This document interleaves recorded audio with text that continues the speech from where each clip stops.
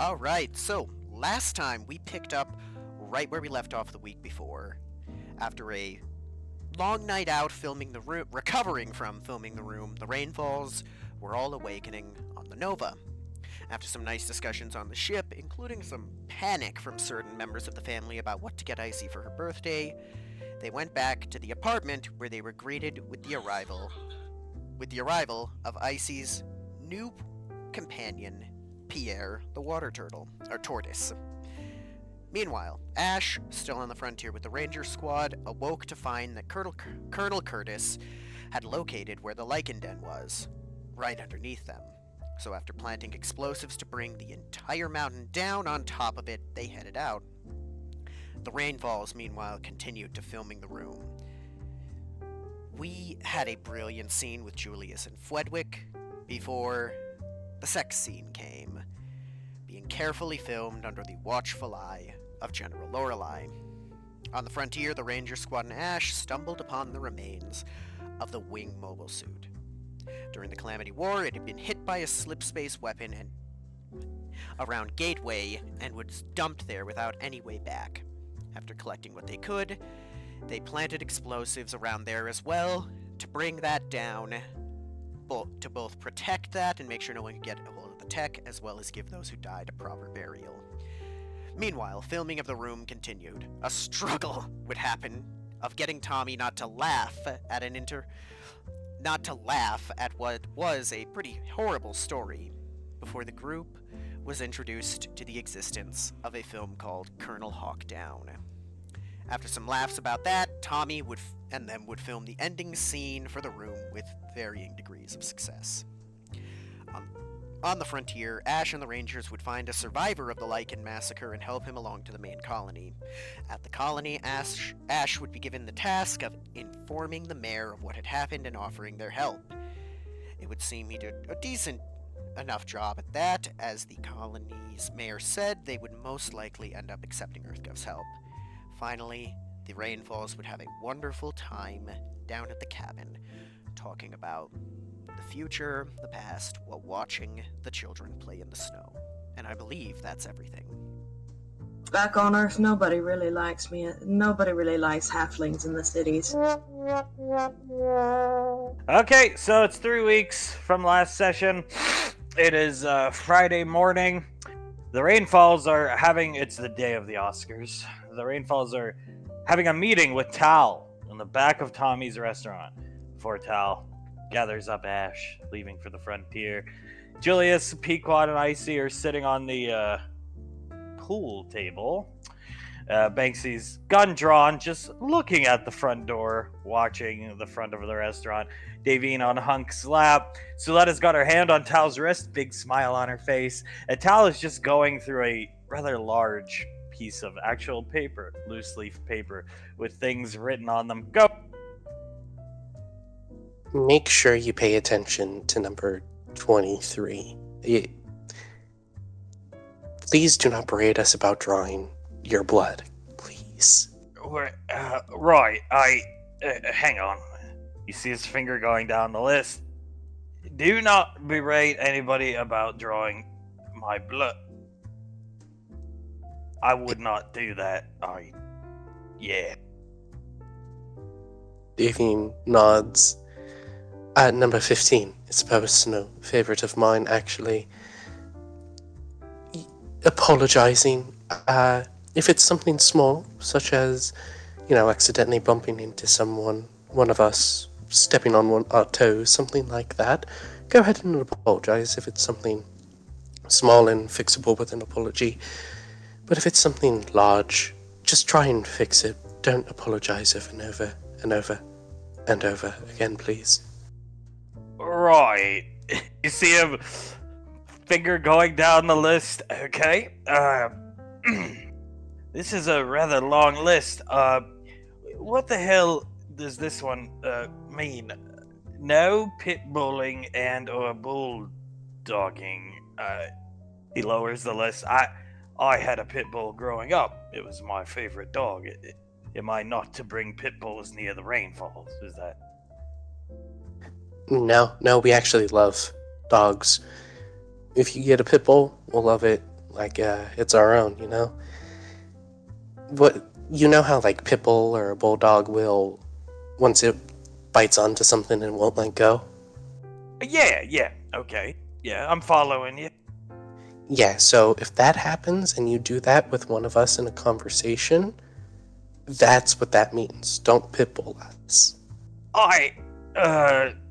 You see, he looks right back down at the list as Pequod puts her hands out. She wants the turtle. Icy hands her over the turtle. Can I get a little context on this? I mean, I don't. Some of these don't make any sense. I'm very sorry. Yeah, sure. Which one you want context on? The Pitbulling one, what happened to scar you all that it became a colloquialism, I guess. Davine clears her throat. That would have to be a Sherion. A lot of the time he would not let the conversations go. It is the same sort of thing as the have fun conversation. He wouldn't let us go. We considered that pitbulling. And then Julius. Yeah, and then there was this other time. Me and him were walking out of the restaurant, and he just would not let the conversation go. No matter what, I had to completely brush him off. Right, I see. Okay. I can understand how that may have scarred you. Okay, as Tommy comes in with tea, starts passing some out. Here you go, Davine. Hank, you enjoy some tea. Thank you very much, Tommy. Hank nods his head. He's gonna pass one out to everybody. Tal's gonna take the cup. Right, okay. How long? It was 8 years you've all been with Ash. At least some of you. Yeah, give or take a couple months. Pequod clears her throat. As probably the most emotional rainfall as Tommy leaves happily. I get over emotional at things, but no getting over emotional at little things. Tal, right, just rubs the back of his neck. Julius nods. Yeah. And, you know what, I think we've already covered this one before. And I understand it might be a little difficult for someone who hails from where you come from. Please do not call any of the mothers of the Rainfalls mum. Not yet, yeah. No M-U-M. I won't say it. I'll unlearn the word. What does this one mean? No incessantly telling somebody's mother who you're romantically involved with how much you love them. Pequod groaned. I wrote that one. He would always tell poor Integra how much he loved Ceres when Integra would say actions speak louder than words. Ash, and it just always got on my nerves. Tal, oh. God, this is confusing. Don't worry. You'll have time. You'll have time to learn. Yeah, I could see I've got my work cut out for me. There's quite a few here. So there's one down here. I am to report any dreams I have of fucking Muppet directly to Davine.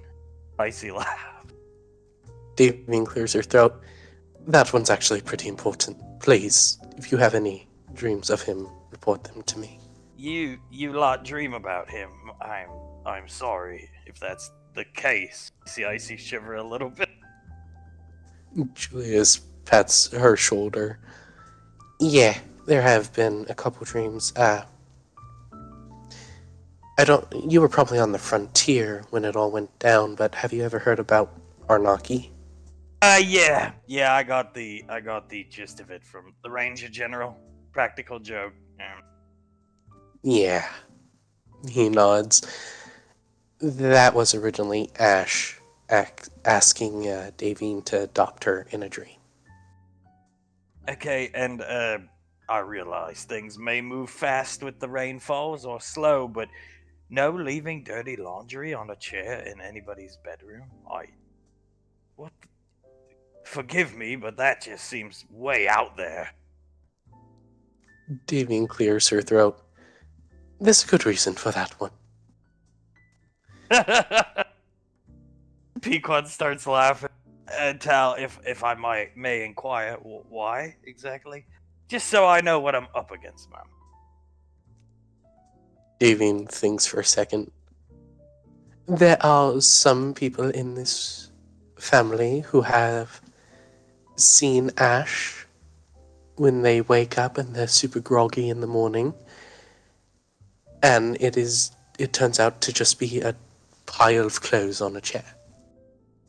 Okay, right. Well, I'm pretty neat and clean. I've got the cleanest barracks down in the Ranger barracks, so you won't have to worry about that. Pequod, thank God.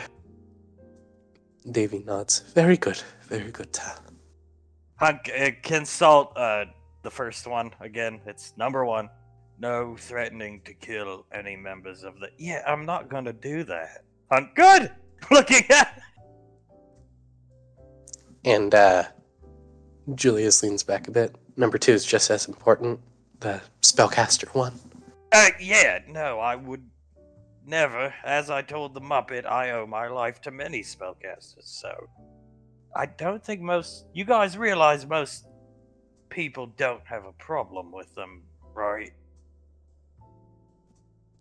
Davine looks over at him, looks forward, and takes a sip of her tea. I mean, this isn't the Salem witch trials of the 1800s. If you study the history books, they're pretty well received everywhere. I guess just Ash, right? Even though I don't think he does. Suletta squeezes his wrist. Ow! Yeah, right. Got it. Julius nods. You realize that? But we always just... Words hurt maintenance, right? Yeah, and we always have to make sure. Okay, well, I have no problems with anybody like that. Never have, never will. So that it could. The over-emotional thing I definitely can understand, though. His first 2 weeks on the frontier, he cried upon arrival to base camp. First week, questioning him, Lorelei had told us, if it comes to it, just slit his throat and dump the body somewhere. Like, oh, God. She's sending us somebody to wet work, basically. And he sits down and we start asking him questions, trying to see if he's a legit psych job or there's some redeemable qualities, and he starts crying. Won't answer any questions. Then the next week it came to Curtis pumping his shotgun and basically saying, no crying on the frontier, I'm going to ask questions and you will answer or else. And then he gestured towards the shotgun. Takes a sip of his tea. Julius chuckles, shakes his head. Yeah, sounds like Ash. Pequod, no divulging personal details to anybody outside of the Rainfall family about each other's relationships. Tal, yeah, I wouldn't do that.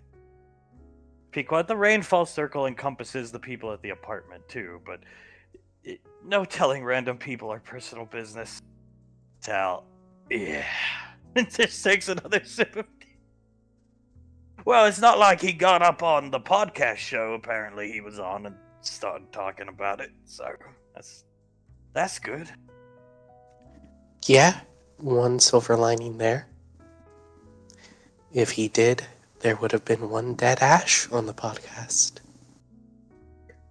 Yeah, okay. I don't blame you. Pequod, please consult number 10. It's very important to me. He fingered down the list. No discussing about how He stops reading.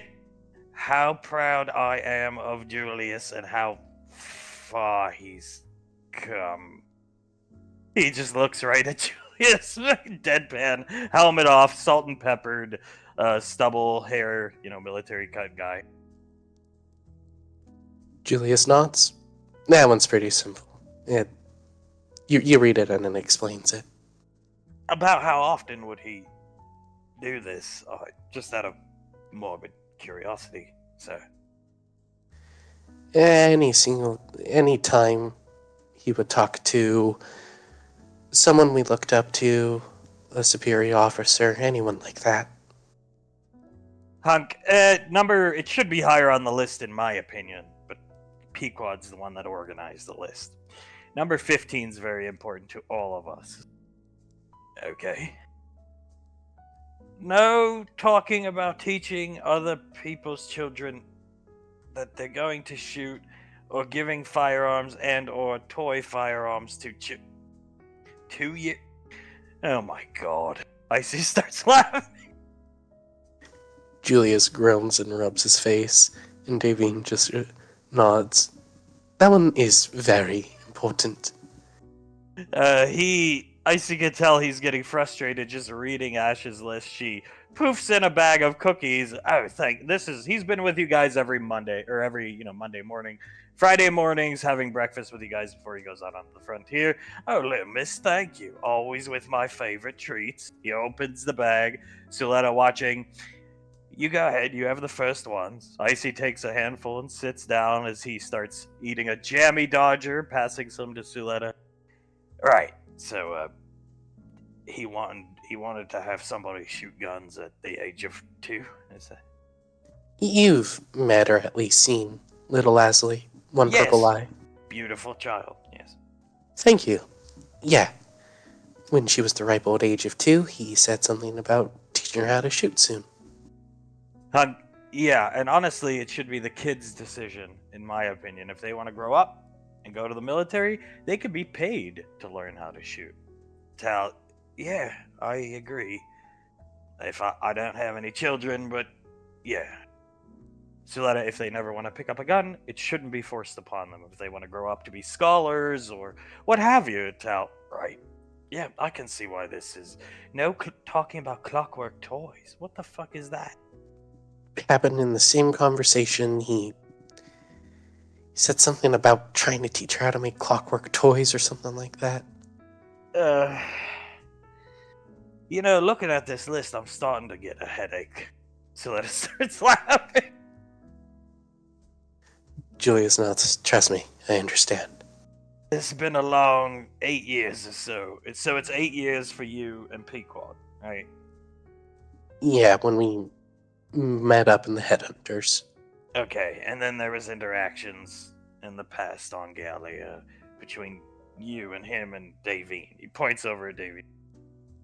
Davy nods. I had limited interactions with him. I was a rat at the time. Right. And you probably enjoyed it, from my understanding, looking at this list. At least the limited interaction part. Davine shrugs. All I'll say is my son's book bag was very comfortable. He chuckles. Right. No threatening to shoot anybody in the face. Didn't we? Why is this one on here multiple times? Hank, it's a very important one. It needs to be stated multiple times. Okay. Got it. Right. He just stares down at the list. Am I going to have to take like an aptitude test or something? Let it know. You just need to be aware. Copy. He just keeps looking at the list. Julius nods. And, a lot of these are like sort of temporary. When you get closer to us, we'll lax with a lot of these, like just saying you're proud of me, or Davine or Icy or any of us. We'll be more receptive to it if you're closer to us. Okay, so like Sasha can say HAV space FUN. Yeah. Yeah. Okay. Yeah. Right. Got it. It makes sense. You lot must be really traumatized. Davine shakes her head, takes another sip of her tea. Well, Tal, I only really talked to him for the past 4 years? No, 3. 3 years.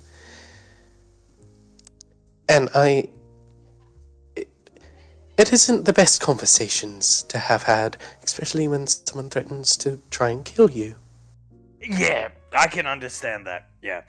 So we got a list of what he had done from Lorelei, but we never got the hard copy of the list, and a lot of these things here weren't on the list because I assume we didn't want to tattletale to the Ranger General.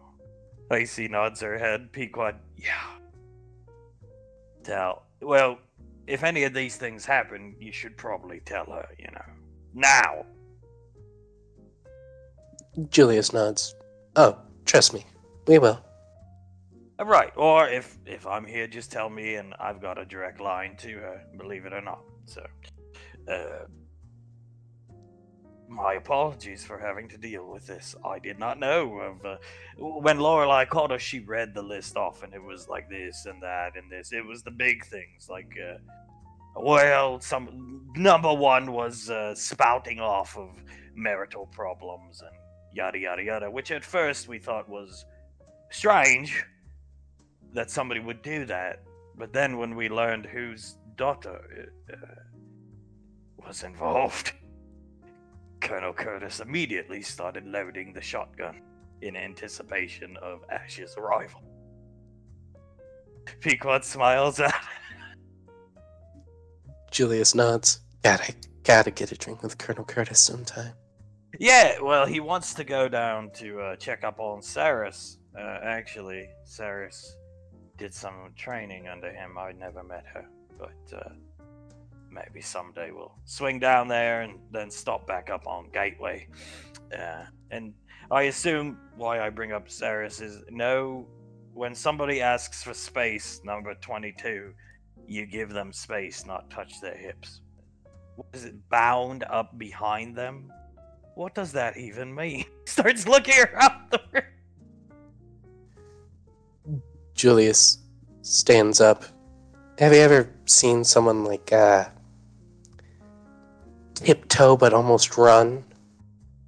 Ash did this?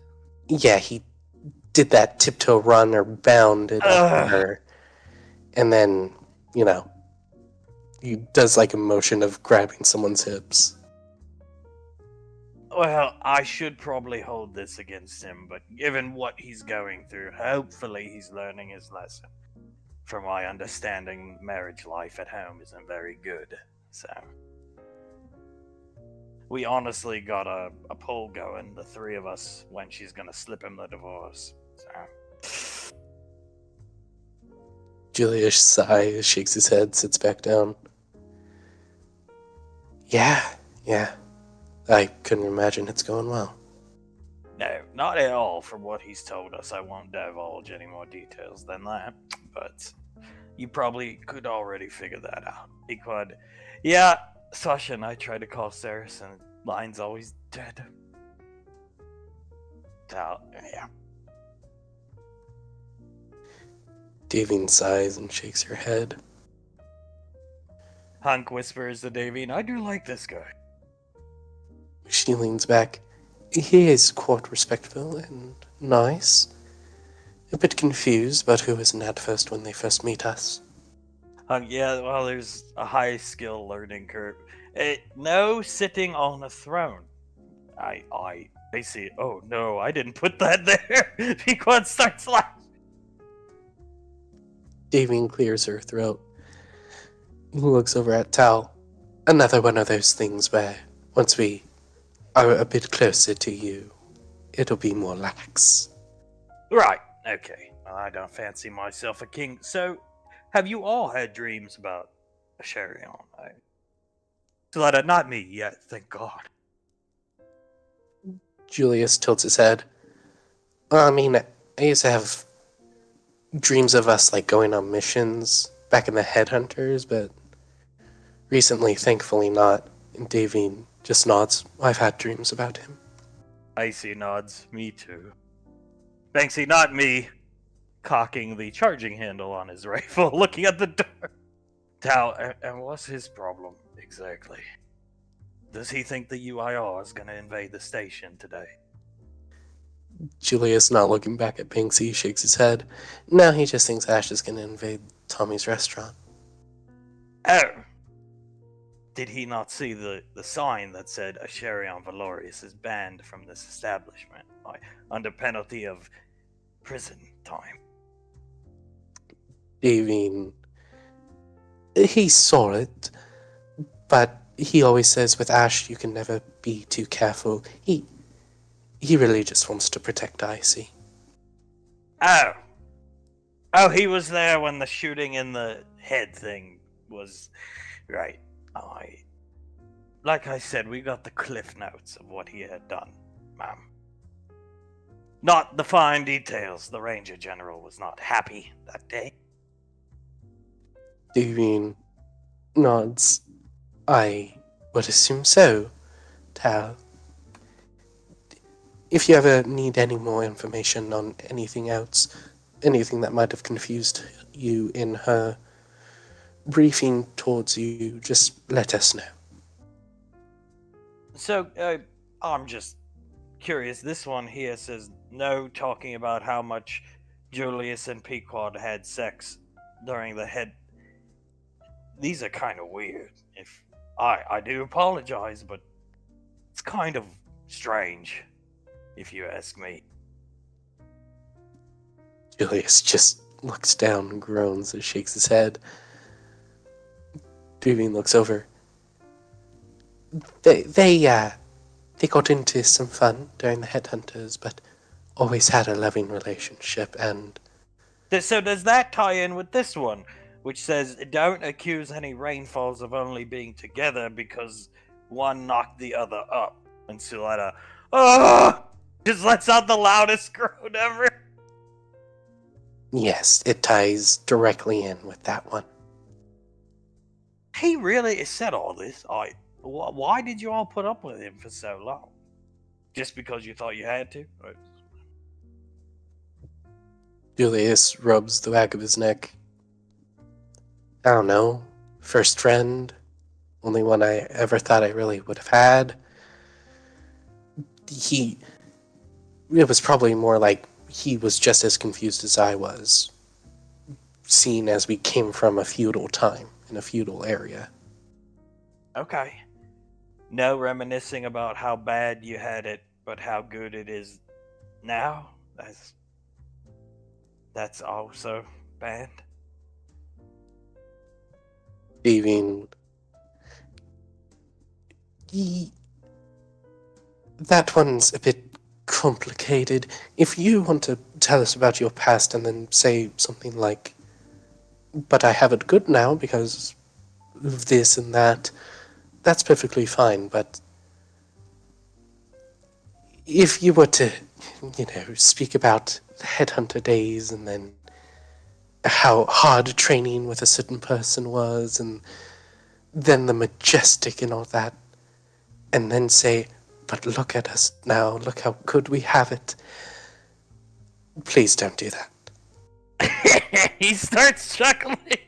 I am not laughing at you, ma'am. Just the circumstances. I am sorry. It's understood, Tao. Do not worry. Julius, you didn't notice, but Icy finished eating all the cookies in her hand. She even licked some of the crumbs off her hand. You didn't notice. But you felt your arm lift up, but now it's around her, and her head is just on your chest. Pequod's looking over at her with wide eyes and starts immediately typing on her wrist computer. She sends you a message. I used to fall asleep like that after eating when I was pregnant, remember? Julius's eyes widen a bit. Oh my god. She sends you another message. If she's pregnant, you better have a talk with him. And her head is gesturing back. Julius looks back at Banksy and then at Pequod and he just nods. She just keeps snoring with your arm around her, sleeping on your chest, Hal. Alright, is there anything else that maybe wasn't put on the list, or anything you want to reiterate? Bang into my skull, though. I'm pretty receptive. When people tell me to do something or don't do something, I follow orders very well. Davin thinks for a second. Tilts her head. This one might be a little weird. Are you a fan of saying everything will be right as rain? I will admit, ma'am, I do say that. Yes, I didn't pick it up from a Sharion. I was saying it before I had even met the bloke, but I can try to work it out of my vocabulary. Thank you, Tao. That's very considerate of you. Well, I can see you've been through a lot with him. It's not my place, but the reason I think you're also traumatized by him is because of the succession of events over and over and over. It could be a form of PTSD, if you think about it. Julius looks down, looks up at him. You know, maybe. I never thought of it that way. Have a cookie, mate. Pitch you a jammy dart. Pequod catches it and eats it. Julius just blinks a couple times, nods. Yeah, but...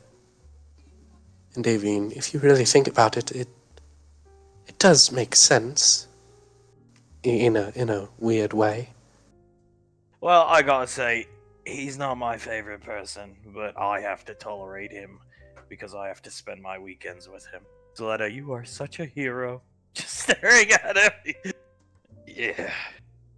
But thankfully, since Lorelei wants us closer to home, I can be here during the weekdays, and then I'm off with a Sharion to the frontier.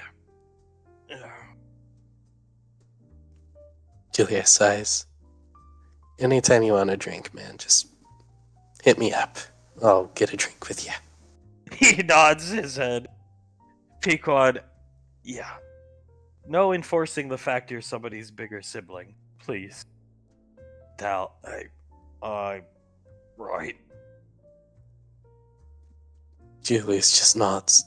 Yeah. Please, don't like call me little brother. That would just be a bit weird. I would never. Right. Pequod, honestly, a long time ago, I thought Ash's ability to overexpress himself was his greatest strength, but over time, about 4 years or so into the Headhunters, I saw it was more of a weakness than a strength. Oh, that's another thing. No getting assertive. It's number 38. No getting assertive with people just because they don't instantly give you what you want. Tal, what? Shakes his head, pitching Julius another cookie who Pequod lets him catch. Julius catches it, puts it up to Pequod's mouth. She takes a bite and leaves you happy. He puts the rest in his mouth and looks over at Tal. Yeah, did it with Krellin. Doesn't really work out well anymore. Krellin almost hates him as much as Malcolm did. Oh, right. The resident 9th level of hell demon. Right, okay, the EBE. Yeah, he tried to get me to put a satchel charge in the TV, and he said something like, here, take this TV, and then you detonate it when you give it to Ash from safe distance. And I said, all right, mate, I'll do it some other time. So he must really hate Ash. Davine shakes her head, and I even told him he wasn't allowed to do that. Well, he gave me this blueberry banana smoothie mixture, and he said, don't drink this. I can't replicate that creature's voice. He said, don't drink it, just give it to Ash. And I thought, well, that is kind of strange. I'm going to take it to Country, have her run a biopsy, and it turns out there was cyanide in it. He was laughing. Oh, God. Where the hell did he even get cyanide? I have no idea. Probably raiding the armory. Not our armory, maybe Sergeant Hamer, the Rangers. They gave him free run of the armories. Davine chuckles. Oh, Krellin. Pequod looking at the now awake Icy. Just staring at her out of the corners of her eyes. Last time I talked to Mr. Alien, he said he was going to try to play nice with a Sharion, so hopefully that something about being incentivized by some type of delicacy food. I don't know. Yeah, seaweed chips. Oh, okay. Davine shakes her head. He loves healthier food. It was like the first human food that he ate when we were aboard his ship the first time. Pequod diet kick I was on at the time didn't really need to be acting stupid. Yeah, nods her head. But yeah, if he plays nice with Ash for a while, we'll provide all the seaweed chips and, I don't know, kelp sodas or whatever it is that he wants. Okay. And I assume Ash has tried to apologize to him incessantly, which has exacerbated the issues between them, as it usually does. Tell me something. Uh, was there no education system in Gallia? Because you seem to be able to hold a conversation very well. Ash seems to not understand certain things. Julia shrugs. To my knowledge, Ash never went to like a school, but neither did I. I might just be able to hold a conversation because I was raised by, he gestures over to Davine, someone who was quite well educated. Hank, it comes with the territory, I think. Back in their days, in the Headhunters, it was him, Julius, Pequod, Saris, off and on. She was doing other Q course kind of training with somebody else. But long story short, down there, big fish, tiny pond. Got up here, things started to unravel quickly for Ash. Right, okay, yeah. You didn't do much of the talking back then, mate. Points at Julia. Julia shakes his head. A lot of the time, I wouldn't talk because if I wasn't talking, how could I mess something up? Other than being, a shit soldier like I was. Right, which we're not supposed to bring up, so I won't be bringing that up. Right. He nods. If it gets brought up, it's usually me that brings it up, making a joke about it. Well, I actually have 2 letters of reprimand on my record permanently, so we have something in common.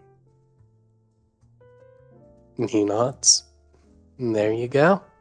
And we both made captain anyway. How about that? Yes, we did. Imagine that. This Pequod nods her head. Yeah, the Raven Rock days used to be looked back upon fondly. Now I think I look back on them and I only really to miss, because I miss Saris and I miss Integra.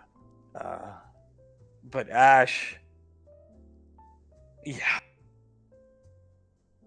Just so many weird things. Davine takes another sip for tea.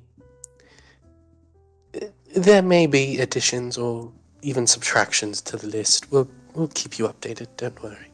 And I can see here. So is Rainfall Lane created? Pequod, no, not yet. The area where it's going to be built in the academy has been selected. She looks back at Banksy, who's just staring at the front door, and it's not created yet. But I put that there. No bringing Ash to Rainfall Lane, or telling him about Rainfall Lane, or divulging any information about what goes on inside of Rainfall Lane. Tal, okay, fair enough. Davine raises her hand, and the same should go for the ODM Academy. Pequod, exactly, yeah. Well, they're going to be so close together. They're basically the same thing. They're going to be within less than half a... She looks back over her shoulders at him. Click, because apparently that's not negotiable. Tal, oh, not negotiable. Okay. Right.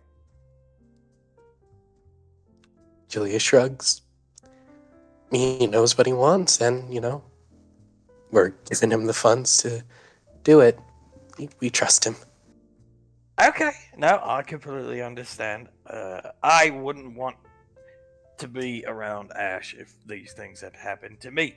And honestly, over time, will probably jade me towards him a little more than I already am. But unfortunately, I have to be a professional and try to help him grow so he can provide for his family. So, And Pequod, well, that's what we want too, but not for Ash's sake. Julius shrugs. It's more for Ceres, Tegra. If they end up having a kid, that kid. Yeah, well, I don't know if any of that will happen, but I think given the way he's performed on the frontier, he should be okay, if that brings you any comfort for their sake. He hasn't done anything too stupid. We've taught him how to be a professional soldier. It was a labor of love, but he's, I wouldn't say excelled, but he's definitely done decent enough in our opinion. Of course, it falls to the Ranger General to give final say. He starts nervously chuckling. Davine chuckles along with him. It does bring us some measure of comfort. Thank you for letting us know. Oh, you're welcome.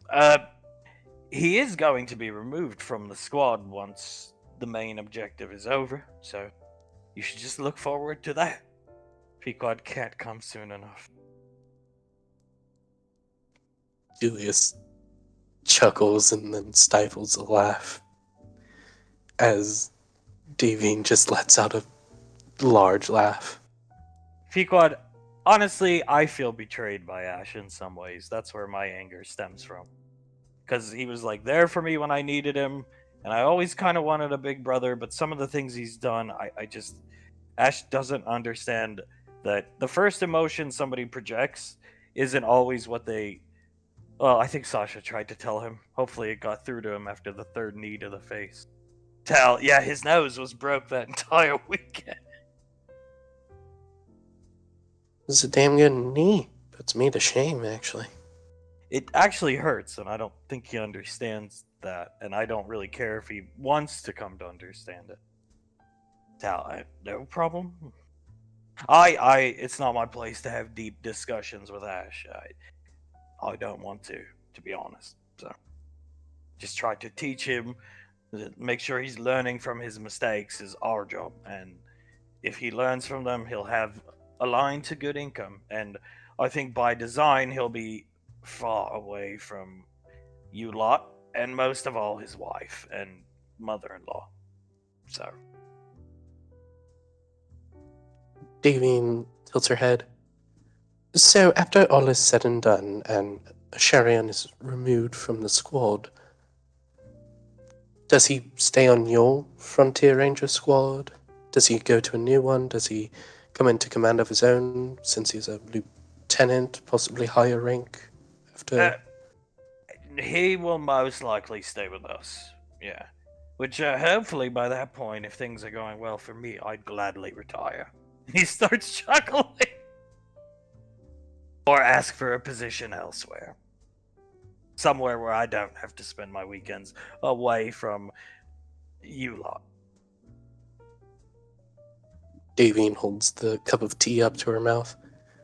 There will always be a sport at the ODM Academy, just saying. And takes a sip of it.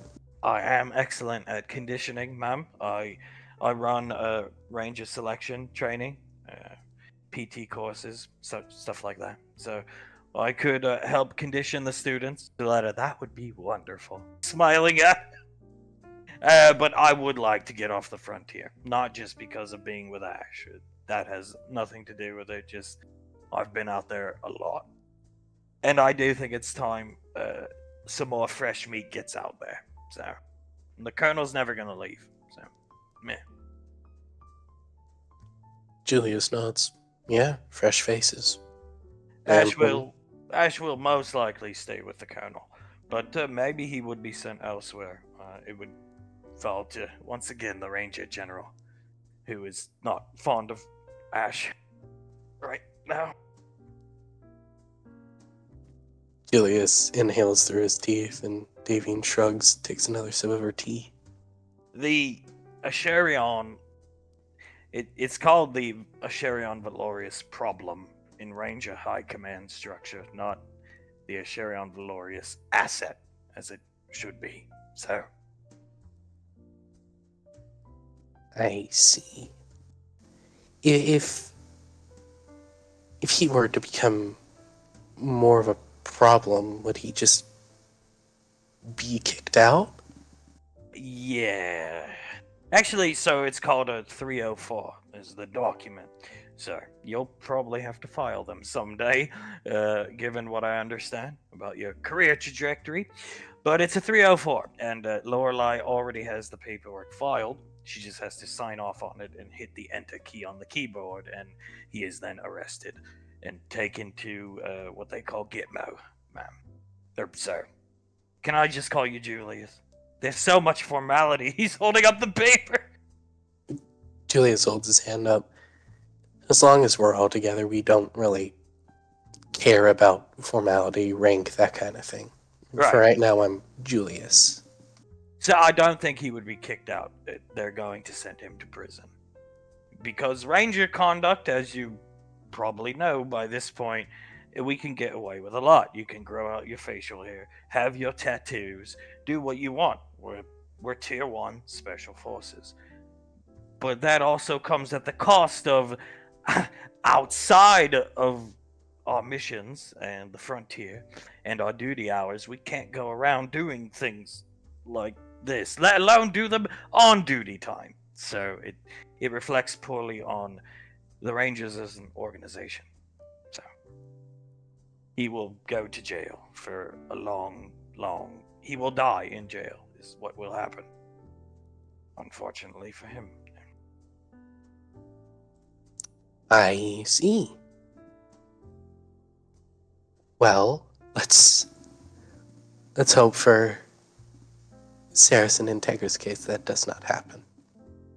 Yeah, I would hope so, though apparently Mr. Wiseau will probably look out for them. Good friend you have there. He points back to Tommy, who's out here just talking to the saint who's dressed in a tuxedo.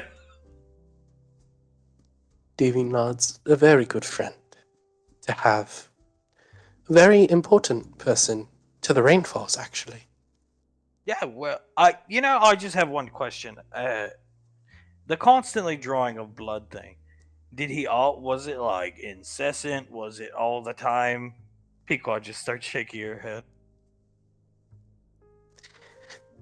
So, I like to cook, and me and Ash and I think it was Contry came up with a way that we could infuse blood into foods so Sarius, who was a vampire at that point, could eat them.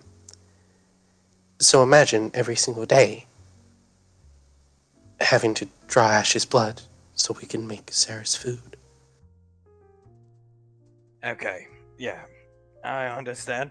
And that was probably when things were better between him and Cyrus. Right. You guys know General Lorelai has a dartboard that she, with this thing called telekinesis, throws darts at a picture of Ash. Did you know that? Pequod starts cackling with the tortoise in her arm. I was not aware of that. Like I said, the Asherion Valorius problem, not asset. Yeah. Davy shakes her head. I never would have considered she would have something like that. I saw it down in her office in JSOC this morning before coming up here. So, yeah. Full of holes, I would assume. Yeah, she fills it up with holes, then prints out another one, puts it up there, starts throwing them. I open the door, come in, Ranger General, go for the salute, and I just see a dart go past my face.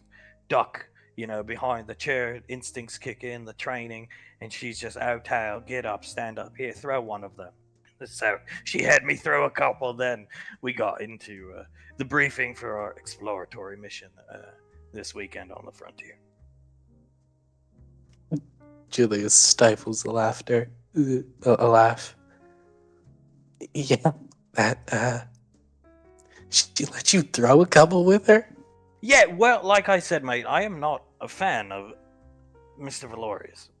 So, I won't hold anything against him. But what I will say is, she sent him out there, read off the laundry list of the Cliff Notes, and given his reaction the first week, I was about this close to slitting his throat. I'm not holding against him what he did, but running around the General Rico's daughter thing, mate. I've been in Earthco, I've turned my life around. So, and I'm personally a fan of General Rico. So, that alone, I came about this close to slit and throwing him down a waterfall that was half a click south of our camp. But I reserved my judgment, so. Well, good on you, a man of will. We'll call you. Well, once we found out he had a wife and mother-in-law, if he was just a loner, even though things aren't going great between them, I suppose, but that added a layer of guilt, I guess one could say. So one could say he was somewhat saved by the bell. Yeah, his reaction the first week, he wouldn't really answer any questions. It was all, I don't understand, I don't know, I don't have an answer, which did not bode well with us. I guess he was ashamed, as he should be. But either way, yeah. Yeah. Is it true he tried to make machinations like sniper rifles and stuff when he has no sniper training? Sasha was talking very briefly about it, how he wanted a sniper rifle, but he had no sniper training. Then she ended up using it. He leans back, thinks for a second. Oh, yeah, you're talking about that one. So, back in the Headhunter days, he always, wanted a sniper rifle, everything like that. Sasha let him borrow hers on, the second mission we ever went on with her. And then when we left for the Majestic, she gifted him one that somehow got deconstructed, not of his own volition or fault. It was Malcolm, but after that, he got another sniper rifle, and it ended up just being used by Sasha. Well, he should apply for sniper training once it's all done and over with, if he wants to be a sniper. So, Malcolm, no constantly talking about how the shoulds or shouldn'ts have been done or not done with Malcolm is numbered 82 here on the list. I can attest to that. That was one of the first things I tried to teach him, is you couldn't change it. He was cursed, evil, let it go. But the man seems to have trouble letting these things go. So, Pequod, among many other things. Davy nods, looks over at Tal. If you're still trying to teach him, good luck. Yeah, well, I'm not the personal life stuff. I don't want to get involved with him. Just teach him how to act like a soldier should act. Try to explain to him it's a great honor to fight alongside spellcasters. Soletta claps her hands, golf clap. Hopefully he's listened. I don't know. Julia shrugs. Hopefully he has. Yeah. Oh. And on that note, he's gonna stand up, kiss Soletta's hand, set it down on her lap. I have to go. He's actually going to, I guess, do something with this guy named Master Chance. I guess he's going to confront him or something, and I am to be there. So, I have to go meet up with Ash. Julius nods, stands up. Well, I wish you the best of luck. He's gonna kiss Soletta's hand one more time, shake your hand. What are you lot doing this weekend while I'll be out on the frontier? Julius looks over at Davine, and Davine, well, we're going to the Oscars. A few of us have been nominated for one. And after that, we're going to go down to the beach house. Is Ash nominated for any of them? Yes, Best Actor, Chanceman. He was pretty damn good in the role. Okay. Well, who's gonna be his stand-in out of pure curiosity? So that me and Nicole have a plan. Don't worry. Tal. Oh. Alright. Icy Krellin. Julius looks down at Icy. You can't be serious. She nods her head. Krellin polymorphed like Ash, and he's gonna be nice. Pequod, yeah, right. He's gonna get up on stage and start talking about how everybody should kill Ash. Icy, no, he's gonna be nice. Trust me. Oh God, I see. I can see it now. He's gonna get up there, hold the Oscar up, and say, "Put bomb in so can kill Ash." As you finish saying that, Hunk's laughing, Pequod's laughing, even Banksy chuckles, Tal chuckling, Icy's on your shoulder. Holy shit! Tal will pat her on the head. All right, well, I'm gonna go hook up with Ash, and then we gotta swing back by the apartment, pick up his gear, and we'll get him out of your hair for the weekend. Thank you. Again, wish you the best of luck. Yeah, I'll need it. As he's consulting the paper, walking out, pats Banksy on the shoulder. No changing your last name multiple times? He turns and looks back at everybody. Julius looks back at him. You know, if you want to change your name, take like the Rainfall name, keep your own, or anything like that is fine. Just don't take a last name when it truly was never yours. Okay, who would want to change their name once they became a Rainfall? You gotta be crazy. He'll pocket the paper and walk out. And Hunk, I like that guy as he's leaving. Yeah, he's pretty cool. As Davian looks over at Suletta and then puts her hand up to her cheek, stares at her with doe eyes. You are such a hero, impersonating her. She let out and sticks her tongue out at David. He is. Yes, he is quite nice. And a hero. She's gonna eat one of the jammy dodgers and pitch the bag to Pequod. She's got the tortoise, but she can catch it and start feeding the tortoise. Hunk, well, I'm gonna take Julius. She's asleep. Looking over at her. I'm gonna take the kids. We're gonna go shopping because you're gonna win today. So we need supplies to celebrate. Davian pats his cheek. Thank you for having faith and hope, but I don't think we're gonna win, darling. Honey, you got nominated. And that's an award in itself, basically. Just no fancy trophy, we're not going to win it. Honey, the film's been in theaters for 2 weeks and 5 days, and you got nominated.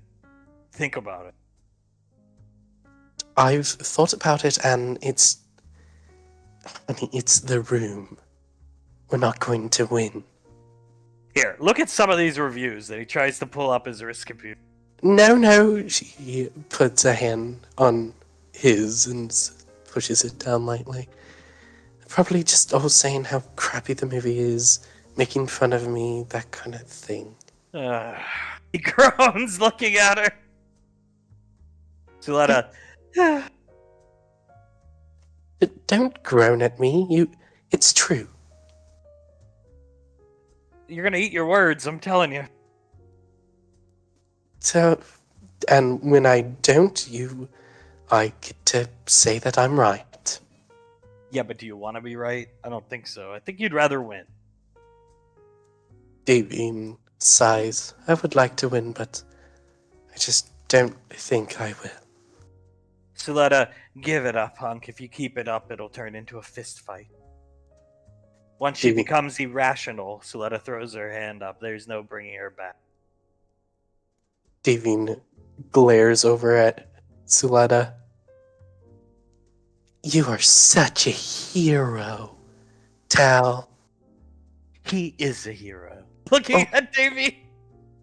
Oh my god. She starts to fan herself. Tal, you're giving me the vapors. You want to kill Ash that bad? Oh my. Suletta sips her cup of tea and shakes her head at Davy. Hunk, you need to relax. He'll rub Davian's thigh, get a nice dress, get all dolled up. You got a speech prepared, right? There's no need, honestly. Oh my god. He rolls his eyes. Yes, there is, in case you win.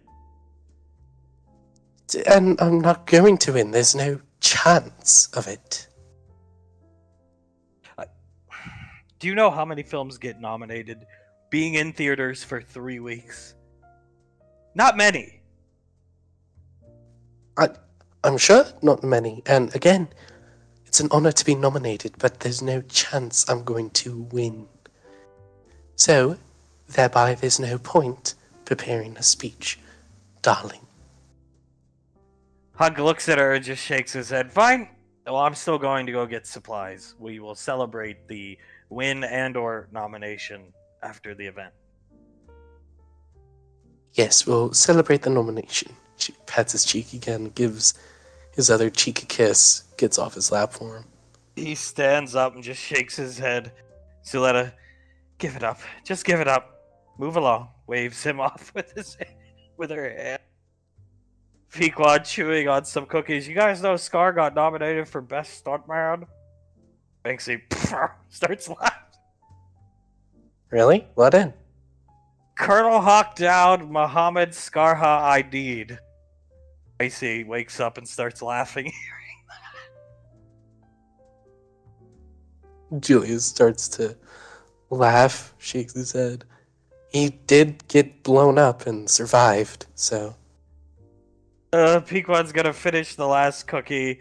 Hunk will. Alright, come on. Let's go back to the apartment. I gotta get my card, and then kids will go shopping. He looks at Davine, and you two have something to do, right? Yes, we have something to do.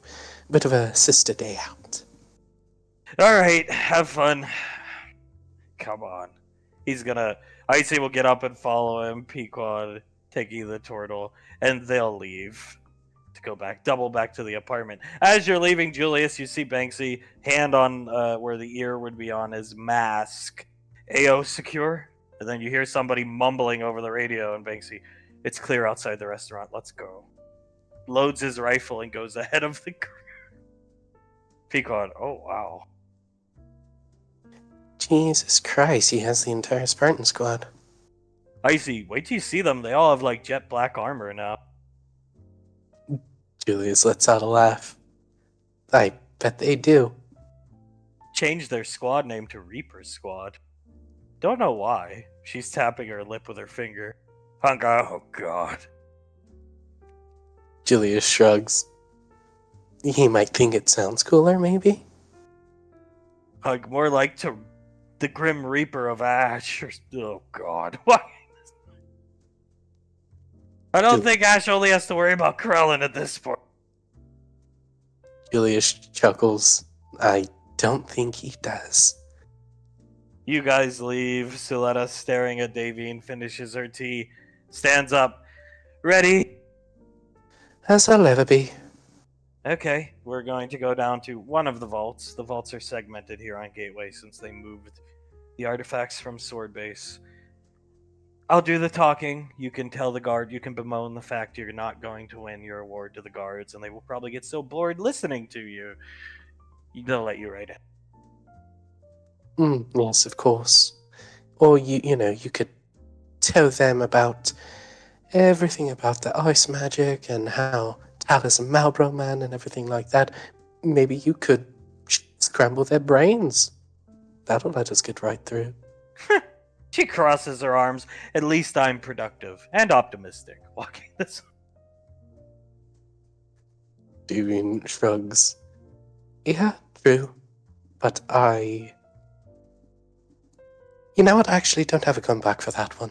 Yeah. I didn't win. Keeps walking. Davine shakes her head. I never said that, especially in that way. I'm not going to win. I did say that, but again, not in that tone. Well, you may as well. Keeps walking. She sighs, shakes her head, and gestures for her to go first. Suletta goes first as Tal finally meets up with Ash in the holding cells. Ash, you've got your ranger armor on. You're ready to go to the frontier. But you guys meet up together down in the brig. One of the many brigs on Great. Hello, sir. Your day going well? Yeah, just had a nice breakfast, and then some tea hit the spot. So, what are we doing here exactly? Why does it fall to you to deal with some guy from the Arcane Council? Well, for one, this man is the one who helped facilitate everything Malcolm Chance did, being his grandfather, and for two, he's the one who put out a hit on Cyrus. Okay, now I can. All right. Okay. So what? You have orders to execute him? He'll wave the guards, wave to them, and they just let you in because they know you're coming. Either execute or deal out punishment as seen fit, was what I was told. But Okay. yeah, with him, this man, he's done quite a bit to me and people I care about as a whole. And putting out a hit on my wife to try and hurt me really made it even more personal for me. And he's like indirectly responsible for quite a lot of death and destruction. Yeah. So, he's more than earned any punishment that could be dealt out to him. He'll hand you a knife, serrated blade. Eh? Huh? He pulls out some piano wire. I might go with that. But, I don't even know if I want to get that personal with him. I almost don't even want to touch him. Yeah, well, gestures with his AK. Now that I might take you up on. All right, well, I got nothing to say to the guy, but I'll accompany you in. I appreciate that. Thank you, sir. He's locked down, no more magic for him, so he's a old man, an old geezer at this point. Understood. Should make things easier.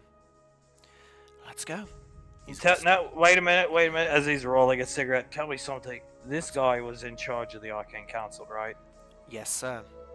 Okay. And so you screamed at him for like an hour and a half when you first came back, from my understanding. I did, sir. About everything Malcolm did and everything he let happen.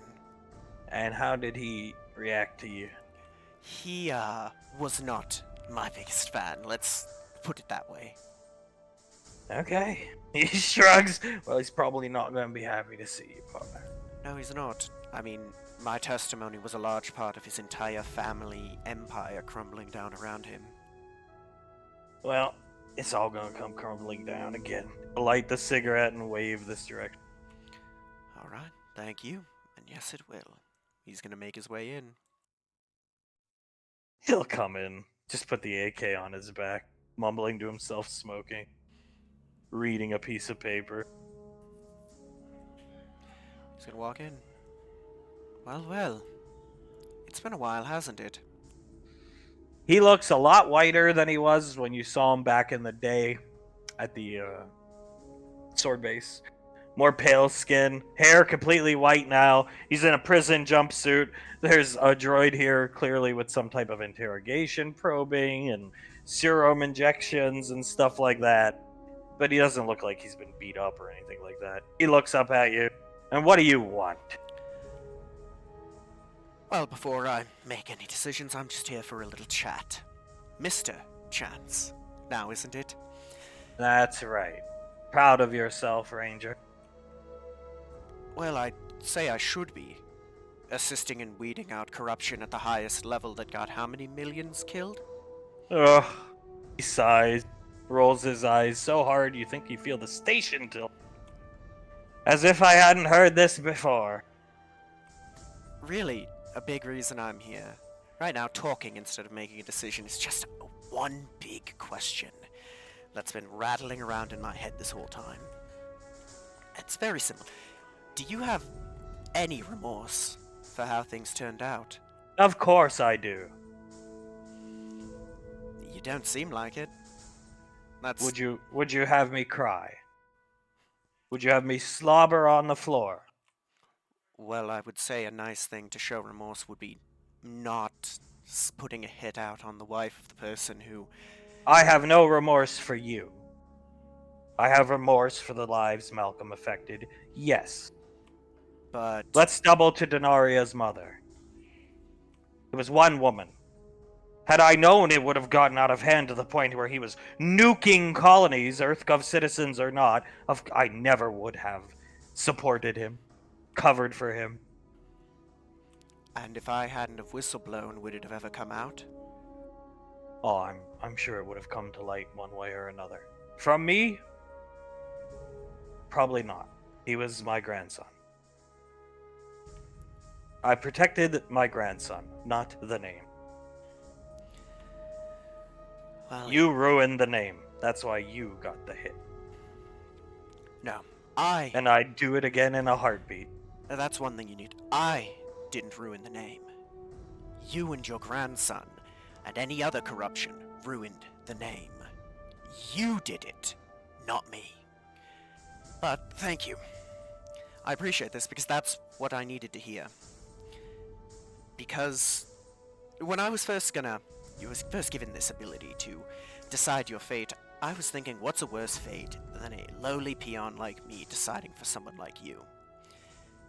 But hearing this, you just hurt more and more people over something as stupid as that just because you can? You're a monster. In a lot of ways. And Takes one to know one. You can say that if you wish. I probably am. I've fucked up a lot in my life too. Go ahead.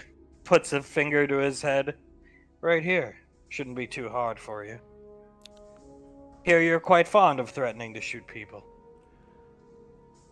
No, I think you have a mistake here. He's gonna stand up. You're mistaking a threat for a promise. And he will pull out Valor and shoot him. Where exactly? Right in the head. Falls over dead. There we go. I think that's that, sir. Tal looking down at the body. We don't have to clean that up, do we? I don't want to.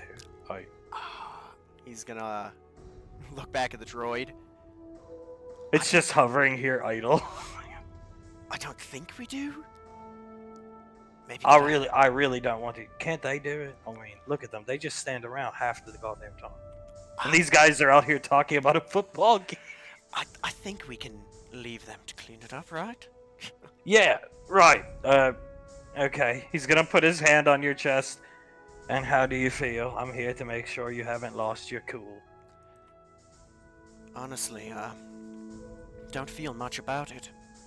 I just did what should be done, in my mind. Yeah, well, you know, taxpayers' money would have to pay for him to go to jail 3 squares a day. His bedding, his housing, so fuck it. Living off the dime of the people he...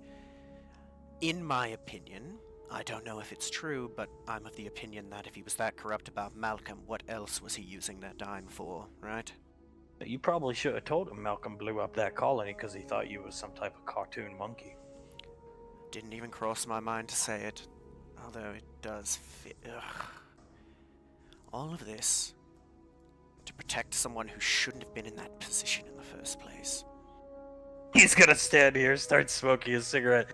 Yeah, probably not. The little miss, he puts his hand down. She's Arcane Council captain material. I don't know much about Malcolm, but yeah. And to my knowledge, if I remember talking about him correctly, he'd never really made any successful combat missions to speak of. I believe everything that Chance had done when we were assigned to him was simulated. Imagine if he had looked old and fat when you met him.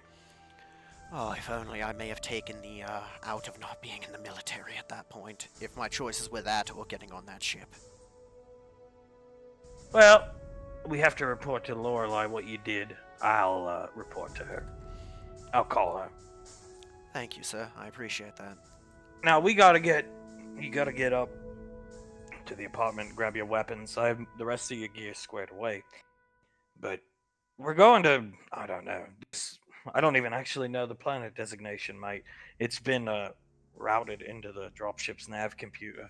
But we got UIR troop movement out in the Aridness system, which is not normal, at least right now, given the what is the word? Geoscape? Right. They've been dealt so many heavy blows recently, yeah, them being out and about seems strange. Apparently, there's a rather large contingent on some planet out there, Snow Planet. So we gotta go out there, see what they're doing, and kill them. Pack for an ambush or a surprise attack then? Surprise attacks. At least something with a hush puppy on it, mate. It's silencer. Understood, sir. Will be done. Thank you. All right, let's go up to the apartment, and please try not to get me killed up there. I think you're pretty safe there, sir, and as long as I just don't open my mouth around them, we should all be fine.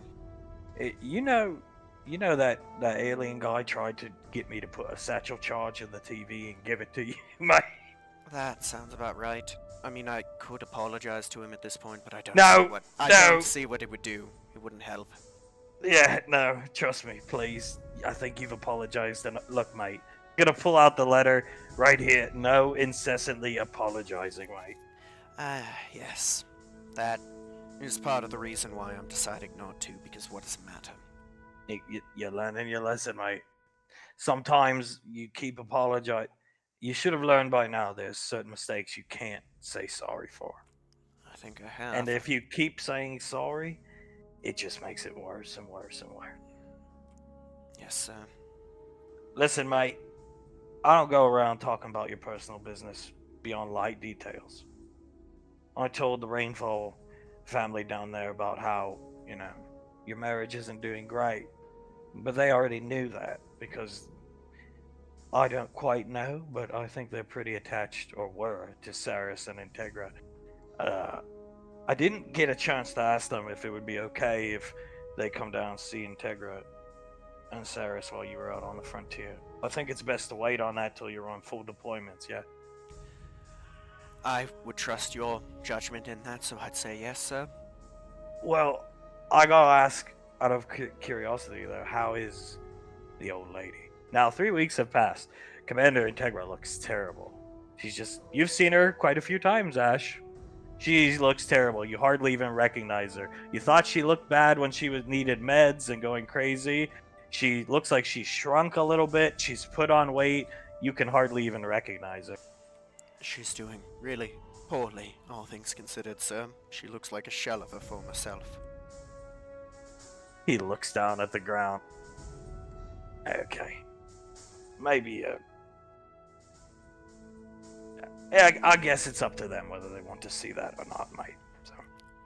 Yes, sir. Trust me, I wouldn't blame them for not wanting to. I think they will. They She will. seemed to be important to them. He's scratching his mask, but you remember what I told you about my mother, mate. Once they got in the home, right downhill. And I'm starting to feel like this is no different from that kind of home for her. Yeah. He looks down at the ground. Yeah. Starts shaking his head. We keep saying it, but I've fucked right up and been a real muppet, eh? On a scale 1 to 10, though, how bad would you say she looks? Oh, God. 8. Looks like she's shorter, like she's aged dramatically, and kind of... I just don't want to complicate things between you and the rest of the squad, because you've already complicated them so much. You know what I'm saying? So, oh yeah, Ash says you should go down and see Integra. Then they come back and they really want to kill you, mate, and they have some reasons to already. So, maybe we wait a little bit on that, yeah. I think that might be a good idea. Just because it's better to get and make sure that we can still function, at least as a squad, right? With what we're dealing with. My thoughts exactly. Yeah, and the Colonel would like to come down and see Saris at some point. So I'm sure that one would be much easier to arrange. she just sits in the room, watches the telly. Pretty much, yes. sometimes I think she might go cycling very intermittently, but that's it. My mom, she would just watch the telly too, but from the mechanical bed that would rise up and down, and then 7 months seems like a long time, but more than half a year, but there and gone. Yes, sir. Um, I'm really hoping that she can pull out of it, but at this point I don't think she's going to. She just looks like she's lost something. Lost a spark, I guess you could say. Yeah. I've been through a lot, so at her age. She has. Well, it's hard, but no use dwelling on it right now, right before we're about to go into battle, right, sir? No, but again, I don't think it's rainfall classified, because it came from the Little Miss. Puts his hand down. She's the one that can give and cast the spells, so I assume it can be spoken freely about. You know your wife and the commander turned down the longevity spell that keeps people like Gondor around, and any other tabaxi wouldn't live that long, mate. I didn't know that they both had. I had gathered it from Mum because of how she's looking now, but I didn't know they both had. Yeah. It's not to put more shit on your plate, mate, but I think you should know that, because maybe you should have a talk with them about maybe accepting it, you know? Or if they don't want to, fine, you can't force them, but if she don't got too much time left, that's the only reason I'm bringing it up. No, I appreciate that, and I think I'm going to end up having a talk with them about that, because I would rather they live long, happy lives. Yeah. Well, we'll go get your stuff from the apartment, and then we'll head out, and you can forget all about it and slit some UIR men's throats, and maybe if we're lucky, we'll get Constable Nemes Day or Corrections Officer Nemes Day. I would very much appreciate that. Add a second Nemes Day to my tally. That'll be fun. He starts chuckling, typing on his wrist computer, walking off, just to tell Lorelei, the deed is done with Master Chance. Davine and Suletta find themselves here. Super long hallway, bowels of Gateway Ring 1. Davine's never been down here. Super cold down here. Suletta walking this way. Davine rubs one of her arms a bit. So, what exactly is the plan? Simple. I'll go up, do the talking. You go up, do the talking too. Try to charm them. I think you're more charming than me from an outward perspective. I've been told I come off as cold. Davine looks at her. No, darling, you're the sweetest right off the bat. She smiles at Davine. Really? You think so?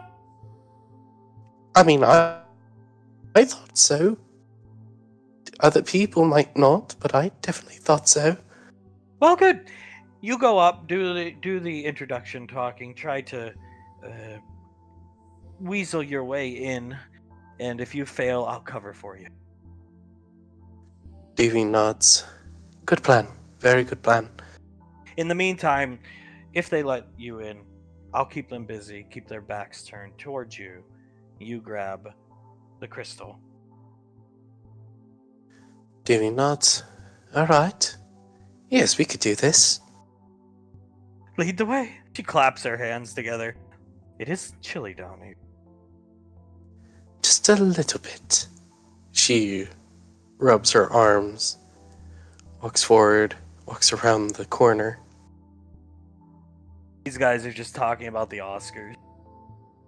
They're watching some of the pre-shows. She walks up to them, gives them both a salute. Huh? Looks up. Ma'am, are you lost? No, I'm not lost. I'm Davine Rainfall. This is Suletta Rainfall. Ma'am, they both salute Suletta. She salutes back. Davine looks at Suletta, looks at them. That's something I'm not very used to, actually. She chuckles. I was just wondering, honestly, I am a bit lost. We're looking for Jasoc, and she starts to rub her arms even more and makes her teeth chatter. And I'm sorry, why is it so cold down here? He points over his shoulder. This vault is linked up with another vault where there's, I guess, some type of frost magic artifacts that have to be kept at. Are you okay? He's looking at her. It's quite cold. I'm sorry. Well, it's warm in there, but civilians aren't allowed in there. And he looks over at Suletta, unless you got a direct order from the council or Lorelei, we can't let you in either, ma'am. No, of course, I understand. I am a bit confused, though. It's kept so cold that it passes over to this vault? Yeah, at least the hallways. Inside of this vault, I don't know, they keep some type of fancy crystal. This guy, hey, looking at Davy. You're the director of the room. Davy smiles at him and nods. I am. I am the director of the room. What do you... So if you're lost, Jasoc, go back to the elevator. You gotta ride a couple rings up. Yeah, you're about 7 floors off your mark, ma'am. Davy looks at Suletta. How the hell did you do that? Suletta, oh, I mustn't have been paying attention. I am sorry. It's okay. Just... She shakes her head, rubs her forehead. You really got to get off of the wrist computer. She elbows. Oh, I'm sorry. I'm rewatching some Attack on Titan episodes. She pulls it up, starts playing a random episode. Oh, I see. Yes, you're watching Attack on Titan. She looks at Suletta, smiles, and tilts her head towards the way of the guards. Suletta turns her wrist computer in this guard. Nice cartoon. This guy, so, you want to head back that way. And he points Davey in this direction. Davy clears her throat. Yes, Letty. We have to head back that way. Suletta, isn't there a direct elevator up to Ranger Command and Lorelei's office in that vault? Don't all the vaults have one that leads there? This guy, yeah, there is. They don't say anything else. Oh, Davy claps. Is that so? I wasn't aware of that. Do you mind if we just take that? If it could be our little secret? This guard looks Davine up and down. Yeah, sure. He looks in. You can go in. You can go into the elevator. Yeah, go ahead. Just, if you see, like, this little girl with, like, orange hair, yell for us. Sometimes she comes down here and steals stuff, and I don't know how we're supposed to stop her, but yeah.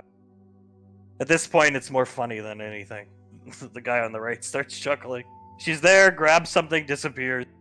We tell Lorelei. Lorelei just groans and says something like rainfall. And looks right at Davy.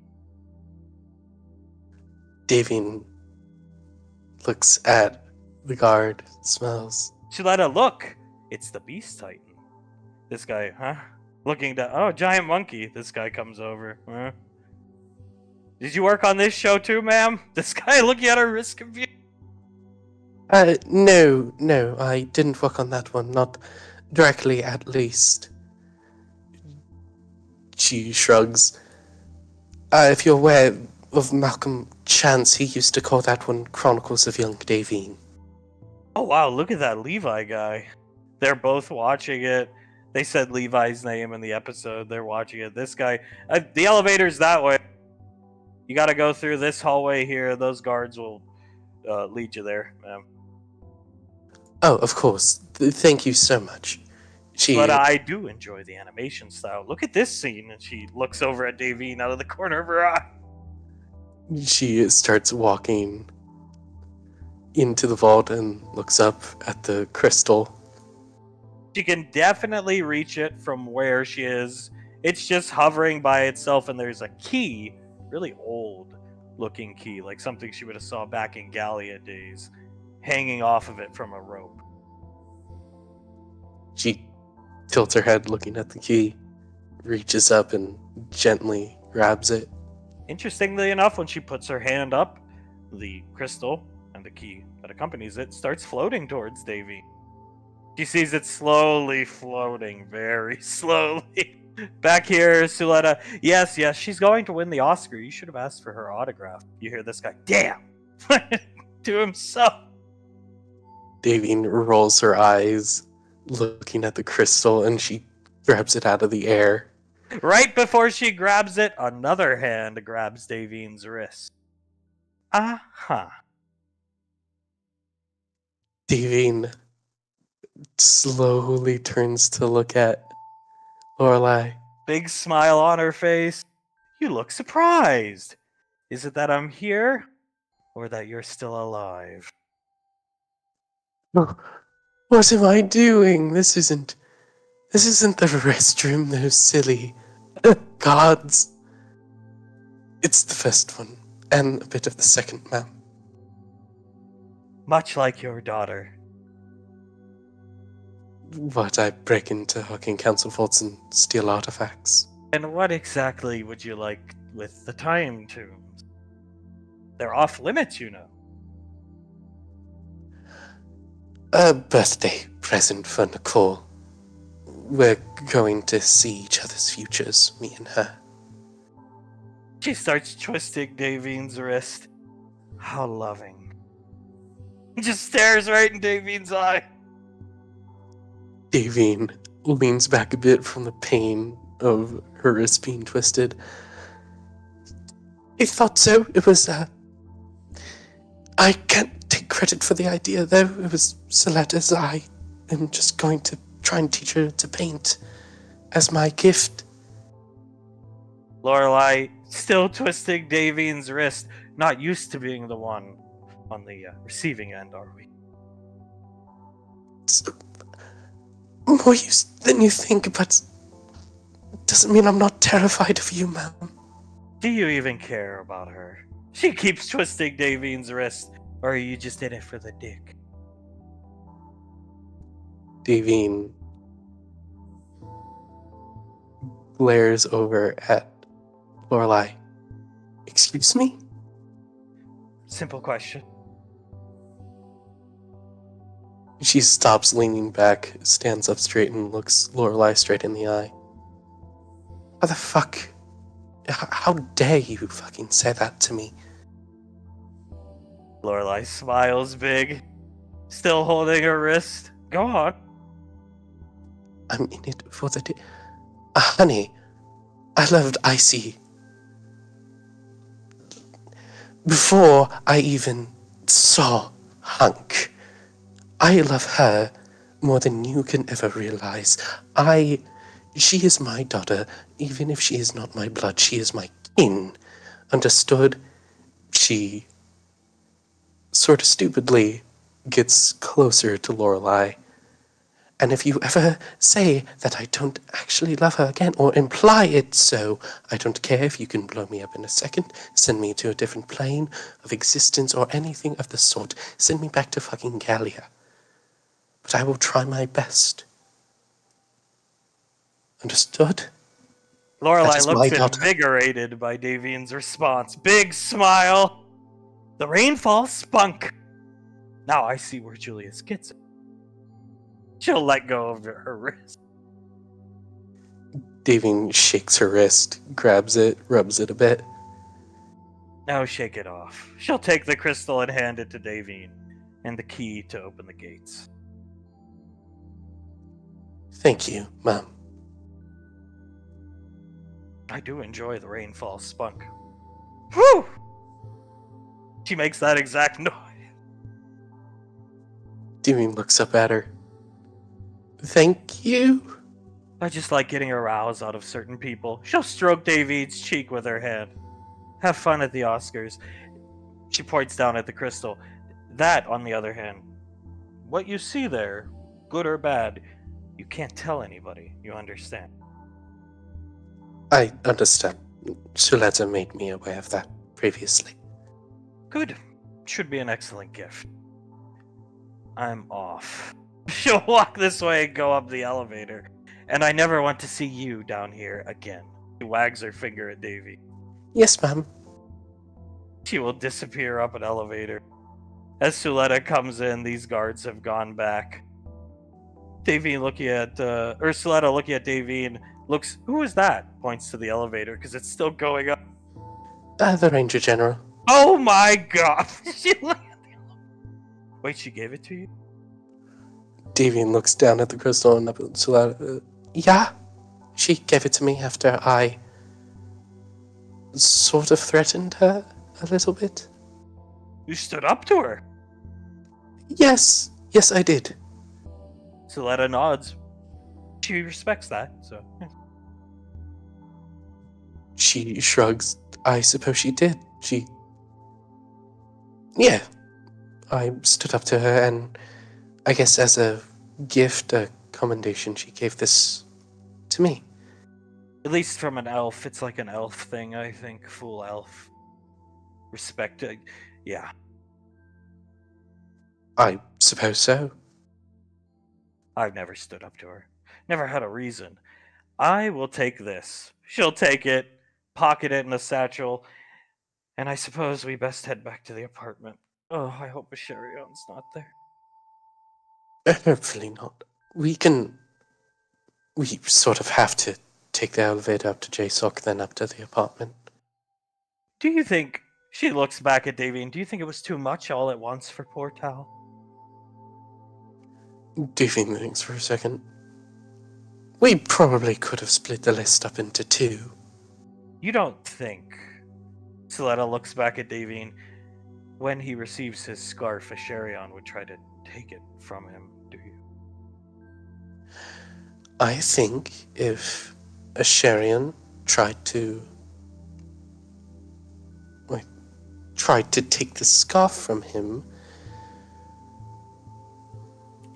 that Tal would cut all of Ash's fingers off.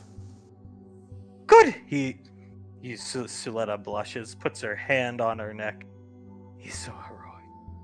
She just starts mumbling to himself. Think about that every weekend, taking the fight to Ash. Devian chuckles, shakes her head. All right, Lava Girl, let's go back up to the apartment. Yes, come on, let's go. She'll guide Davine out this way. The General Rico's coming to the apartment. She waves goodbye to the guards. They don't see she has this, so... He's coming up to the apartment. Apparently, Banksy and him are having some type of meeting. A meeting with General Rico? Our little Banksy's moving up in the world. Yeah, they'll be discussing Rainfall Lane, walking this way, and General Rico's allotting a large amount of money to the security at Rainfall Lane. Oh, I see. Does he know it's for Rainfall Lane? He knows it's for Rainfall Lane. I don't think he knows it's because of a share. She starts chuckling. Devian chuckles, shakes her head, and follows after Suletta. They go up the elevator. Odd gateway. Icy stayed back at the apartment to do something. You guys, Julius, Pequod, Hunk, Banksy's in front of you. He's gonna reach into a satchel and throw out a drone-like device you've never seen before, and it starts going around scanning. Banksy, we're gonna follow the drone. Pequod, Jesus, under her breath. Julius rubs the back of his neck. Banksy, you good, man? Coming out of Cloak is the rest of the squad. You see them all in black armor. Pequod's head recoils seeing them. Hunk, oh god. Fan out, and they all start moving out, looking for certain individuals. Julius blinks a couple times. Looks over at Banksy. Yeah, alright. Got some leader potential. Collapse around the supermarket. He says over his radio, walking this way. Pequod, oh my god, Julian. He's serious about his job. Hey, just think what great practice this is going to be for the future when he's trying to protect you. Hunk will guide you guys this way behind him. I was overprotective like that, but I didn't have a Spartan squad at my command. A death squad, basically. Yeah, Julius looks over at Hunk. You think if it ever gets to be a bit much, we should have a little talk with him? Hunk, if Ash threatened to shoot Pequod in the head, Fair point.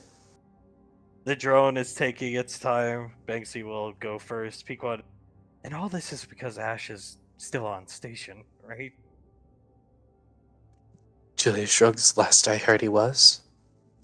Oh boy. Part of me almost feels sorry for Ash. He looks this way. He chuckles.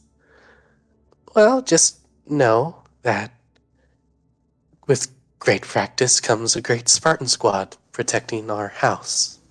Contact! As you hear that being yelled, and you see Sasha. Pequod definitely catches a glimpse of Sasha. Pequod, there's Sasha talking to. Is that Ash? As the Spartans start surrounding this guy who kind of looks like Ash. And poor Sasha. Pequod, oh Jesus. Cluster goes to hit this person in the back of the head with his rifle. Sasha, stop! What the fuck are you guys doing? Wait, your armor's black now. Pequod? She looks up and sees Pequod standing there. Waves you guys over, Pequod laughing. You first, Captain. Yes, ma'am. He walks up. Hunk, oh god. Stand down, boys. That's Ash's estranged brother, I think. Sasha, this is Bash. Points at him. He's holding a beer, drinking it, just looking around. Did I get another DUI or something? That I'm not aware of? They're all aiming their guns at it. No. Bash. You look a little bit like Ash, if you remember him. Spartan, stand down. They all lower their weapons. You'll see Flavor, he's got the katana out. He scans him with his wrist computer. No relation to Ash. Copy. And they move out of the way. They go to secure the supermarket. They go this way. Nightfall will give me the list, sir. Hunk will, here, send it to a wrist computer, and they'll go get the groceries for Hunk. Hunk, oh my god. Huh. Julius shakes his head. They got goddamn DNA scanners in their suits now. Sasha, no relation to Ash? My word wasn't good enough? And Banksy can't be too sure. Look at him. He kind of looks like Ash. Sasha looks at Bash and, yeah, you kind of do. You should consider shaving the beard. Bash, who's Ash? He just looks confused. Julius, pretty sure you were the one that was there with the whole King of Men Kamul fight with the purple-looking dudes. He was the one with the rocket launcher. Sasha, no, that's Towns. He's my boyfriend. Ash was the other one. But he looks like you. Bash. Oh, okay, yeah, I remember. Remember, yeah, I'm on leave, so I can drink. Sirs. He salutes. Understood. Yeah, that's okay. Sasha, Bash performed excellently in the siege. Pequod, oh yeah, I remember. Didn't you go to get a drink like as we got there? And Bash, that's right, yeah. Yeah. It's nice to meet you. Well, again, he puts his hand out. He'll turn around, shake your hand, shake Pequod's hand. You notice Dozer and Frost down here still scanning the area. Pequod's just looking at them while she shakes Bash's hand. Julius shakes his head. So you're on leave, right? brings you to the Rings Gateway? Well, I just got on leave a few hours ago. I got this, and he shows you a silver cross medal. I, I after the siege, I got promoted, got my own platoon. Then we threw down with this guy named Corrections Officer Namaste out in the Ripper system. We were surrounded, beat his troops back, UIR, untrained, undisciplined, wounded Corrections Officer Namaste. I got my chainsaw bayonet into him, but he got away. A mortar hit right next to us, blue on blue, friendly fire. And so I got this new. He lifts up his shirt, new scar. You see, he's got tons of scars on his stomach. But either way, no hard feelings. Blue on blue happens. Just miscalculation. Blue on blue is friendly fire. And sent me back to Gateway, patched me up. Lorelei actually patched me up. Sasha, yeah, and then he got a promotion to drill instructor. Oh, congratulations. Yeah, thank you, sir. Drill instructor, gonna be down in where they send me? Sasha, he's had a couple beers. He's going down to Paris Island to train Marines. Bash, yeah, something like that. Drill instructor Bash, not Ash kid. He's looking over at Banksy. He's just glaring at it. Julius nods. Well, there you go. That's a pretty nice spot to be in, from Yeah. my understanding. Take me off the front lines after I got mortar shrapnel in my gut. I got wounded. I got tons of wounds. I'm not gonna take my shirt off in front of your wife. That'd be unsanitary. Even on leave, not respectful. Sasha, And I thank you for that. Thank you, sir. Well, again, congratulations. I hope everything is okay. Julius looks past him a bit. Lorelei yelled him? Sasha nods. Lorelei was proud of him. Squad was outmatched. Outmanned. UIR had them outgunned, but they won. He's got some leadership capabilities, isn't that right? Bash, when he's not drinking his Yingling. Bash, yeah, well, Figure start the celebration early. I don't know if I have leadership capabilities. I just act in the moment. Pequod, that's part of what being a leader is. And Bash, oh, maybe so, ma'am. Julius nods. It's a pretty big part of leadership. It's not all... It pretty much isn't really inspiring speeches or anything like that. It's just being a guiding force in a sea of chaos. And if you can do that, then you have some leadership capability. Sasha, he's a veteran of multiple deployments against the UIR. Pequod, how old are you exactly? 45. But Lorelei said I did a good job connecting with the youth. My platoon I took over was all young kids, 18, 19. I think the oldest was like 24. So, but I keep up with the pop culture. I watch a Malcolm movie or two, So they can relate to me, I can relate to them. Sasha clears her throat with a smile. Really? Yeah. I understand, yeah. I know a thing or two about Malcolm movies too, so it's pretty useful knowledge to have. You said you hope I'm doing well, doing okay. I hope you guys are. I've never been rolled up by a jet black death squad. He's looking Banksy up and down. That's got some trouble on the home front. This is like the safest place in the galaxy. Banksy, you would think that. Just looking at it. Julie shrugs. Trouble on the home front. You can say that. We're all good though. We're pretty precautionary people. Hug is gonna walk up here, pat Banksy on the shoulder. Bash, yeah, well, it was nice to see you. Nice to meet you. I fought alongside your mom, right? He turns and points to Banksy, and Banksy, it was his mom. Points to Julie. Yeah, my mom. The lady who was probably whipping all around the fortress. Saved us all, beat the fucking tall freak with the gigantic curved sword, cut his head off. I thought we were doomed when he come busting through the gate, chopping people's heads off. But then he got all like weird and challenged her to a fight. Killed this Drook thing, too. Julius nods. Yeah, that sounds like her. That was her. It was great. It was great. Well, anyway, I won't keep you. I'm gonna go start my leave at the bar up there, and maybe I'll. He strokes his beard. Maybe I'll consider shaving this, if it's really gonna get me rolled up on by a death squad like this. Pleasure to see you as he walks off. He's going to the bar to celebrate. Sasha just sighs, looking at Banks. Julius also looks at Banksy.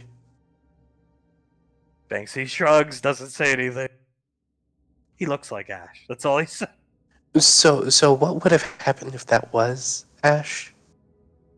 Banksy, we're not gonna kill him, but hit him in the back of the head, flex cuff him, and keep him away from the people we care about.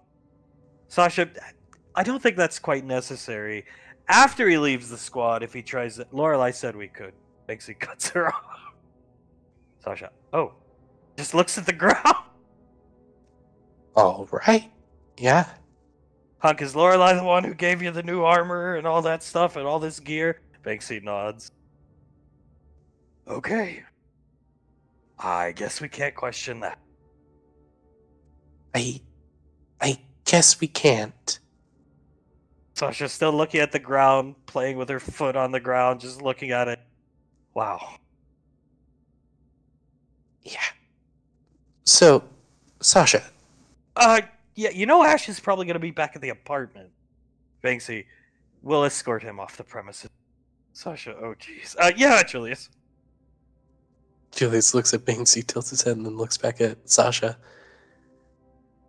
You're the closest person to Lorelai here right now. Do you think... Was it really just because she was impressed by him, leadership capabilities, and everything like that? That her specifically healed him? She throws up her right hand. I don't know. With Lorelai, usually elves have that foresight thing. She shrugs. She said she wanted to give him a promotion to drill instructor, an easier position, see how he did and then she air quotes, the future. And she left it pretty vague. Pequod sounds like dealing with Tommy. Whatever help you go to sleep. That, Bye-bye. Sasha, yeah, she was pretty vague for the air quotes one more time, future. She throws both her hands up and left it at that. I've learned not to inquire because you get Tommy-esque responses from her, but not in the special Tommy way. Hunk, she doesn't call you babyface. Sasha starts laughing. Julius shakes his head. Well, I mean, fair enough. If that's the case, he's probably going to be a pretty damn good drill instructor. Sasha nods. You've probably heard the stories from Davine, and we even talked about it, but he really, really put up a fight in that siege. Banksy, yeah. Dozer talked about it, so did Flavor. He definitely went above and beyond. Julius nods. Yeah, I heard. He was the only one pushing them back instead of being pushed back himself, right? Sasha, yeah. Blood rage or something almost. He even blew up a necklace of fireballs. It was a hell of a shot, too, with a lancer. I don't even know how he saw it, honestly, without a scope, but he saw it. Actually, I think he hip-fired it. See her thinking back. But he nailed it. One shot, boom. Bought us a couple seconds that we desperately needed. He nods. Well, damn good, then. Pequod, so...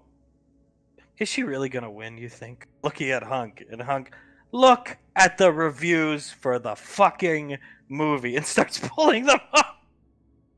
She's gonna come over here. Sasha, yeah, the room it's got 100% on Rotten Tomatoes, IMDb. Yeah.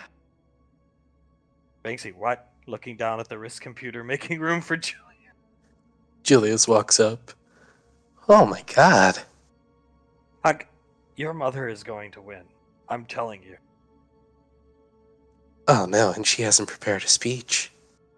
Sasha, what do you mean she hasn't prepared a speech? She's being a baby. He rubs his forehead. My mother can get a certain way at times where she gets very stubborn and won't listen to anyone and gets very stuck in her ways, and she very much thinks she is not going to win. So, in her words, why bother writing a speech? Well, she's gonna regret it. JJ's hosting the event, actually. Sasha, that concert was fun. Backstage VIP access. Yeah. All the trouble we went through to get those tickets, though, and she already had them. Banksy starts laughing. Yeah, that's...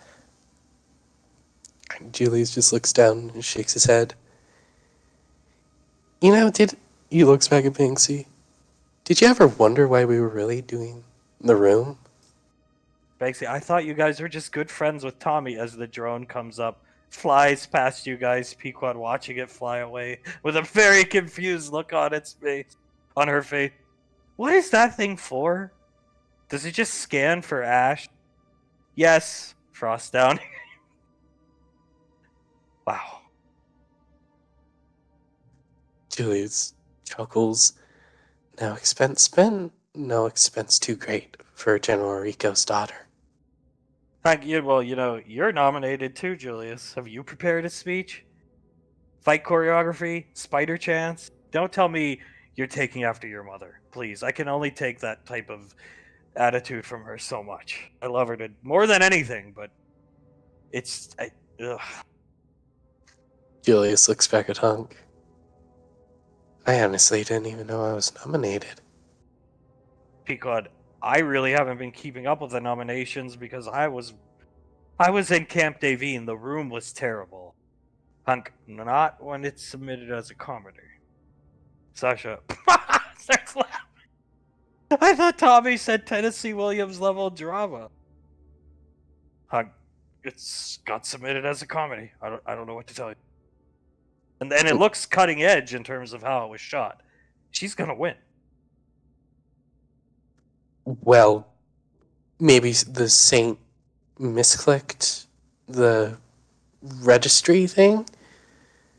If so, thank God for him. Pequod, oh yeah, we were there when yeah. I mean, he was on that weird, computer from the early 2000s. Tommy said something. What did he say, Banksy? And Banksy, Windows 2000 computer. Just for the sign. Nobody else can touch it. Right, I remember it, and it was like this...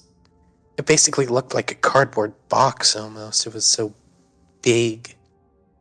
Sasha nods. Yeah, Tommy did say he was submitting the film to the Oscars that day, but, well, maybe the Saints saved Davine. Maybe he did. That would be pretty cool of him.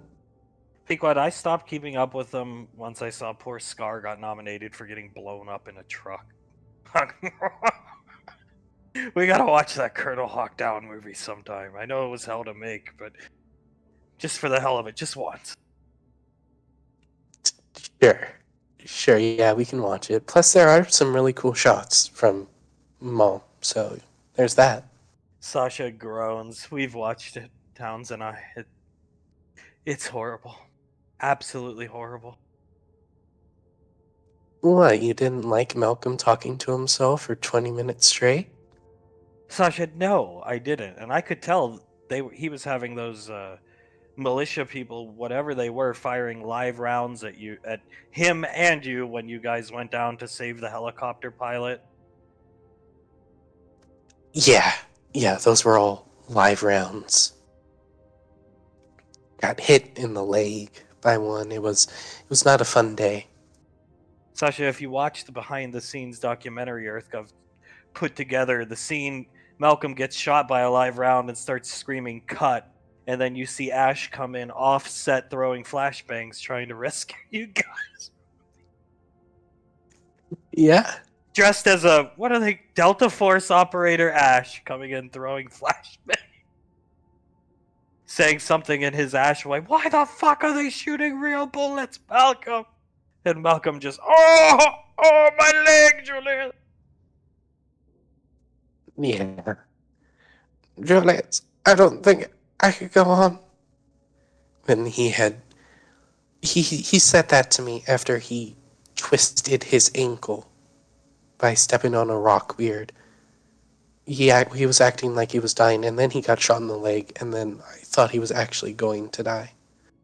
Pequod, so people go in to save a helicopter pilot. How does the scene end if that's what happened? Sasha, you just never find out what happens to the two guys who go to save the helicopter pilot. The scene just cuts and never goes back. It just cuts to General Malcolm sitting there chewing gum for some reason. Yeah. Chewing gum looking at security cameras. Then it cuts to Ash firing a 50 caliber, some type of 50 cal mounted machine gun, screaming Malcolm's name. It's actually not that bad the more I think about it, if you consider it a comedy, I guess. Sasha rolls her eye. Pequod, oh yeah, we are watching this for sure. Yeah, I'm down. I'll let you all in on all the fun little secrets, and Davey can let you in on all the fun behind the scenes stuff too. Cluster comes up to Hunk. What's this? Points down at the paper. Hunk. Dolmades, grape leaves. I want to order like 100 of them from this Amos place for the celebration at Rainfall weekend. Okay, well they don't have them at the supermarket, sir. Hunk, no, from Amos. We gotta order. Oh, we'll take care of that. Don't worry. Whatever. And they just walk off. He just Hunk. This is strange. Yeah, I never, when we were first attached to Crimson Squad, I never really thought that this is what it would turn into. Pequod, I did not tell them to do this. Banksy shrugged. It was Lorelei. Yeah, Julius looks over at Banksy. Yeah, I'm sure it was just Lorelei that wanted to do this. Banksy nods. Yep, she said it's good practice for the future. Fair enough. Fair enough. It is good practice. She also said take no precautions at Rainfall Lane. Sasha, Jesus. Yeah, we gotta go meet Rico. I got the budget report for Rainfall Lane right here, Banksy. Banksy, thank you! 3 billion credits. Julius stumbles back a bit. 3 billion? Pequod, it shouldn't cost that much to make the houses, the adjacent scenery. I really want like a lake, a man-made some type of water source, and a pool for the kids. Your kids, she smiles at Sasha, to have fun at. It should not cost that much. That's absurd. Banksy just, The Academy too. It shouldn't cost that much money. I mean, I know we're gonna have the wall and the big gate and 3 billion credits. Sasha. Well, what are you gonna have? Man, are you gonna have literal acres of minefields in Rainfall Lane so Ash can't get there? Is that where the money is going to? The land? Banksy just staring at you, looking right at you. Pequod, you want to look at the budget report? You want a subterranean complex? Hunk laughs so loud everybody starts coming out of the store looking at it. He just keeps laughing. Julius looking at the budget report. Jesus, man. 20 DNA scanner automated rifles. Oh, that's a misnomer. That's supposed to be 200. Oh, Sasha, my bad. Oh my god. Sasha, in the event of Ash invading Rainfall, as if that's going to happen. Like fire drills, the students in the academy and the people living at the commons houses in Rainfall Lane can retreat to the underground subterranean complex where, what is your name now? Reaper Squad. She air quotes.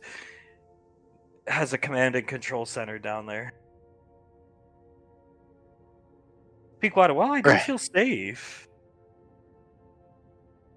I suppose there is no one better to handle all of this than you, though. He gestures to Banksy, so thank you. Puts his hands up like he's wearing a parachute. Imagine he jumps out of a dropship and tries to parachute into Rainfall. Sasha, oh, don't worry. The automated anti-air turrets will take care of that. And some type of dome Krellin's going to put up. But that didn't make it into the budget report because it's Starchild tech. Yeah, I'm pretty sure we wouldn't be able to pay for any Starchild tech. Even the Ricos. Hunk, reading the budget report. So our dropships are actually going to sink underground when we land them, like our vehicles? Banksy, yeah. Hunk, nice. Oh, so it's gonna be like the X-Men? Banksy, I got the idea from some Malcolm movie, one of those movies. Pequod starts laughing. Yeah. It would be Chanceman. Basketball court turned into like a plane hangar thing. Sasha, well, there'll be multiple landing pads there and at the academy. This wall is going to stretch literally half a kilometer to the academy. He shakes his head. I am very glad that you're around, Banksy. Because I don't know if we would have all these precautions. You do realize we're probably going to be the most guarded academy, let alone houses, in possibly the galaxy, right? He nods his head. That's the idea, yeah. Like, even if Prime Max Tech and UIR came to invade this place, and he gestures to the budget report, I don't think they would stand much of a chance. Even if even if the squad wasn't around. Banksy looks at you. It was actually Saris. When she left, she reminded me I'm Icy Shield. That was the last thing she said to me. He nods his head, and it stuck with me. So what if somebody that kind of looks like Ash, like Bash, just like wandered on? Oh well. He just stares at. Right. Sasha, come on, Banksy. We gotta go meet General Rika. It takes him. Call the rest of the hit squad as they all start following. Pequod, oh my god. Starts laughing. Julius's mouth is a bit open. So we can never have Bash over to our house then. Oh well. Pequod, under her breath. He's serious. He's serious about it. I can respect that. Hunk, like I said, if he had threatened to shoot Pequod in the head, think he'd be in the same type of shoes.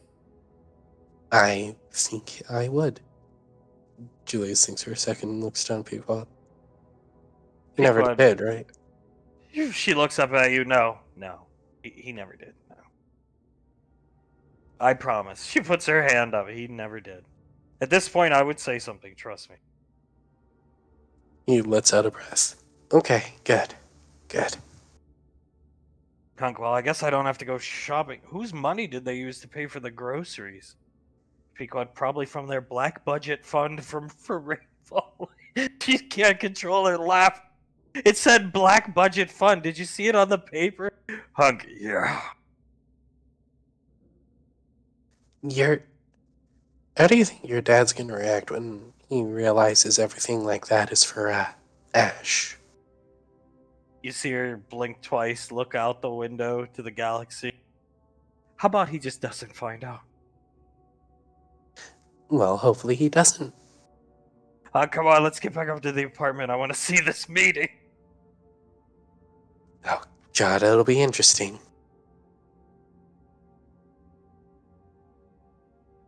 Back up at the apartment. Davine and Suletta are making their way in. they get to about here. Suletta notices Mama Lan and Zap and immediately turns in here to go start talking to them as Icy's waving for Davine here. Davine will walk up to her. Can I help you, Istra? Look what I got. She's gonna snap her fingers, and in her hands is the fattest black cat Davine's ever seen. And it just looks at Davine with that exact look. Meow. The most unenthusiastic meow ever. Just like Auntie Suletta, kind of, if you think about it. Davine covers her mouth. It's so adorable. She holds it up, or just keeps on holding it. Look how chunky he is. Icy starts drinking her smoothie she got for herself. General Lorelei helped me out. Mr. Snuffles. That's actually Mr. Snuffles. She resurrected him. Oh, that's quite nice of her. She looks down at Mr. Snuffles. Isn't it? Yes, it is. Gives him a kiss on the nose. When she resurrected him, he was frozen like a popsicle. She freezes for a second, opens her mouth, closes it again. You had to de-thaw him, I'm guessing? Lorelei took care of it, sipping her smoothie. We're gonna wait till her birthday, right? Yes, that's the plan. We have to find a way to hide him. Oh, there's space in Zanzibar's hat. Oh, well, there we go. That works. Mr. Snuffles. He's heavy. Look, he's really fat. Yes, he is quite heavy. About as heavy as like a staccato sword at this point. I see. You know how they say pets kind of look or take after their masters? Doesn't he kind of have the same expression as Suletta sometimes? She starts laughing. Davine looks at Mr. Snuffles. Meow. Oh dear lord, it's uncanny. Well, I think this should make her happy, and I already have a tiny scarf for him. Yes, keep it on hand. If she wants him to wear a scarf, he shall wear a scarf. Mr. Snuffles Rainfall. I see, well, I actually have trouble carrying him. Take him back, he's so big. Snap her fingers, and Mr. Snuffles disappears because she saw Suletta coming in the room. Looking around. Davine looks at Suletta. What's wrong? She's just looking around. I swear I saw you holding a cat out of the corner of my eye. Davine stifles a laugh. A cat, really? Icy just starts drinking her smoothie. Are you feeling okay? Davine holds up the back of her hand up to Suletta's forehead. Feverish at all? Suletta closes her eyes and just lets out a sigh. I feel fine. I have been thinking of Mr. Snuffles a lot lately, ever since that was the first time I thought of him in years. Ah, well. I'm sure wherever he is right now, darling, he forgives you. He probably didn't even realize what was going on. Icy, looking up at Davine with blank expression, has stopped drinking her smoothie as Suletta. My mother screamed at me for months about those exotic birds. Mr. Snuffles used to eat them. Well, yes, that's usually what cats do. She trails off a bit, looking over at Icy and then back Look at Suletta. him. She pulls up the picture. He was such a fat little guy. Icy. Her mouth looks like it gets full. Body starts contorting. Convulsing. Nicole? She does the same thing again as Suletta, and looks over at her. Davine will gently take the drink from her. Go to the toilet, the sink, whatever. Go. She Again, Suletta, I don't think there's time for that. Pulls out a handkerchief, takes the smoothie. Okay. Give me the smoothie pack then.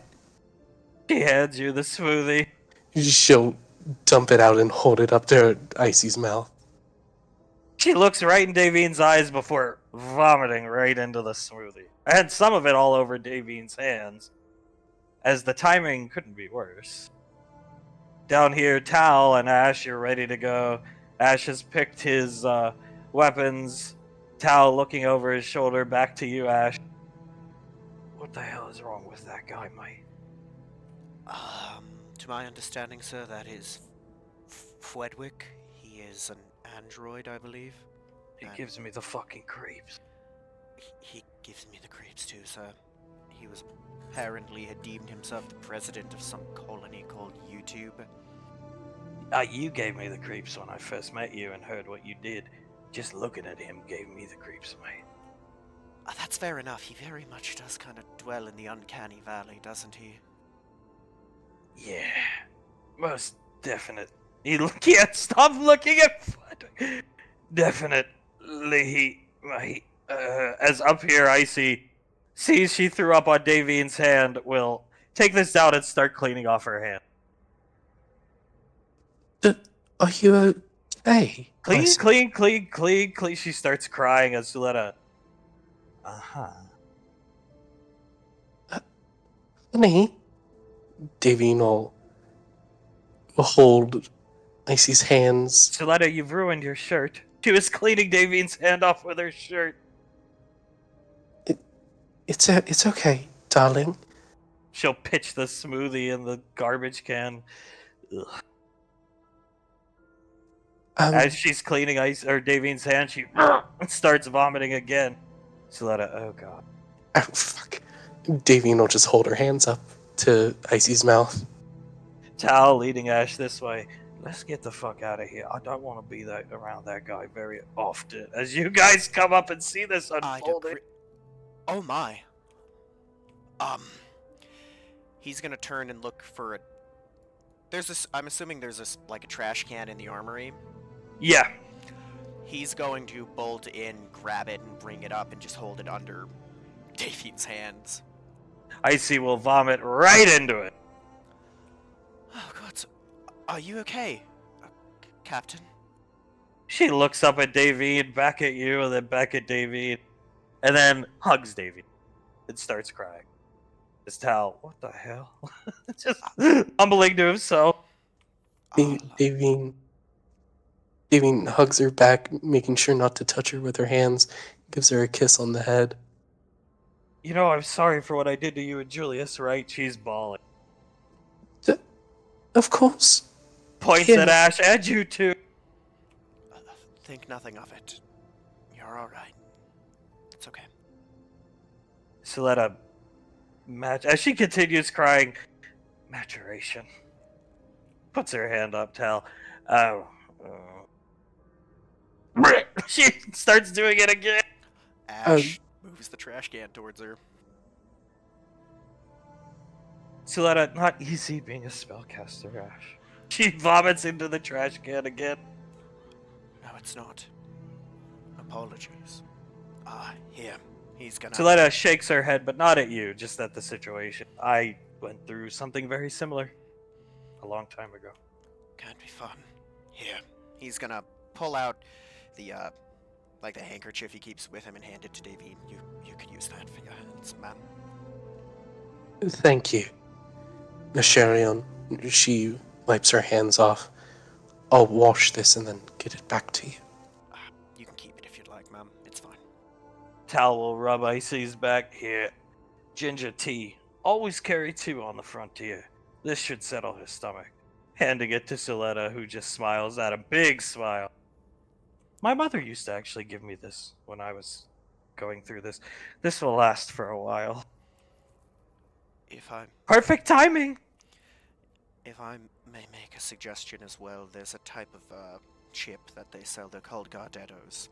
They very much help settle an upset stomach. That may help. Suletta nods. Excellent suggestion. I'll see to it that I get some as she again, and Suletta and grow. Davine just keeps on petting the top of Icy's head, holding her hair back just so it doesn't get into the vomit. Tal, yeah, this is as Icy and falls asleep. And Tal, that explains why she was falling asleep down at breakfast. I thought that was strange. Honestly, I thought she was pregnant. But oh god, starts laughing. Oh god. No, Suletta can't control her laughter. Looks down at the trash can full of vomit. He's gonna call Mercurius on his wrist computer. He will come. Just get rid of it for you. He'll take it from you, look down at it, and just... Thank you. There we go. I'm probably going to be heading out very soon, but should you won't, but should you need anything for her, just let me know, Miss Davine. I'd rather not know that she's doing poorly, right? I trust you to keep her well, though. Of course, if we need anything from you, we'll let you know. Understood. Suletta puts her hand out. Seeing is believing, but seeing through your eyes is true belief. Tal. What? Just like... Yes, ma'am. An experience seen is more powerful than one told. Not even in relation to you. Talking about her. She points her finger down at her. She gets to relive her moment of confrontation. I wasn't there. She puts her hand on her chest, but yes. Davine looks back at Suletta. Oh, the little freak out she had way back when? Suletta nods. One of the reasons, my childhood cat. She looks at Tal and Ash. One of the reasons I haven't thought of him in so many years is because I got to think about that over and over and over and relive it. She points to her eye here. Lorelei showed her footage from your cameras and stuff like that, but seeing it through your own eyes, what you actually did is far different because we are not conscious when those things happen. I understand, ma'am. It's the first step towards maturation. So. Understood. At the very least, knowing all of you, she'll come out of it far stronger in the end. Suletta, rubbing her head, Master Ebenezer set his family's butler on fire. Okay. Oh. 3rd degree burns. The man was tended to by the Arcane Council, healed. But yes, it is not easy. As Tal looks at Ash and yeah. No, it's not. Gods. I know I don't have to ask this, and I know I don't really have any right to, but just please take good care of her during this. I really just don't want to see her hurt. Tal nods. Yeah, the little miss always has my favorite snacks. I'll get her something special when I get back Monday. Appreciate that. Thank you. Come on, Ash. Let's go. He's gonna pat Icy on the head who's sleeping. Let's try not to wake her up. Understood. He's gonna, same thing, gently pat her head and then head out. You guys leave. Tal, as you're leaving, you're about to leave. You're just so glad to be away from that Frederick fella. I agree. He's, not a fun one to be around, and it seems, despite me never really interacting with him, he has picked up the dislike for me, so that's fun. A creepy android hating you too. As he rolls a cigarette as you guys leave, Suletta points back down to her. Had to happen sooner or later. Davine looks at Icy and then at Suletta. So, is it the same for everyone? You have your moment of confrontation, your freak out, your explosion, whatever you want to call it, and then after a while you start to see it over and over again. Stop me if I'm wrong at any point.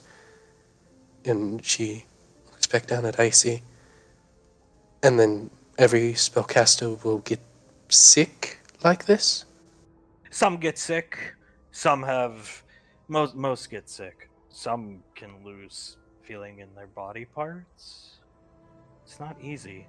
Eyesight, smell, sound, hearing, I should say. Yes. My, is it? For one's more serious than... This is, of course, serious, but for one's more serious than vomiting or a high fever, is it like a punishment for themselves or given by someone else or something like that? Soletta puts her hand out. I wish I had an answer.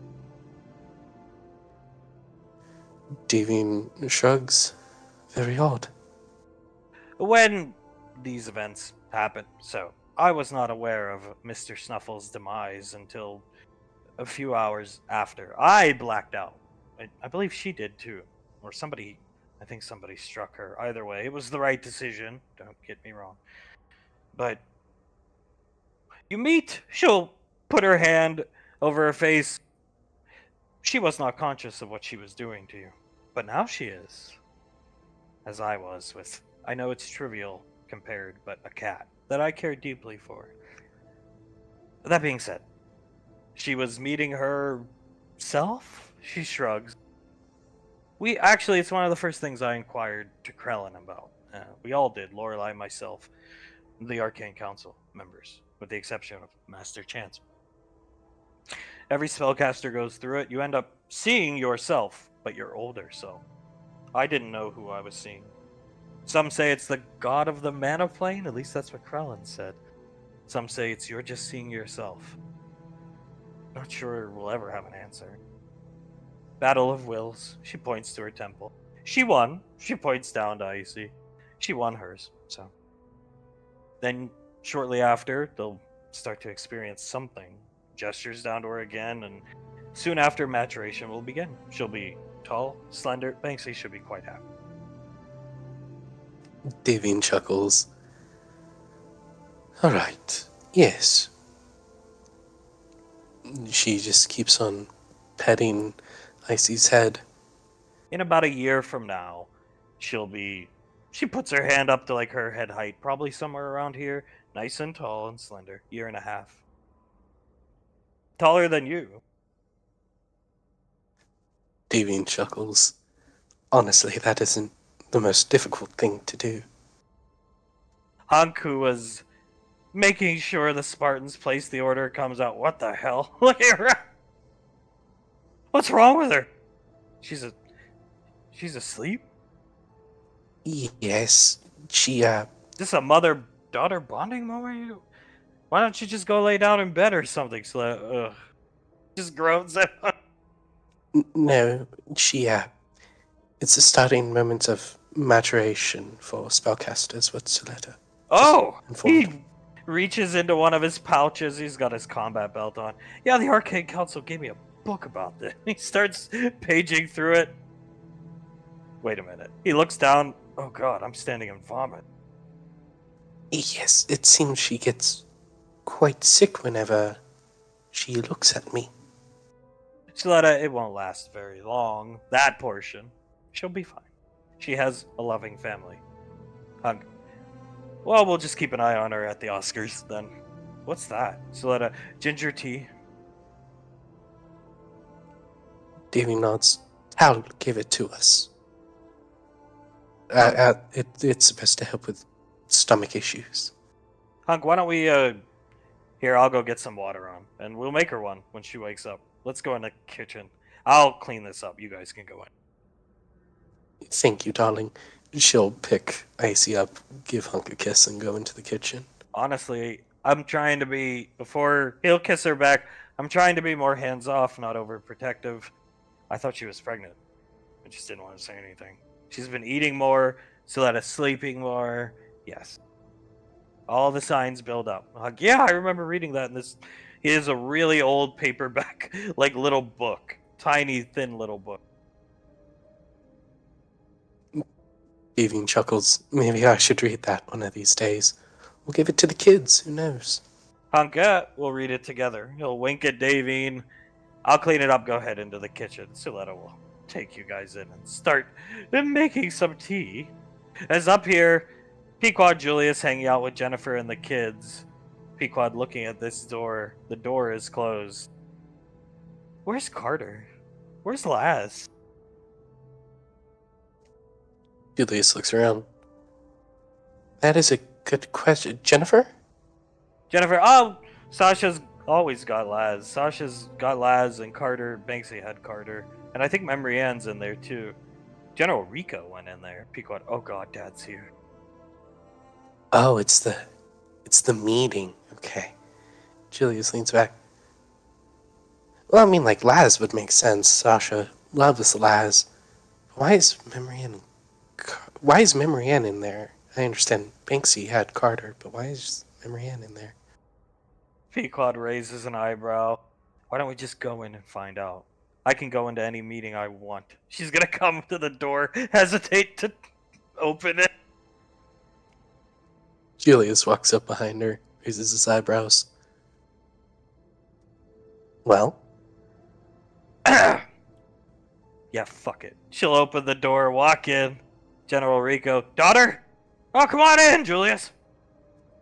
Julius nods at him, stands next to Pequod. As was saying, need big machine gun. Target Ash. General Rico, what? Hey, listen, whatever. Anyway, he's not paying attention to what Krellin's saying. Okay, so I just gotta... You realize how big this wall is gonna be, and you want it thick enough to be able to take a MAC round. Sasha, yes, that's right, General. And who did this budget report? Banksy, Sasha. Oh, very good, Sasha. Okay, this is one of the... He's paging through it. Best budget reports I've ever seen. Krellin, best report, banana smoothie. General Rico looks at him and... Right. Anyway, so... concrete walls, and the moats, and the motion sensor trip mines, and you want a fleet of automated UAV drones, armed. Banksy, yeah, armed. Hellfire missiles. Okay. Look, I gotta say, I'm impressed that you all came up with this. He gestures around.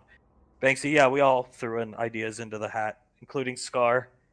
And you want top-line surveillance equipment from... He looks at Towns, who's just looking at it with his head tilted. SIS. Right? I gotta say, you tack this subterranean complex onto this place, and wait a minute.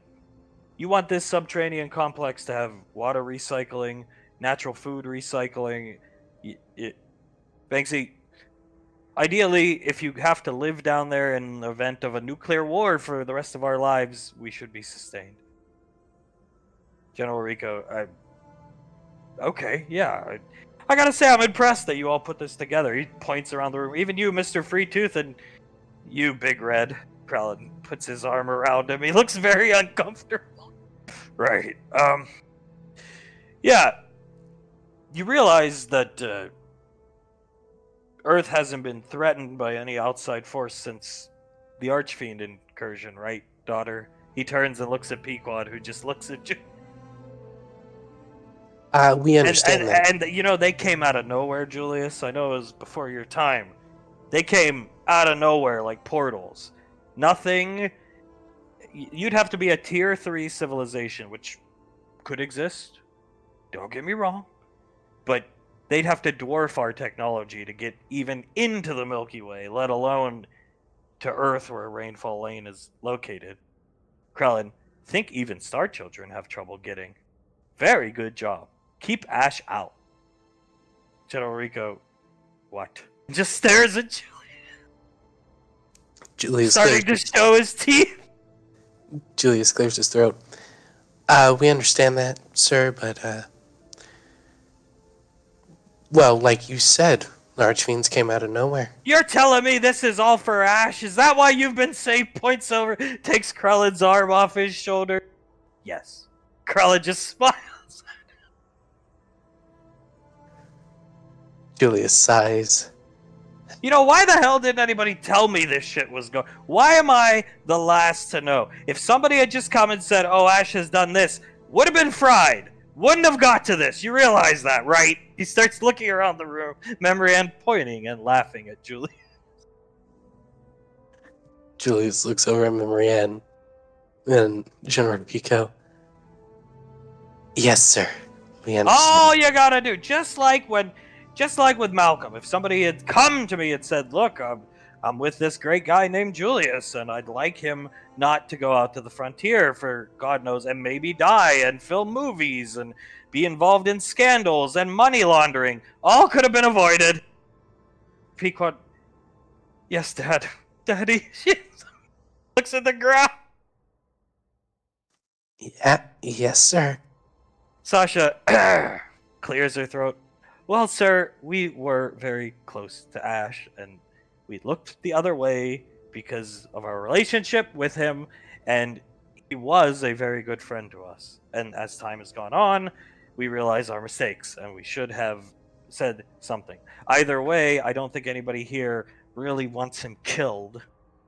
Banksy, speak for yourself. Looking at Sasha and Sasha, shut up. Anyway, I think the rainfalls would be, she's holding a copy of the budget report, the rainfalls would be more at ease of mind, relaxed.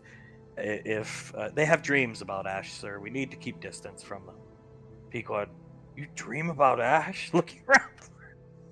Or Rico, you dream about Ash? Looking around the room. Yes, some members of the family have had dreams about Sherion. Yes, sir. You really think he'd try to infill Rainfall Lane? Like, you really think he'd try? Pequod, I don't know if he'd try, Dad, but I don't want to be around him. Rico just sighs, looking down at the hollow projection of Rainfall Lane. Oh. We would be certainly more at ease if at least the majority of these defense emplacements were put in place, sir. You can have him. He throws his hand up. I mean, the budget's already been allotted. You've already got the money. Scar, yes. Just fist bumps the air. Memory Ann laughing at you still, Julian. Well, thank you, sir. Thank you. Listen to me. If he tries to go near Rainfall Lane, somebody tell me. You can't just shoot him and then bury him in the hills. You at least gotta file a report. Sasha, of course they would. She gestures over to the Spartans, and of course I would, sir. Alright. Yeah, I mean, I guess I could. He starts itching his nose. I guess I could see a world where maybe he tried to creep in because of the attachment to you guys. And ooh, you see him shiver a little bit. Julius chuckles. Yes, sir. We can also see that kind of world. Well, if it makes you feel better, I'll come down and do some patrols in my Marauder. I don't know, on days you think there might be a higher chance of him trying to get in. Krellin, try to get an academy. Pose as student, but too old. Rico, yeah, he does look kind of old. Yeah. Honestly, I should have asked for a debrief on the whole situation from you all. I got it from Lorelei, which is more like me being yelled at for not knowing this was going on. Imagine that. But either way, does anybody have any idea why he acted this way? I mean, I need something to put on paper for this money. And I need it from the people that are the reason, the you, points at Pequod, and you. Because none of this happens without the two of you. So. For his attitude and behavior for over the past year, sir, we could only speculate. One reason might be that he let the rank that he was given get to his head. Getting up in the ranks gave him a certain kind of ego. Sasha, in my field or psych eval report that I had Contri look over, hands it to Krellin, who hands it to Rico. Thanks, Big Red. Looking at it, I think it's a mixture of jealousy and keeping up appearances and just in general an over-attachment to certain individuals. Jealous Julius and Davine? He's reading through the report. Sasha, again, it's just my guesstimations, I suppose, sir. Theories, hypotheses, which are backed by Dr. Contry and her board of mental health directors, PTSD associates. So, General Rico, wow. He's paging through. Julius clears his throat. Yes, sir. Yeah. All right, well, look at it this way. I don't think Ash is getting within 45 miles of Rainfall Lane. The amount of drones, UAVs, underground drones, a goddamn battalion of Mercurius units armed with crash shields, planet defensors, and beam scatter pistols. Basically, the newest up-to-date models of Mercurius at the time of Rainfall Lane's construct. Yes! It'll be the Mark 10s. He grew. Thank you, sir. Looking at it, be going, oh my god, Julian. Battalion of robots. Planet defensors. I hear you chuckling back there. He looks over his shoulder and then back at Sasha's report. Sorry, sir. Krellin, take no precautions. What? He looks at Krellin. Want to steal my ship. Tackle me, steal keys. Can tell, just by look and eye. General Rico, would he know how to fly your ship? Never underestimate thief. General Rico, right. Looking at Krellin. Put bomb in TV? General Rico, what? He looks confused. No, Krellin, we're not going to be... What the hell's his problem with Ash? He's the new guy here, right, Sasha? I don't want to reiterate it. Okay. Ash was assertive with an Star Child trying to get technology from them when the Star Child specifically told us that he will not give us the technology. And Ash decided to get assertive and keep on pushing the fact that he wanted the technology from him. Sasha, yes, and then Davine kind of stepped in and smoothed things over. Krellin, very nice. Spiky hair, elf. General Rico, right? Yeah. Julius's mother, great woman. You know there's procedures and protocol to first contact with EBE races. You can't get hands-on like that. Krellin, ask about my dead wife. General Rico, oh god. Looking at Sasha just whimpers, basically. Julius leans over to Peapod. Honestly, I forgot that he asked about the wife. Well, I guess we should be grateful he's rubbing his forehead. Davine was there. Yeah. Krellin, play nice with Ash. For now. Going to be Ash at Oscars. General Rico, oh Christ. Looking at Krellin. I honestly don't know how that one's gonna go. If nice, get more food. Big general, famous. General Rico, yeah. Shakes Krellin's hand. Okay, well, it's allotted. It's, you know what, if you guys encounter any more EBE first contacts while Ash is still on the squad, you do not let him talk, do you understand? Yes, sir. Understood, sir. Because even, I've been briefed he's the last one, Krellin, unfortunately. But most races won't be like that. And we'd rather have them not trying to blow us up with roadside television IEDs. What this IED you speak of? General Rico, improvised explosive device. Trust me, it's not worth doing for Ash. He's gonna be gone once this is all over. That's what you think. He just stands next to Pico. Julius shakes his head. Yes, sir. We'll have, Davine, Zuleta, someone more apt at talking and who has a bit more tact. Speak to the EBE first, sir. Good. The only other question I have is why do we need to have mops at the academy that have the ability to shoot a 5.56 round from the tip? Scar, for the janitorial staff in case Ash shows up. And will be issued sidearms. Toriko. Right. Just looks at Julie. I can see he might have scarred you guys a little bit there. No pun intended, Mr. Freetooth Scar. Ha ha ha. Julius chuckles. What can we say, sir? We're gonna pride ourselves on being the most defended academy in the galaxy. He nods his head, kisses Pequod on the head, big smile on her face, shake Julius's. He's gonna shake your hand, rub your shoulder. Alright, have fun at the awards today. Enjoy your weekend. You know your mother's a shoo-in, right? Yes, sir. We've read the reviews. Well, good. She deserves it. I heard the room was hell from my daughter. Pequod, yes. I'm gonna watch it. I hear you have some good scenes in it there, Julius. Yes, some good dialogue scenes in there. Banksy, don't forget about the recoilless railgun rifle, sir. I'll have them sent to you the day the cement drops down on the beach for Rainfall Lane, son. Don't worry. Trust me. I won't forget. Nice armor upgrade.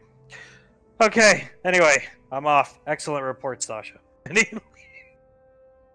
Sasha, oh god, thank god I did that report on my evaluation of Ash's psych issues. Pequod, thank you! Comes over and hugs it. Julius chuckles, leans against the door. Yes, thank you. And Julius looks over at Marianne. What are you laughing at? She just points at you and sticks her tongue out. Banksy looks down at her and here. Hands her Carter. Walks out here. She takes Carter and walks this way. Pequod doesn't even notice she's still hugging Sasha. Scar, those two are inseparable. Yep, 2 peas in a pod. Krellin watching them leave. We'll make good life mate. Julius raises his eyebrows, looks over at Krellin. You think so? Pequod, Sasha looking at him, Towns. Krellin, think so. Look now. See? Comes out here. Very happy together. Go see Davine. He walks away. Okay then. They do look pretty happy together. Banksy's gonna come to the doorway. Pequod, so Banksy, you're gonna chill out. Let's go, Sasha. Relax, enjoy the Oscars. No, we're gonna be on station. You're staying on station? Here? Banksy, no, we're gonna be guarding on station, guarding the AO. Pequod A. Oh, area of operate. It's been a long time since school. Okay, yeah. Why? You just saw. He left. He's going to the frontier. Nightfall can never be too sure, ma'am. The Spartans will walk out to go gear up for the Oscar. Towns, jeez. Watching them bleed. Julius walks up in between all of them and whispers, "Is it just me, or do they all are they all sounding a little like Krellin now?" Towns, I mean, it's not my place. They've been on some combat missions since we first met them, but they are not the same. He shakes his head. I think they found their purpose in life. Pequod, it was a joke when I said they'd be my personal hit squad. I guess they took it a little too serious. Sasha starts laughing. Like I said, it was Lorelei, so she shrugs with Lasley in her arm. Julius chuckles, shrugs, and hey, now we have our own personal Spartan bodyguard, so it's not all bad. Pequod, I really want this. Like, did the man-made waterfall make it into Rainfall Lane? Scar, no, that got cut. Pequod, but the lake? Scar, yeah, we're gonna have the lake. You could have your little water animals, little devils like that tortoise. But no man-made waterfall. We need space to store weapons, ammo, bombs, mines, explosives, sharp sticks, knives, tactical nukes. I'm sorry, tactical nukes? Scar, I don't know. They said you could never be too sure. But they're going to be underground, the nukes, so if they go off, it wouldn't affect us. The subterranean complex is actually going to extend all the way to this mountain range, so that's where they're going to be stored. Under that mountain, nowhere near Rainfall Academy. Under this mountain's going to be another subterranean complex, and the mountainside's going to open up, and all these drones can come out. Towns. It's like that one place Sasha and Sasha, Area 51. Yeah. Julius shakes his head. We're gonna have goddamn tactical newts under us because of Ash. Pequod. Whatever. She can't control her laughter. Comes out here. Talons. I guess you can't be too sure, Julius. I guess not when it comes to certain people like that. He rubs his hands together. Alright, looks at his wrist computer. Should probably eat something before I have to start getting ready for the Oscars. Sasha will come out this way with Talons, Pequod out here. Let's go get a snack. Yep. They're gonna serve us lunch. We shouldn't eat too much. Well, you know, something to tide me over. Plus the chicken and fish they always serve. It's so bland. I mean, it looks that way at least. Pequod nods her head. They're having some type of soup on the menu. Lobster bisque or something. Oh, well, maybe that'll be good. Sasha, Towns, Laz, all you guys coming into the kitchen. Sasha, you really should probably prepare a speech. Julius, just in case. And you too, she looks over at Davy. I see sleep in Davy's arm. Davine shakes her head and puts a finger up to her mouth and pets Icy's head a bit more. Hunk will come in, sit down. Pequod sitting down next on Julius's lap. What's wrong with her? She's pregnant, isn't she? Just grow. Davine shakes her head. From what Soletta has told me, this is the beginning stages of maturation for a spellcaster. Pequod, oh. Suletta lifting the tortoise up, opens her mouth, squirts some water in. You'd think you'd never see Suletta do this, but she does. She smiles and winks at the tortoise, kisses it on the head, his shell glowing. Yes, she'll be fine. If she's going to throw up at the Oscars, I hope it's on Mr. Wiseau. That would be hilarious. She starts cackling. Julius starts to laugh. Should we bring, like, doggy bags and stuff just in case for her? Hunk's gonna come over, kiss Icy on the forehead. I'll take care of it. Yeah. So that on my right arm, actually. She holding out her right arm. I lost feeling in my entire right arm for a month. Paralyzed. Back when I was going through this. Davy nods. Right. Not to pry or anything, but what happened to Ebenezer? I'm a bit curious, if you know. I do. It was quite unfortunate. After setting his butler on fire, do you know what chicken pox are? Yes, like blisters on your stomach, abdomen area. He was stricken with chicken pox for 3 months. Constant pain and irritation. So bad when he would scratch them. She's trying to talk in a low voice, they'd bleed. Julius's eyes are wide, leaning back. Oh, Jesus Christ. Hunk, well, I got this book here that goes over most of the symptoms and signs. I hadn't read it in a long time because there's no exact age they start going through this. They even told me that when they gave me the book, but for the kid's sake, he'll take the book and me and Mom are going to read it, and then I'll pass it along to you two. And Pequod, thank you. Yeah, thanks. It'll be good knowledge to have. Scar, I noticed that. Sometimes late at night when we watch movies together, when you're asleep, you two, well, everybody, me and Nicole, I would get snacks and she'd just eat the whole tray. I would get like one piece of cheese. I thought she was pregnant too. I didn't want to say anything because I figured it'd start World War X. Suletta, Julius chuckles, rubs the back of his neck. So is it like a combination of whatever happens to them, like the chicken pox, arm being paralyzed, that kind of thing, and like the symptoms of a growth spurt, like combined into one? Prelude to the growth spurt, yes. She'll probably suffer this for a few weeks. She's quite powerful. A few weeks, maybe a month. But after that, she'll be fine. And then maturation begins. As I told your mother, this time next year, she'll be this tall, probably. Somewhere around here. She's aiming with her hands. Oh. Julius puts a hand on his chest.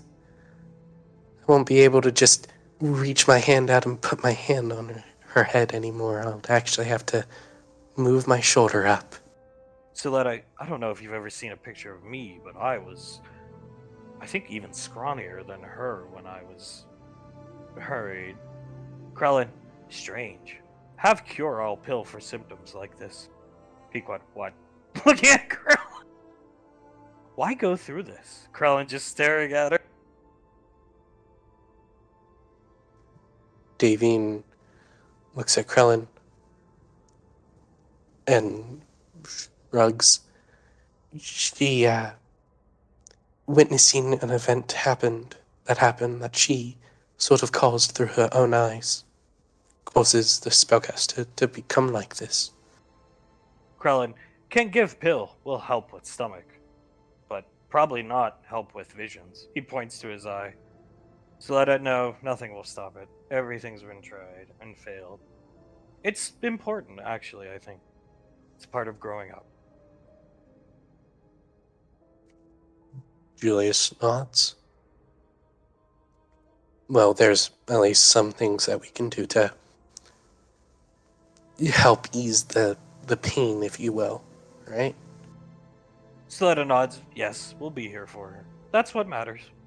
And we have this lovely ginger tea. She's drank the cup she made. Looks down at it, holding the tortoise. Oh. I'll get more. She looks... yes. Davy nods. Next time I'm down at the supermarket, I'll make sure to grab some ginger tea. Why go down? Just do this. Calls the Frost on his wrist computer. Can you pick up some ginger tea for Nicole? She's not feeling well. Yes, sir. And he hangs up. Huxley. Shrug.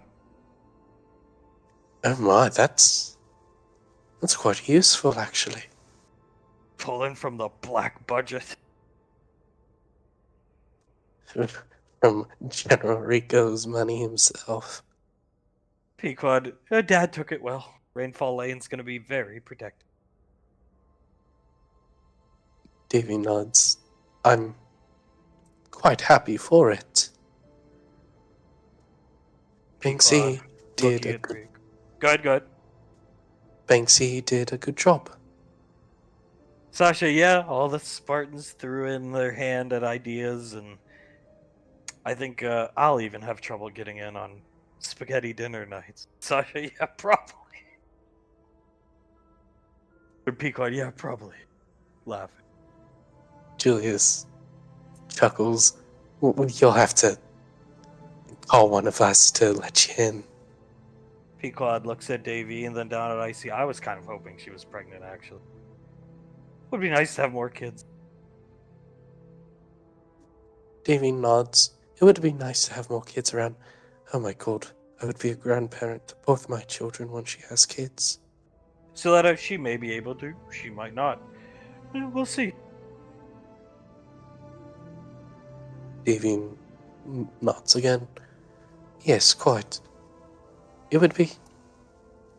Can you imagine her kid, though? Running around with his bright orange hair, big old blue eyes staring back at you. Soletta, it would be quite... She smiles, thinking about it.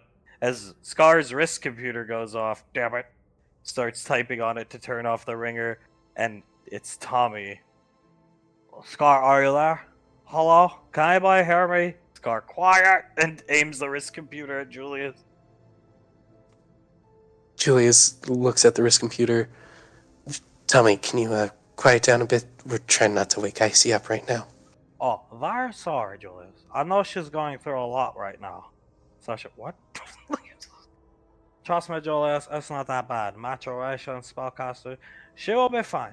Anyway, gently wake her up in a few minutes. Time for Oscars.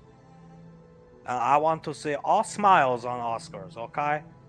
Just be optimistic. Maybe we win, you never know. Miracles have happened. Ever heard of Miracle on Ice? USA hockey team beat Russian team. Tommy was goaltender for United States. Olympic game. 1960 something. Long time ago, Julius, you'll see. Yeah, that is a long time ago. I've never heard of that. I'll look into it. One day I will show you my goalie mask, Julius, and goalie stick, and goalie baseball bat. Julius thinks for a second. You mean the glove that they wear? Yes, exactly. Catcher's mitt is what they call it. Yeah. We'll wake Icy up in a couple minutes, then. Do you want us to head down to the restaurant to meet you there, or will you meet us at the apartment? No. You guys just go ahead on the Nova. Tommy will be there. Don't worry. JJ will be there too. Not on ship, but he is host of event this year. Yes. You have speeches prepared, right? I actually wasn't even aware I was nominated. I'll have one prepared by the time we get there, though. Scar, I believe, has one prepared, and Julius looks over at Davine, and Davine shrugs. We're not going to win, so why even prepare one? Hunt groans and strokes Davine's head with his hand. Come on. Julius shakes his head. I don't think there's much convincing Davine to prepare one. My speech prepared already. Pequod, listen, it's like talking to a wall. Why do I try? She looks away, looks back at Krellin. I am not Ash's fan at all, but you cannot go up there and defame him, because that would be stooping to his level. You understand? Krellin, no plan to defame. Play nice. Trust me. He nods his head at Pequod. Pequod, yeah, right. Julius chuckles. So yeah, we're all prepared. Vargo, go ahead. You need to get ready in the next 30 minutes. Go to ship. Tight schedule, you understand? And don't worry, no red carpet for us. Tommy has backdoor entrance, unless you all would like the red carpet. Pequod, I would prefer not. And given her condition, I'd say she doesn't want to be around 1,000 flashing bulbs and backdoor, please. Vargo, there will be a backdoor. David, please prepare speech. You'll never know. There's this thing called Hail Mary in football. You'll take ball and you hit it out of park. Miracles can happen. Davine chuckles. I'm glad one of us is helpful, Tommy. David, you must be optimistic. Anyway, I have to get my tuxedo on. I will see you soon. And he hangs up. Hunk stroking Davine's cheek. Come on. Just grow. Davine shrugs again, looks at Icy, sighs. I'm not going to win, darling. There's not much purpose. I'm not going to win, darling. Playing with the tornado. Davine looks up at Suletta, then takes a spare tea packet off of the counter and holds it up. What a hero, that Tal. Suletta's head sinks into her shoulders. Davine looks over at Suletta and smiles at her. Hunk will, alright. Let's wake her up nice and easy and then get ready, huh? Davine will nod, push Icy's hair back, give her a kiss on the forehead. Icy, darling. She will start to come to, look around, start yawning. What are we doing? We have to get to the Oscars, or get ready for the Oscars. Oh god. She looks up at Davy and smiles. What am I? Oh. Sitting in Davian's lap. This is nice. Damien nods. Yes, I think it is quite nice. Pets her hair a bit more. Are you feeling any better? She nods her head. Alright, good. If you start to feel sick at the Oscars, let one of us know. You'll sit next to me. Don't worry. I'll take care of you. Yeah, you're gonna sit in between Mom and Dad. And I'm gonna have a talk with Spec Ops boy. He needs to relax and enjoy. I can't believe I'm the one now telling people they need to relax. Pequod starts laughing. It's come full circle. Like, groans. Julius chuckles. Yeah, out of the two of us, you would think that I would be the one who was way more lax. Hug nods. Suletta will snap her fingers. Girls, let's go get dressed. Get in your best tuxedo, hooligan. Yes, ma'am, will do. The boys and girls will split to get dressed in proper attire. As out to the frontier, Ash and Tal. Ash, the map doesn't represent it, but snow tundra planet. Constant snowstorms, low visibility. You wouldn't even be able to see 5 feet in front of you if it wasn't for the nifty mask. That's how bad it is. Okay. Looking around. Oh. Tal, Jesus Christ! He's like, fighting the door, even though it's in an alcove like this. The wind's so strong, he's fighting to open the door. Get inside! He's gonna quickly help him open it and get in. God, he comes inside. God, it reminds me of the winters in bloody Gallia. Yeah, I like the heat, mate, and I can deal with rain. I fucking hate the snow. He starts walking the... The cold I'm a fan of because you can always just put more on, but gods, does the snow get in everything? At least the armor comes with heaters, mate. He looks down at himself, brushes some snow off. It does, but it's quite impressive how that wind can cut right through them. This place is interesting. The Colonel should be back here. He's gonna come in, look in the door. Colonel, sit down. Colonel, sir, Blake, good to see you. Ash. Salute.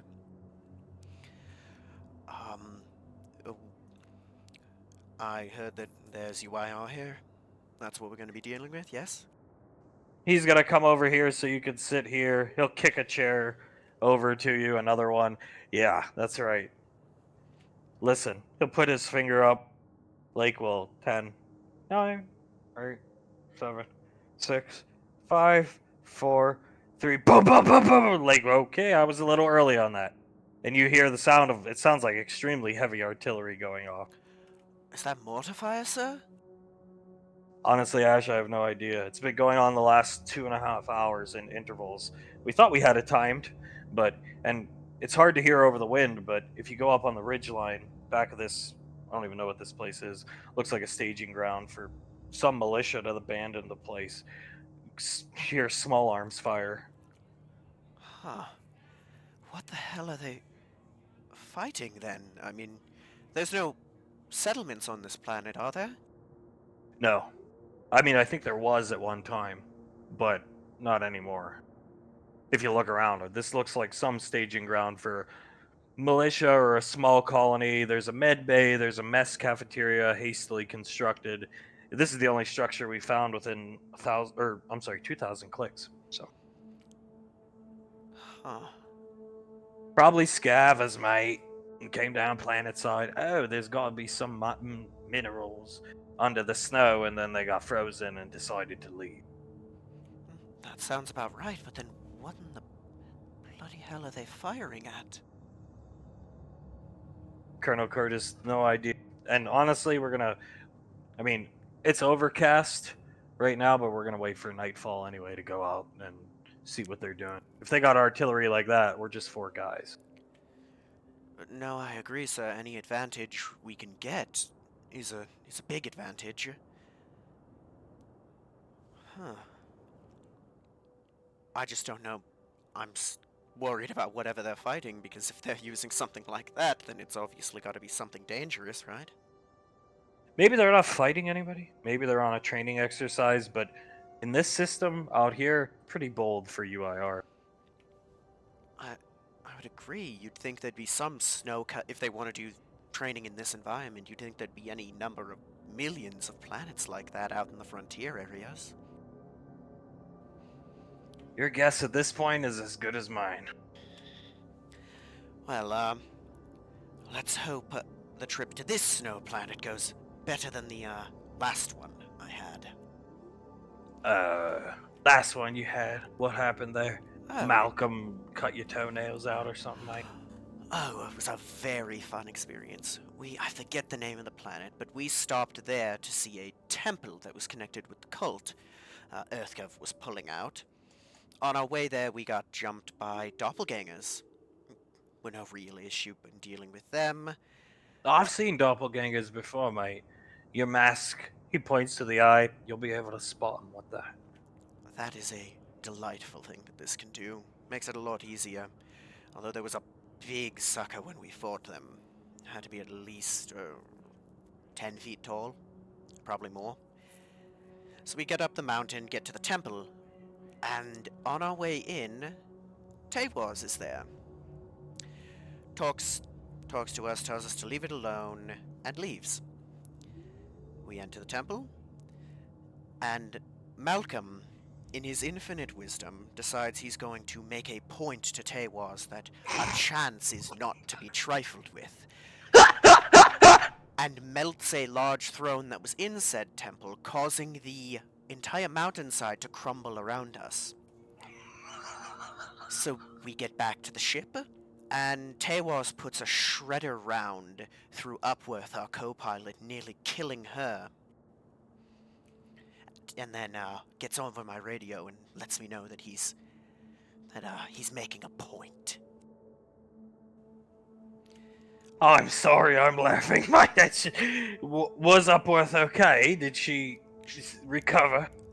She pulled through. We were able to help her recover. We got Eloquin on the ship not too long after, and she, well, taps his own chest. She is a miracle worker, but yeah, didn't go very well. Wait a minute. He puts his hand up, Kurt. You got Eloquin on the ship after. You left without a doctor? Yes, he did, sir. Well, yeah. I think the Mercurius... What, did Chances just not need medical professional? We had a cleric with us, Artis, but... Yeah. Again, not to denigrate any magic user, but it's best to have both a magic user and a doctor, in my opinion, sir. Like, what if the spellcaster is so hurt they need medical attention? Exactly. I guess the Chances just don't need medical doctor. It also didn't help that, although he was a cleric, he never cast healing spells. Is he the guy who just retired? First time ever you see Curtis really laughing. Is he the guy who just retired? Just decided he was done, even though he was on a military contract? Yes, he just retired, stayed on the ship, used the priceless artifact Warhammer that he was given as a fucking paperweight and a doorstop. Yeah, then they strung him up in that town and he died of radiation poisoning. Yes, he did. Despite me kind of joking about him being foolish, he was a nice enough fellow. But, well, didn't deserve that. No, I don't think he did. I just, a lot of people who sign civilian contracts, that you start getting into the fights, and it's too much for them. But I guess he just couldn't get off ship because Malcolm had you so far out in the bones. That would be my assumption as well, but I don't know. It's... Oh, he fought with you guys against the Geist, right? It was probably too much for him, so, yeah. That sounds about right. That was our last mission there. We got into that temple. It was ancient, even by the standards of me.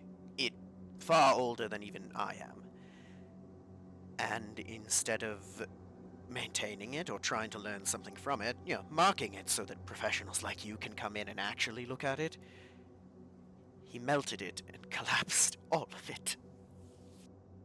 All to make a point to Tewas. Yes, to make You were all probably lucky he let you go. I mean, like... speaking from experience, yeah. I mean, there. Not to be a terrible person to anyone on that ship, but I don't think there was a person on that ship who could have survived. If Tewas Not at the had. time. No way not at the time. I mean... Maybe if Julius was lucky enough to activate his Mushin form for the first time, but that's the only chance any of us would have had to get out of that alive. Yeah, maybe. And God knows what was actually, God knows what he melted. I mean... Like, some type of ritual site, summoning site, or just a place they get together and do weird stuff, but... I mean, it looked like it. There was what looked to be some kind of font of magical energy in the middle of the room. And Malcolm tried to do a few things to it. I think he tried to dispel it, and it just did nothing. I mean... So then he got frustrated and melted the mountainside. Yes, he did. And after he melted it, something... I don't know how to describe it. It just was like a vision of some large being. The term Eldritch comes to mind, but it called us Sapiens, and Malcolm told it, "Fuck you, I'm a chance, you idiot," and cast a fireball at it. And then it knocked out Denaria. Just with a snap, with a motion of its hand, it hit Denaria with a lightning bolt and knocked her out. Colonel Curtis cleaning his shotgun.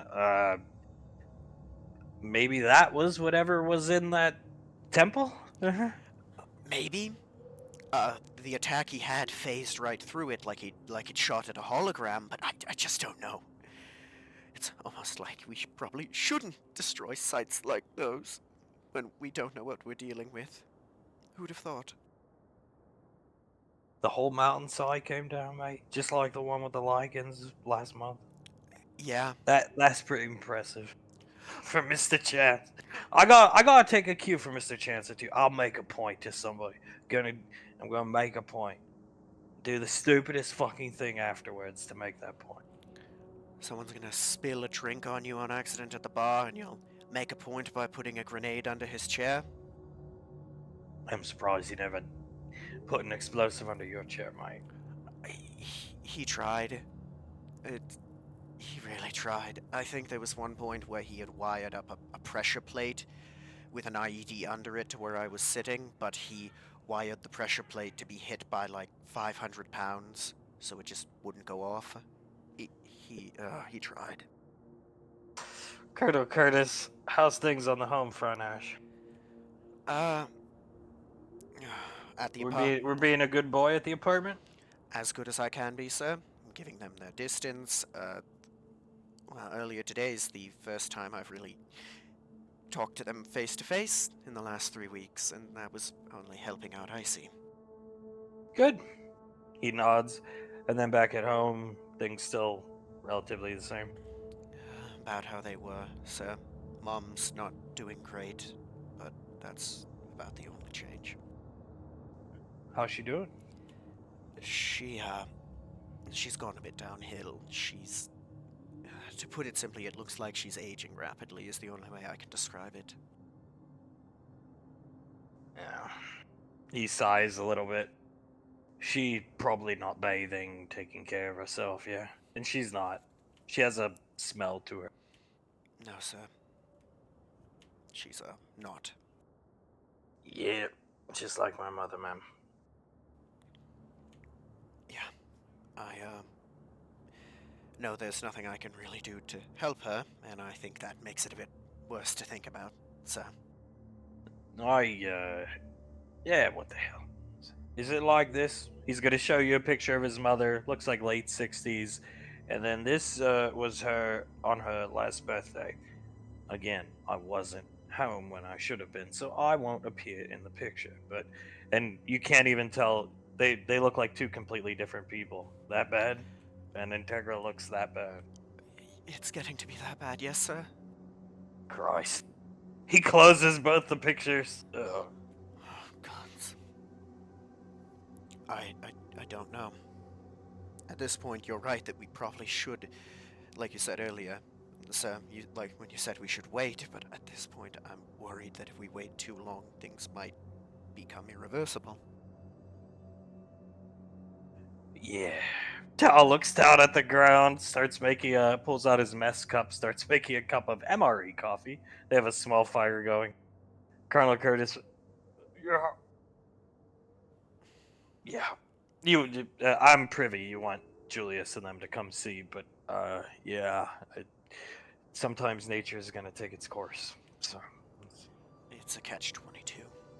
There's really nothing I can do that's the right choice, I'd say. You'll be lucky if she makes it another year at this rate, mate. I hope she does, though. But trust me, I hope she's around for a long time. I thank you for that. And I do too. I'd like to come down and see Saris. Curtis looking at you. When we first met, I told you I didn't know her and Sasha. And then, at the end of our first discussion ever, where you basically gave me no answers to any question I had, which was infuriating, Ash. He looks at you, shakes his head. I told you we had the book on you. We had a playbook on you. And Saris and Sasha, I worked with them for quite a while. Sasha's feet were already wet on the frontier. A little bit, but she was still green. And Saris was like completely green. Their first frontier missions were done with me. Like, yeah, that's right. Tal, we actually got leave for a couple months, mate. It was fabulous. Because they took our spot in the squad. Understood, sir. If you'd like to see her, I'm sure that can be arranged at any time, sir. I don't think it'd be a hard thing to do at all. I'd just like to check up on her, because we discussed it a while back, but transitioning out is a lot harder than people think. You know, I don't really want to get too much into it because we covered it, but I would worry for somebody like her because was basically grew up in the military. I joined when I was 16. I lied on my application. I said I was 17, but I was 16 years old. I was like, it was 4 days after my 16th birthday when I signed up, and then a couple months later went to basic. But Saris grew up in and around the military, so it can't be easy. No. Leaving everything you've ever known and jumping headfirst into something else can't be easy. I'd assume it's similar to the baptism in fire I had when I came here, but cranked up even more. Yeah, probably. But you feel like you lose your purpose, what you've been trying to do. Yeah. Yeah. No, I think that'd be good. You to check up on her. I know things are weird and awkward, and I can understand.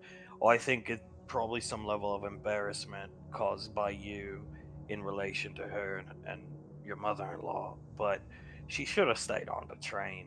Just hang around. It's not our place, and not yours either, because you're the one that caused it, but at the same time, Lorelei was quite upset that she had left. I know full well, and I can imagine. I think it would have been better. Not just for her, but for everyone, if she'd stayed on to train. She's a trailblazer and one of the best fighters I've ever had the honor to be around, so it would have been good for her and the people she trained. Colonel Curtis, she had experience on the frontier. It's invaluable experience. Train the next generation, or just train basic troops, whatever, or in conditioning. Whatever she wanted, I'm sure Lorelei would have gave her, but Or she could have. Staying on the squad wasn't an option. I get that. I'm not saying she should have. Hell, she could have had a desk job on Gateway. Or Earth.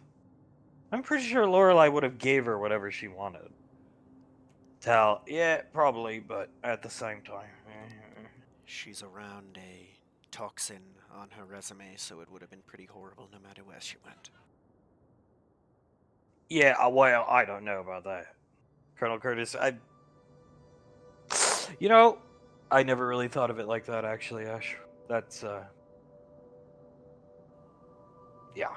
He just looks at the ground. I honestly, I've never thought of it that way until now.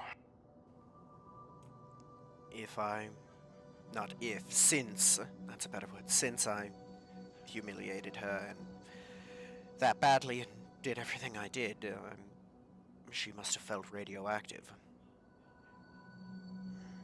You might be right, yeah.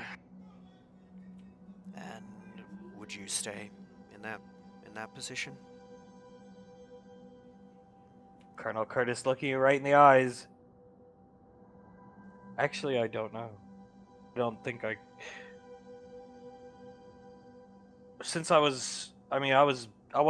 didn't win a record or anything. Don't take it like that, but when I was growing up, me and my friend, his name was Billy,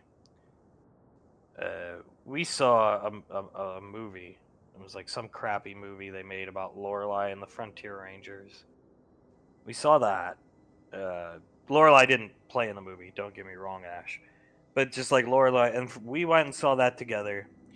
And then from that moment, Ash, I knew I wanted to be a Frontier Ranger, not just a Ranger. So then I started we started researching. You know how you go to the library, you go talk to the recruiters, EarthGov recruiters, and they tell you got to go through basic. Then you got to apply for Ranger selection, which odds are you're not even gonna, you can try, but there's no guarantee you're even gonna make it through that. The preliminary QR courses. Then you go through selection. Then you got to become a cadet. Then just all these. I was very proud of every step of my accomplishment that I made, even though there was no guarantee after becoming a cadet you're gonna cut it on the frontier. All right, that's what I wanted to be. So I was very proud of myself, and I still am. So yeah, I guess I'm sure Saris was too. Yeah. And then it was all tainted and taken away by some Muppets' bad choices. So that makes perfect sense. Yeah, mate. Yeah. I think I said it a couple of weeks ago, but it's one of those things where it starts to feel like I may have been one of the worst things to happen to her in the long run. You could have been. Now looking at you, Colonel Curtis groans. Well, you can't change it. I don't really want to know the intimate history you and her had, but she was receptive to you, so. She was. I just have to accept it and move forward, right? Give her her space, and if she wants to leave, then let her. Colonel Curtis, don't take it the wrong way. I am not trying to beat you up anymore, but, she had lived on military bases all of her life with, Integra. And you were probably the first guy that had the balls to show interest in her. So, yeah. Yeah. One, most guys aren't going to go near her, not because racism with vampire, but I'm sure you experienced some of the struggles, yeah? No, it was difficult. Especially after she fed on me, I couldn't take her out during the day. We had different cycles, her awake at night, me awake during the day. She was away training, learning about her abilities more often. It was very difficult. It was. And Tal rolls a cigarette. And two, even though none of us here have ever met Integra, her reputation precedes her, mate. Everybody's heard about her, so. Yeah. Oh no, trust me. When she first found out that we were dating, I'm surprised that I still had a head, given the way she reacted. Yeah, well, she grew to love you. She did. I had to work hard to get it, and eventually had to learn that empty platitudes of loving Saris meant nothing, until I showed it, but she did grow to care about me. What do you mean by... Oh! Actually, here, let me consult my study guide. Colonel Curtis, what? Looking at him! Study Go guide? on, Ash, go on, Ash. I've got to read. No incessantly telling somebody how much you love the other person. Oh, that's right, that was you and Integra. You see, this is my study guide. The trigger words, the things you've done that really, like, give them PTSD because of you. Colonel Curtis. He's like, quiet. What if there's UIR guy?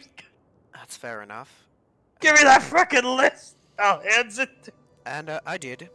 Oh God, I always would say the most cheesy, romantic things I could think of just because, I mean, she was the first person I'd ever fallen for.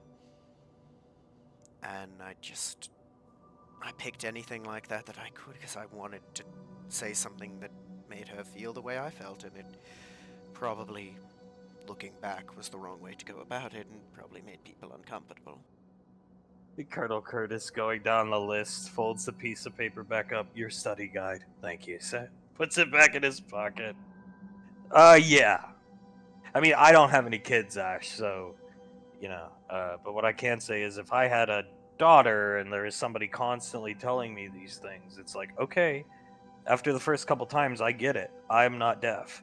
But you have to show me, you know what I mean? And if you keep telling me, that just makes me think there's something more going on. It makes you look suspicious. He shrugs slightly. At least to me. Everybody's perception's different, though, Ash.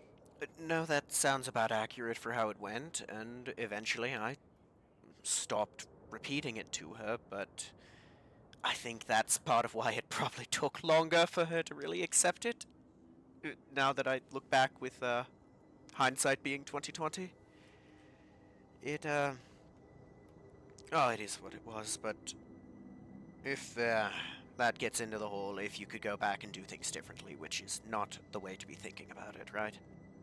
No, yeah, he's smoking a cigarette. You're absolutely right. Can't be changed, but yeah. I'm not saying it's going to happen, but if Saris and you split ways and you go after another woman, you learn from your mistakes and go and carry them to the next. But hopefully it doesn't come to that. Hopefully it doesn't. That's a sombering thought.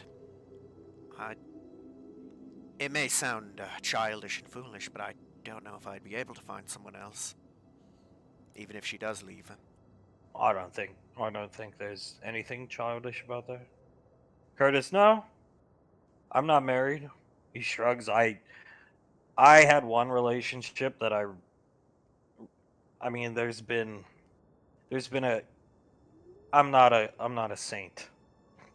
I've bedded down with a woman or two out here on the frontier. Still do if the opportunity presents itself and they're a good-looking woman. It's unnatural to live like a monk. It's not healthy. I never would do it if I was married or in a relationship, of course not. But what I will tell you is, I had a relationship. She worked for SIS. Beautiful girl. Just didn't work out. Being on the frontier, I told you our unit has the highest divorce rate of any unit, and there's a good reason. And it's hard on the wives or husbands, because there's female rangers, as you know, back at home. And she broke my heart. He shrugs. But I got over it and moved on. And one day I'll retire and settle down with some middle-aged Karen and be happy. Well, I hope you find that, sir. It is nice to have somebody. Yeah, mate, it really is. Miss Suletta. Perfect. You've been spending a lot of time with them, I've gathered? Oh yeah, I think they like having me around, but I don't know yet, and I'm not going to ask. I think it's one of these things where, like, today I got the study guide to, don't do this, don't act like Ash, basically, and yeah. So I think this means I'm basically on my way to being, like, knighted, or whatever they call it. Colonel Curtis Knight. Oh, when you get the scarf, ascot. Scarf! Yeah. Yeah, you're probably gonna get knighted, hopefully. Tal, well, I hope so. I enjoy their company. I think you will, and I think it'll be a nice day when it happens. They like you, and honestly, you fit with them perfectly, if I may say so, sir. Yeah, I appreciate that. Miss Davine offered me a place at the academy, physical conditioning. Colonel Curtis, that sounds like a one-way ticket to retirement. Yes, Tal, it wouldn't does. mind. Congratulations. From what I've heard of her academy, it's going to be a great institution for EarthGov. I think it'll be great. Colonel Curtis goes to reach for his coffee. Watches his coffee because the ground, the whole building's shaking. Watching his coffee fall off the table. It just Ash starts making him a new cup. that's the third cup. Like that's why I haven't sat mine down, Colonel. Smart ass. Uh, it's heavy shit they're using. I hope to God we find him fucking dead. Colonel Curtis taking the cup from you that you made for him. Well, knowing the UIR in my experience, there's a non-zero chance that they blow themselves up with their own artillery. Oh, like I said, maybe we'll get a piece out of Corrections Officer Nemes Day. You know we get bonus pay if we nail, like, a UIR political member, right? I was not aware of that. Do we have, like, a bingo book? I know some groups have them. Yeah, we do, mate. Corrections Officer Nemes Day, we get a bonus of 80,000 credits. That's split 4 ways. Not bad. 20,000 credits is nothing to scoff at. Especially when you gotta pay Mr. Wiseau $1 billion credits for your mansion. Yes, I do. Has he warmed up to you at all, mate? He hasn't. Maybe slightly, if I'm being generous to myself. I saw the sign on the way into the restaurant had your face and said this person is banned under penalty of jail time or something like that. Yeah, he hasn't warmed up at all. Well, it's probably a good thing you ain't going to the Oscars, mate. Yes, it is, and to be honest, I don't know how I'd feel about it. I mean, giving speeches on television, the last few times I had to do it were not enjoyable, so I'd rather not do it again, if that makes any sense. Colonel Curtis, who all from the apartment is nominated? I've been keeping up. I believe Davine got a nomination for Best Director. I believe The Room itself got a nomination for Best Comedy. Scar for, I believe, Stunt Work. Julius for Fight Choreography. Me for Acting. And I swear there's something I'm forgetting. Tal, yeah, Scar or Mr. Freetooth, Colonel. There's a scene where he's in the back of a Jeep, he's playing some type of warlord, and Malcolm blows him up with it's an ST 90 something recoilless rifle. Colonel Yes. Curtis, hell of a shot. Pyrotechnics? No, real. Tal, trust me, you hang around the rainfalls, you pick these things up. Like, this man was actually trying to kill most people on the ship, Colonel. Not just Ash, he's No, he actively... Julius he didn't try to kill because he thought it would make him look bad to Davine. Oh, wow, at least he had some common sense. But Snuff, Scar, Rolly, me, Denaria, pretty much anyone else not named Globnock, Davine, or Julius, yeah, he actively tried to kill on at least 1 or 2 occasions. Christ. Yeah, I think, yeah. Mostly me and Mr. Freetooth. He hated me for whatever reasons he hated me, but Mr. Freetooth he hated because Mr. Freetooth was not the best actor, and he, believed he was sabotaging his product. I quite like Scar, actually. Of all the armory folk, as they're colloquially known, of the males anyway, me and Scar get along. Well, I get along with them all, but he seems just like your normal working man. You know, he told me he was in Power Loader, walked on Majestic, and then the ramp went up, and Malcolm was laughing at him, and that's how he basically ended up with you lot. Yes, sir. Scar's delightful. He's a good man, kind, quick as a whip too. He's a great man to be around. I enjoy what time I get to spend with him. Well, he has Frontier Ranger material, if you ask me. Curtis speaks of.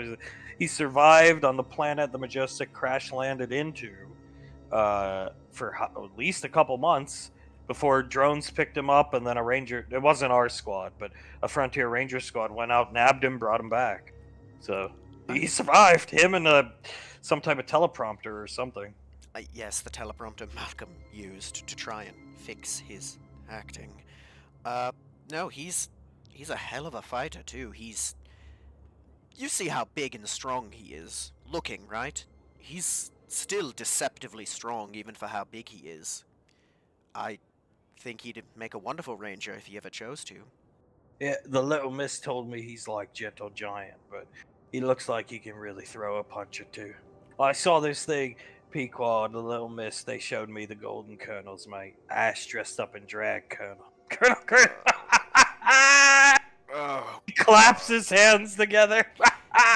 Ash kind of grabs at his stomach and bends over. Oh, please don't bring that up. That is one of the closest I ever got to just capping Malcolm. You only see an hour of it. I was stuck in drag for nearly 18 hours, filming that garbage. Colonel Curtis, I'll have to looks over at Tal. I'll have to see that. Tal, I'll get you a copy. Pequod has like 10 different DVD copies she hands out to people, Colonel. Fair enough. I mean, it's not the worst time I had filming something for him, but that doesn't really count, does it? Colonel, they told me Malcolm ran out of ideas, mate.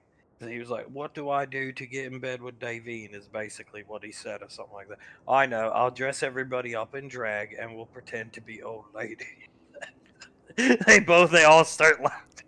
Yeah, that was before. And I asked Davine, she said she was actually interested in the show just because of how out there it was. If I didn't have to act in it, I probably would have too, just for the drug trip that it felt like. Malcolm polymorphed himself to look like Estelle Getty from the show The Golden Girls, but he still had the beard, Colonel. Yes, that was around the time he did that, and the other one he attempted to do was his stand-up career. He was a stand-up comedian too? He tried. He referred to himself as Malkin Williams. Malkin William.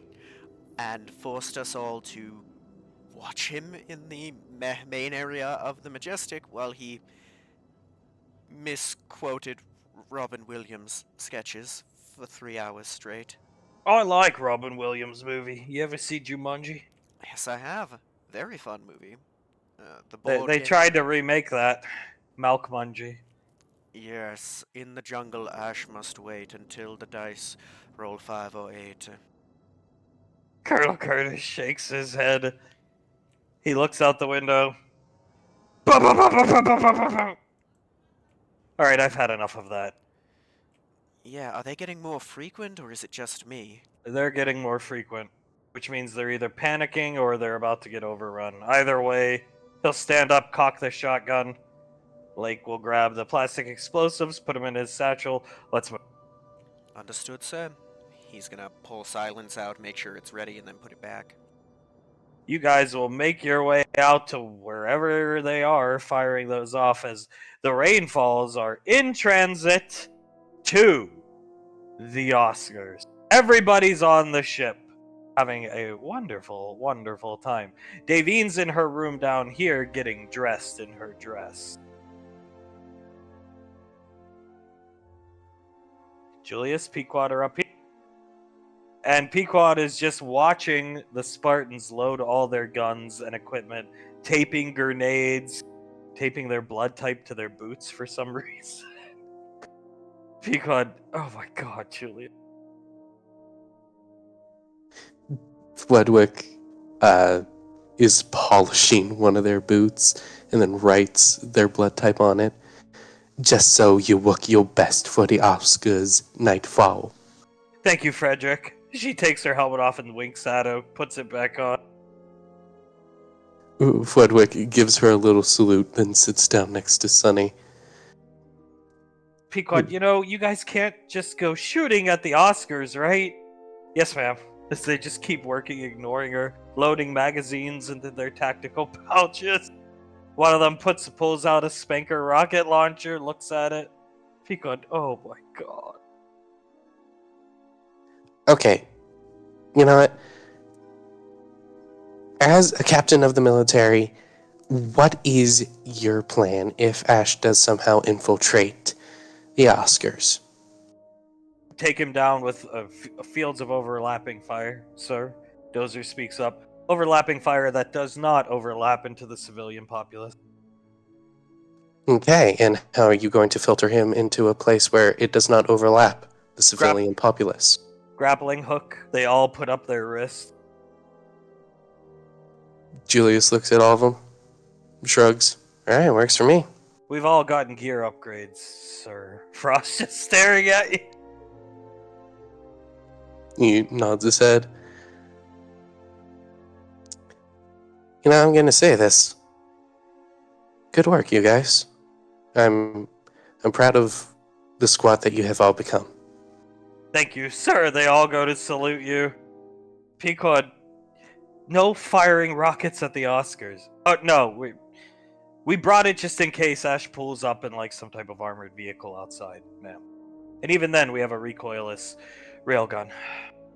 Pequod, Jesus Christ. Julius chuckles. Well, you have to say that they're prepared.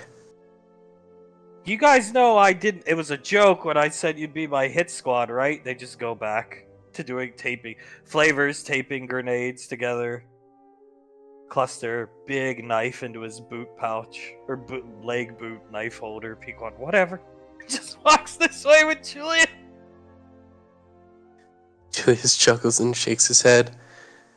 I wonder if they're actually thinking about using that knife. Pequod, yeah, probably slit Ash's throat. He's not even gonna be there. He is on the frontier right now. You really think Curtis and Tal and... I'm not sure of the third one's name. I believe it's Lake. You really think that they would let him get off the frontier just to infiltrate the Oscars? Pequod, I heard Banksy mumbling, well, what if he escapes, kills Tal, takes the dropship, and heads for the Oscars? He starts laughing. Julius scoffs, shakes his head. Yeah, I don't think that'll happen. You see Jennifer, she's staring. It's not the same type of engine, because the Majestic had a different one. But she's got a wife beater on, just like her sister always used to have. She's clothed enough for you to look at her, of course. She's putting on an over-top dress thing, and you swear to God you see her sister there, not her for a second. She looks just like her sister. In front of the engine, you saw her sister like that many times over the 2 years on the Majestic. Julius's breath sort of hitches for a second. You good? Pequod looks at you. What's wrong? She'll tug on your hand. I don't know. Sleep, something like that. He shakes his head. I'm gonna go talk to her 1 second. Pequod want me to come? If you want to. Come on, let's go. She'll come with you. Hey, Jennifer. Mm-hmm. She turns around. She's all dressed. Pequod, your hair looks good, Davine Jr. Jennifer laughs. Julius chuckles. I don't think I ever said, I'm sorry. For what? She looks at you. Lizzie, I don't think I ever said I'm sorry. Oh. She grabs her, puts her hand on her arm, and starts rubbing it. It wasn't your fault. I know, but... He walks up a bit closer to her. I never even said sorry for her loss. she was a wonderful woman, and she was a bright spot on the Majestic. And I'm happy that we have you around and that we'll have you at the ODM Academy to carry on her memory, and I'll make sure that she'll have some kind of shrine, wall of remembrance, something like that, at the Academy. She'll walk up to you, give you a hug, rest her head on your chest.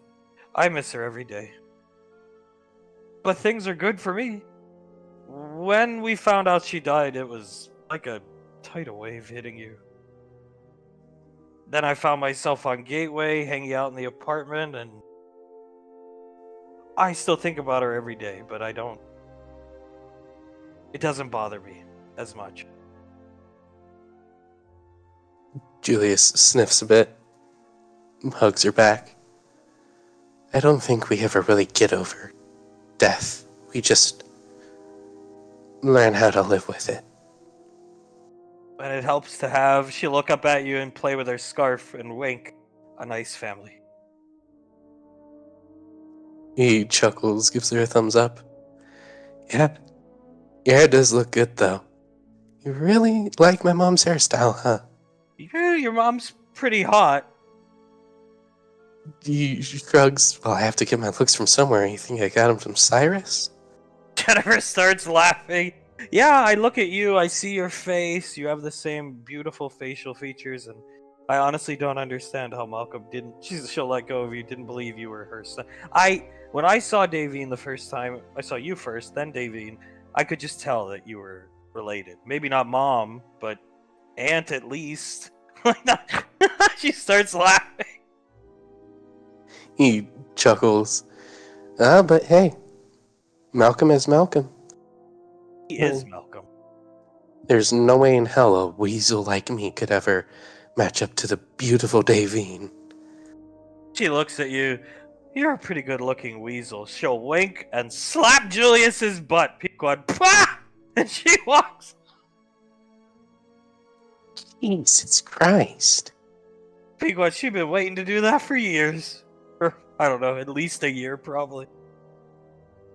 He shrugs. I guess so. I'll have to remember that one. She winds up and does the same type of smack. God, if Lorelai just saw that, she would be so jealous of the two of you. Or she'd be in line. She'd be pushing me out of the way to get in line. She would give it a couple swings, too. She's gonna put her hand on your chest and kiss your chin. You feel good? He looks up, looks back down at her. Yeah, I feel good. Gave her a family, Julius. She'll kiss your cheek. He shrugs. I saw her as Lizzie for a second. She looks up at you. Oh, is that why you, stop? Yeah.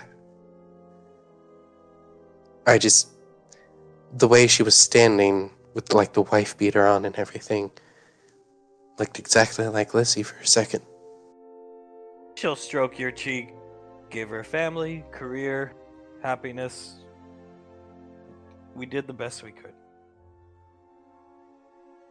He nods a couple of times. Yeah. We'll have to remember that wall of remembrance thing, and he shrugs.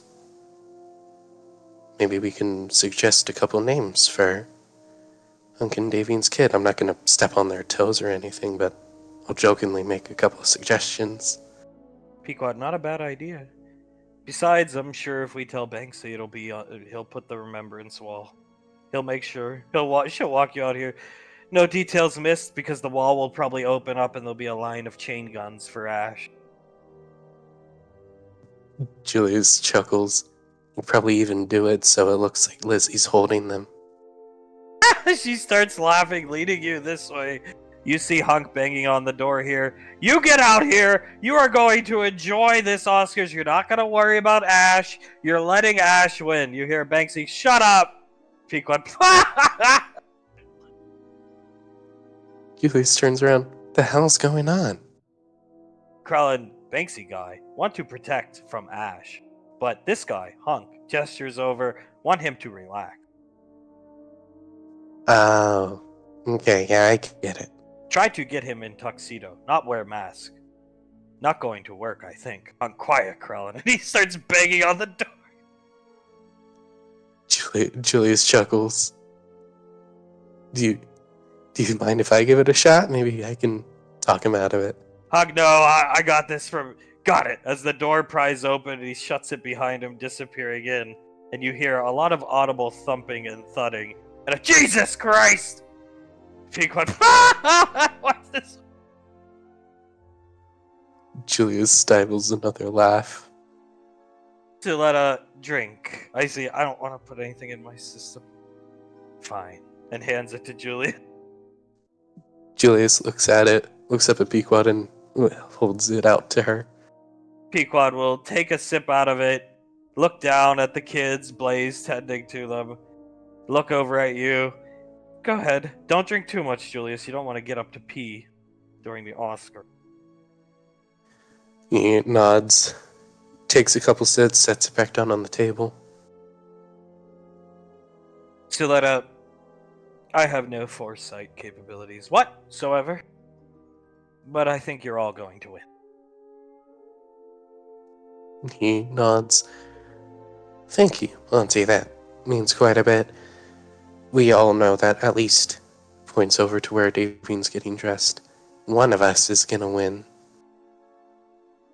Suletta, Mr. Wiseau will probably be waiting for us at the back door of the Academy building. I hope he at least shows up presentable-esque. Not in his dirty clothing from the restaurant where he has like food stains and stuff on him. Oh, I'm sure he'll look as presentable as me or Hunk. Don't worry about it. Pequod, you notice he's been wearing sunglasses indoors? Or is that just me? I see, no, I noticed. Well, what do you think they are? Like, maybe they're those prescription sunglasses and he lost contacts, an actual pair or something like that? I see. No, he says something like, these sunglasses to help see for dolphin. Huh? Suletta, what? Just shakes her.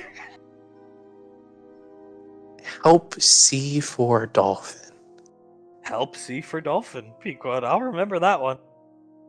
When my dad asks, why didn't you tell me about what Ash did? Help see for dolphin. Sounds like Krellin. Krellin, I heard that. Looking over. Julius chuckles. Tommy's a mysterious guy. Sometimes you just gotta go with the flow when it concerns him. Pequod nods as Krellin hears Hunk, get in here, Krellin! Krellin, coming, goes in the room. Pequod, well, that's going terribly. Imagine needing a Star Child to help you out. Getting a 17-year-old dressed in a Oh, tux. you brought the Star Child. Why don't you just bring the Drake? Hunk, don't take that tone with me, young man. Pequod, this is great. Julius covers his mouth and starts laughing. Suletta, I actually find it endearing that they want to protect us from Ash. Oh no, it's very endearing. He gestures over to the room Banksy's in. That's pretty funny. I mean, come on. I see shoes on the other foot. Now Zanzibar will come beat up Dad, probably. What comes around comes around. What comes around goes around. Pequod nods. What's Davine doing? They're getting dressed, I think. The door of the bedroom opens. Krellin comes flying out. Towns boop, steps out of the way. Krellin hits the door. Ow! Rubs the back of his head. Blaze, looking in the door, looks at Krellin. Julius leans over, trying to get a better view. Towns is gonna pick Krellin up. Krellin, very weird. Towns helps him up. fighting, arguing, all the time. Relax, relax, relax. I say, just throw this. Pulls out a grenade at Ash. Everybody relax. I'll be taking that. Except for Krillin! Walks into the Spartans. Pequod, yeah, he's gonna totally go up there, defame Ash, and we're gonna stoop to Ash's fucking level. Icy, have faith. Oh, well, I mean, I'll have faith. It's gonna be great. Then he's gonna say something like, I, Ash, I sit on babies. Oh no! You know, Tao told me they're going to show Ash the Oscars broadcast live, only they're so far out it will take hours for the transmission to reach them. But Ash carry on. She starts laughing. Julius starts to laugh. I mean, come on. Is there really anywhere else it's gonna go? Like, Icy, what is Krellin thinking of right now? Thinking of, she's gonna look over at him, Krellin rubbing the back of his head, comes over, pats JJ on the head. Apparently he's thinking about what he was doing yesterday morning. Him and Lorelei were throwing tomahawks at pictures of Ash. He looks at Suletta. Hey, exactly. Suletta, oh, even Lorelei is a fan of him. I hope they had fun. Tomahawks? Icy, the ones we've been throwing at our window to ask for leave every once in a while. She's collected them. How much you want to bet she's also collected the little notes I've written her? Oh, those are probably in an air sealed tight bag, Julius. Pequod looking over at you. Oh, yeah, true. You can't let this scent get away. She probably has a long day at the office, busts one open, sniffs it to take the edge off. Suletta like a crack fiend. Lorelei doesn't need any alcohol or drugs. All she needs is a whiff of a Julius. Punk falls out on the floor on his ass. You little punk ass bitch! Goes back in the room. Pequod,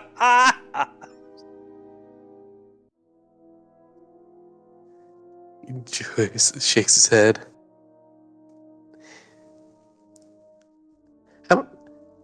I wonder, is he gonna wear a suit? Or at least take off the Spartan armor? I bought him one. We'll see if he wears it. I guess that's what they're fighting about right now, as there's more thudding coming from in here. But they're all preoccupied about shooting Ash in case he shows up. Yeah, me and the Spartans had a little talk about it. Crossfire, gonna funnel him into a place with no sieves by using the grappling hooks. Hopefully Ash doesn't come around. I see, they weren't acting like this until Lorelei called them all to her office for some reason. Pequod. Yeah, I won. And then magically they got armor upgrades, the best Beta 5 has to offer. Oh, and that ridiculous black paint job. And a name change. Reaper Squad. Reaper? I see, looks at you. Yeah, Reaper. Next thing we know, Banksy's gonna start calling himself Mr. Death, like Dad. Pequod does that exact noise, and have you seen their new unit insignia? Suletta speaks up. I have not, I gotta see it. She types on her wrist computer. I was doing some digging after we found out Lorelei was the one who approved all those upgrades and gave them jurisdiction to operate as your bodyguards from here on out. It is like the old Headhunters logo, but it's got like Ash's beard, it's got a cigar hanging out, 2 pistols behind it, and then a knife through the skull, and a lazy eye in one of the skull sockets. Julius's mouth is wide open, his eyes wide with surprise. I see, come on, I'm looking at it! That's ridiculous! Suletta, Lorelei is the one who commissioned it. Not the Spartan children. I see, oh. Oh, God. Pequod, so she's really looking for reasons to do him in. Suletta. I guess so. Suletta, Jesus. think about your journey on the Majestic. I know you don't like to relive it, and you shouldn't enjoy reliving it. But do you know any other individual, whether you were cooperating with Malcolm or not, would have went to jail multiple times over? Let alone you should have probably been executed for being involved in half the things you were. She stuck her neck out for you. She looks at Julius and Asherion, more so Asherion, many times, because unlike you, Asherion was the target of many of Malcolm's stupid stuff. So, yes. Yeah, when you put it like that, it makes sense. You stay on the Ranger General's good side. It is common sense. Especially when you're first meeting with her, you come wearing stolen Ranger armor, and she lets you walk out alive. Yeah. Pequod, well, that's why we didn't fucking tell anybody. Oh, Lorelei, Ash threatened this. Ash is doing this. Like, yeah, maybe we should have. But still, that is a fucking crazy logo. So let Lorelei drew it. At least the base concept, and then they had one of the artists, stencilers, Engineering Corps, who the hell knows. She even gave it a lazy eye. Picks up the drink again, takes another sip. Sasha, I like it, personally. I think it's a bit overkill. But the lazy eye, a bit too much for my taste, but yeah. Oh, but everything else is A-okay. The beard, the guns, the knife through the head. Sasha looks at you. You're not going to have to inherit him as a problem. I will. Julius shows his teeth a bit. Yeah. You know, it's never too late. Maybe we could change, but then again, I don't want to inherit Ash either. Never mind. Sasha, yeah. Exactly. As much as it would make me feel happy to send him to jail for the rest of his life, it would still hurt me deep down on the inside. I don't want to talk about it. Krellin, mixed emotions. Friend, betrayal. Sasha, yeah. Fair enough. Yeah. Pequod, yep. I get the same feeling when I think about some of the things he did and the good times we had. Either way, we're still not going to defame him! Krellin, never would. Don't know what defame mean. Ha ha. He just looks at Pequod. Oh god, that laugh does not spawn confidence, I see. I see, looking up at you with a blank expression, hugs you. Pequod,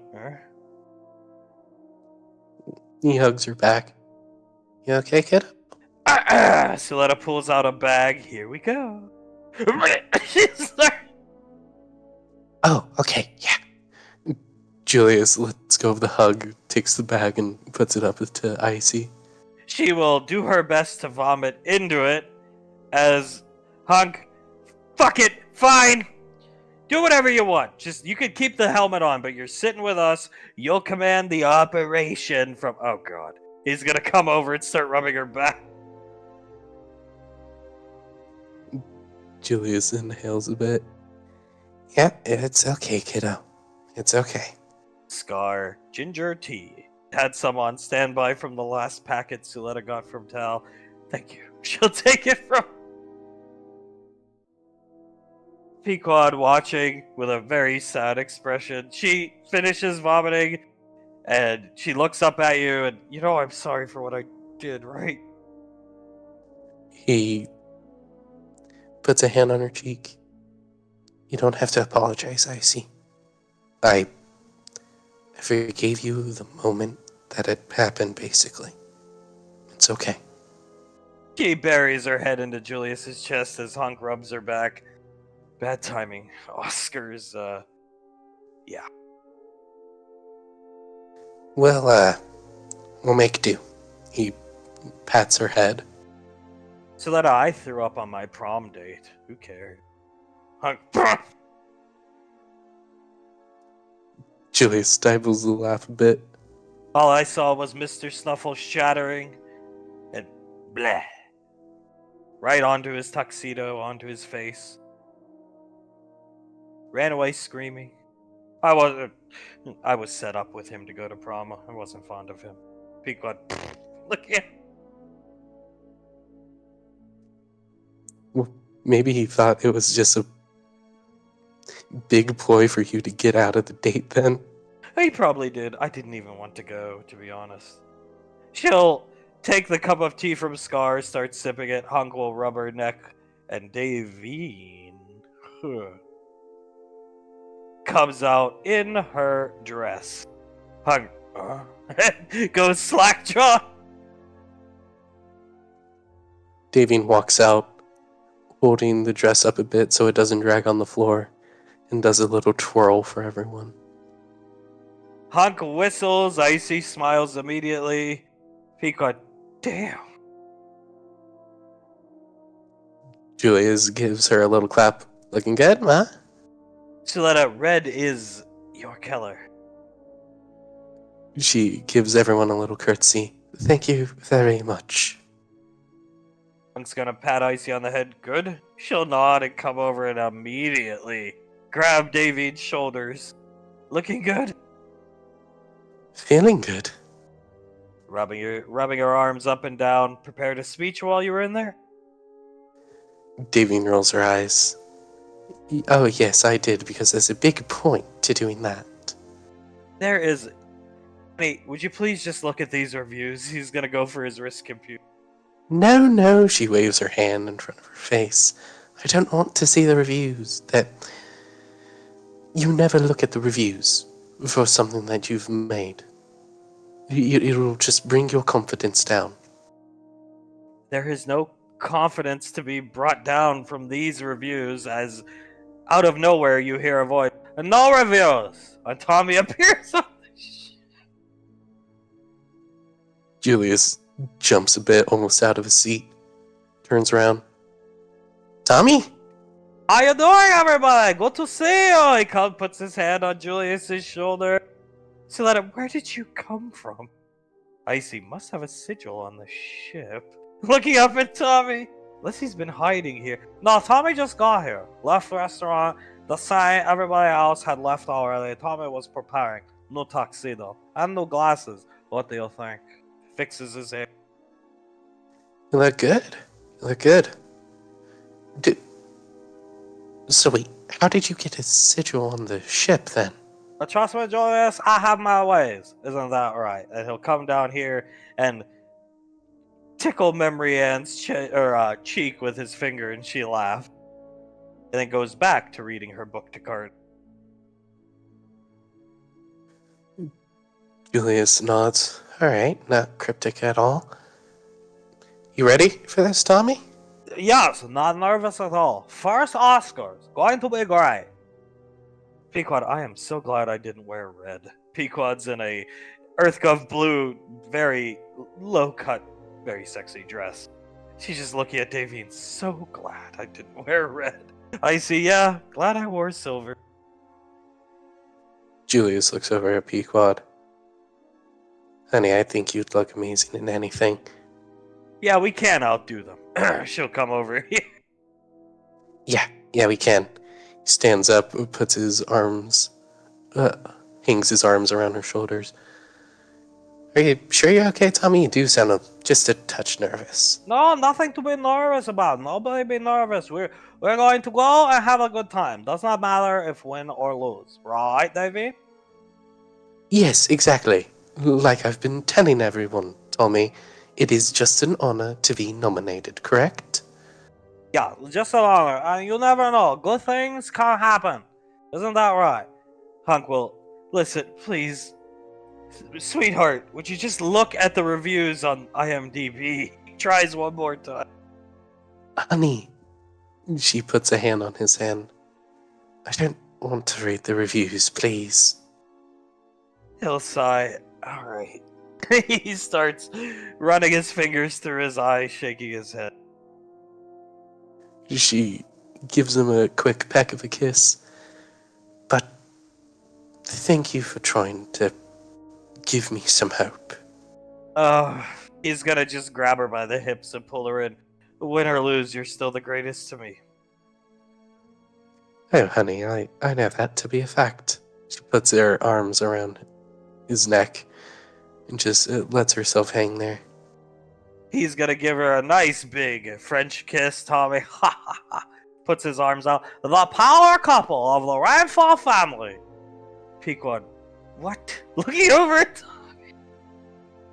Julius grits his teeth a bit. Yeah, sure they are. Then set the standard for all couples, for Rainfall families, for generations to come. I see. Scar can't argue that point. God damn it. God, we gotta step up our game. Slams her fist into your chest. Yeah, we do. How do you suppose we do that? We have. She's gonna whisper in, kiss your ear. We have Spider Colonel costume. They've got nothing. Julius nods. Oh, they've got a princess outfit that Hunk wanted to see her in. Me. That's it. Julius shrugs. That's nothing. We got Spider Colonel. Tommy, very happy. Everything worked out for you two. Pats Davine on the shoulder. Pat starts rubbing Hunk's shoulder. They're still kissing. I always like this. That is true passion. You'll see. He turns around, lowers his glasses to look at Pico. Shut up, Tommy. Tommy, ha ha ha. Julius sighs. Do you think Tommy's just instigating? Or... Yes, I do. She's looking right at Tommy. He wants us to step up our game. Motivation, Julian. Yeah, motivation. Yeah. He puts his hands on Pequod's hips and brings her in so her butt touches his groin. Tommy will look at you guys. Hunk will let go of the kiss. Ugh! He's like almost cross-eyed, trying to look at Davy. Davine's out of breath, cross-eyed, actually, and shakes her head. That was a good one. Yeah, well, this dress just looks amazing on you. What can I say? As Krellin goes into the med bay. I thank you. I think it looks good on me too. You look amazing yourself. As she fixes his coat a bit. Do you want me to carry you in the back door, or would that ruin the dress? I don't want to ruin the dress. Make a good wedding dress. I think so too, but I would prefer it if you carried me, even if it messed up the dress. Alright, then I will, as Tommy will sit down and relax. Hunk will let her sit down. Can't take his eyes off of her, Pequod. Mumbling. Julius just shaking his head. I got nothing. Icy snaps her fingers, the medbay door opens. And everybody sees Ash standing here. Everybody knows except Tommy. What the fuck is this? He gets really angry, takes off his glasses. What the fuck is it? Why is he here? Banned from Rainfall Production! I will turn this ship around, Julius. Nobody win an Oscar! He starts marching his way over to Ash. Tommy, it's Krellin. Me, Ash. Sit on babies. Tommy. Oh.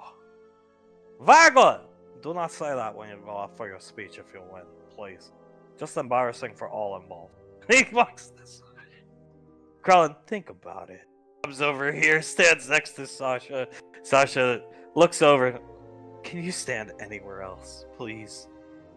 Krellin, fine. Walks over this way. One step away from her blades. The Spartan children are aware that this is going on, right, sire? Hunk, yes. They've been briefed. Good! Uncanny resemblance. Yeah, this... Julius turns around, puts his hand out to Icy for a high five. This is one of your better ones. He winks and gives you a high five back. Yeah, General Lorelei said I should polymorph him into our Naki, but like Pequod said, we're not stooping. Whatever. Julius thinks for a second. Well, I mean, like, we could pitch it as Ash putting on the physique and build and everything that he had during the movie. No, never mind. Never mind. We're not going to stoop to that level.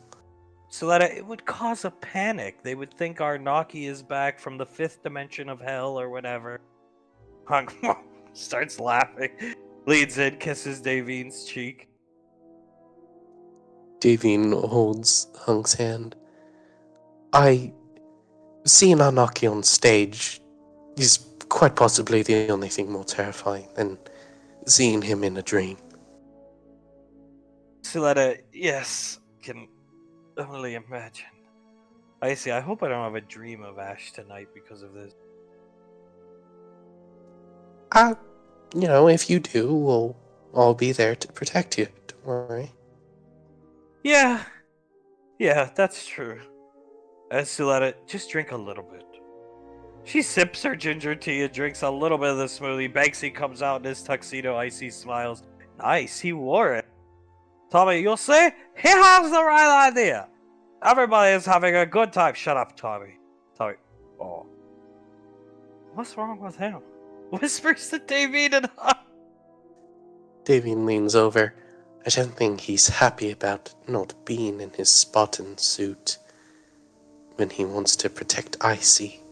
He glares at Krell and Ash the whole way, comes and picks her up and starts rubbing her back, glaring at Ash. Tommy, I'll say Ash do a lot of damage.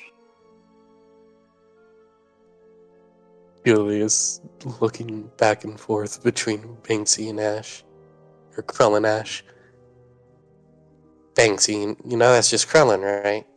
Yeah, it's just the sight of him, though. As Towns leads the Spartan kids out, and they're all just standing here. Frost, sitting on the boxes, playing with a knife, just looking at Krellin. Frederick comes, stands next to him. Sonny, looking at Krell and Ash, I should say. Fredwick looks over at Ash. Cracks his knuckles a bit. Ashewion. No, me Krellin. See? Polymorph. Magic trick, little one. Points over to Icy and Icy. It's Krellin, Fredwick. Ah, I understand now. Krellin, good friend. Fredwick puts his arms around Krellin's shoulders, which is more just like putting his arm around Krellin's waist. Krellin, friendship embrace, puts his arm around Frederick's waist. Icy, oh my god, please don't let them walk into the Oscars like that. I mean, that would be some good press, though. Could you imagine coming in through the back of the academy? Asharian and President Fredwick coming in together? Nightfall glaring right at Ash. Sniper rifle aimed kind of towards him. Sasha, Nightfall! She lowers. God, this is ridiculous. She just lets out a groan. Julius leans back in his chair. Yeah, it is a little ridiculous. And next time, I think maybe the polymorphed individual rides with the Saint and Brandon. Yes? Yeah, I think that's the plan. Sasha, out of the corner of her eyes, keeps looking at him. God, he's gonna be my problem, and I hope I never make General. Maybe she'll change her mind. Colonel Curtis would be an excellent replacement. Krellin, never fear. Krellin here puts his hand around her shoulder, brings Frederick over with him. Oh! Sasha grimaces immediately. He even smells like Ash. Cigars, coffee, it's not a bad smell, just... Oh. Davine looks over at Sasha. I'm sure it'll be fine, darling. She groans as Blaze, looking right at Ash and then back at the Spartans. No blue on blue, yes? The Spartans all nod their head. Good, this is a big moment. The rain falls, we're all going to the Oscars. The eyes of the world and most of the frontier will be on us. We don't want any accidents to happen, children, as they all nod their head at Blake. Good, because should any accidents happen, I will not give you those retrofitted upgrades for your weapons you wanted. They all, yes, sir. Just stare at him and smile, or salute. Hmm. Maybe we should have Blaze around more, just to keep the Spartans in check just the tiniest bit. He comes over here. We have to keep up appearances, sire. We can't have anything stupid happening. Yes, Blaze. Very good thinking, thank you. Besides, they all want upgrades for their primary weapons. Grenade launchers, heat beams, death rays. And Lorelei has gave me an open checkbook to get them whatever they like. Julius turns around, just lets out a whistle. Well, alright then. Suletta will turn and show Davine their new squad emblem, which Suletta gestures, and it's on both their shoulders. A smaller version on their helmet visors. Nobody's really noticed it till now. Davine looks at it, looks over at the Spartans, looks back at the emblem, and then starts maniacally laughing. Oh my god. Covering his mouth. Julius looks over at Icy. Well, she likes the emblem. Icy, yeah. I'm glad she's happy. Looking at poor David. She's probably gonna win, you know that, Julius, right?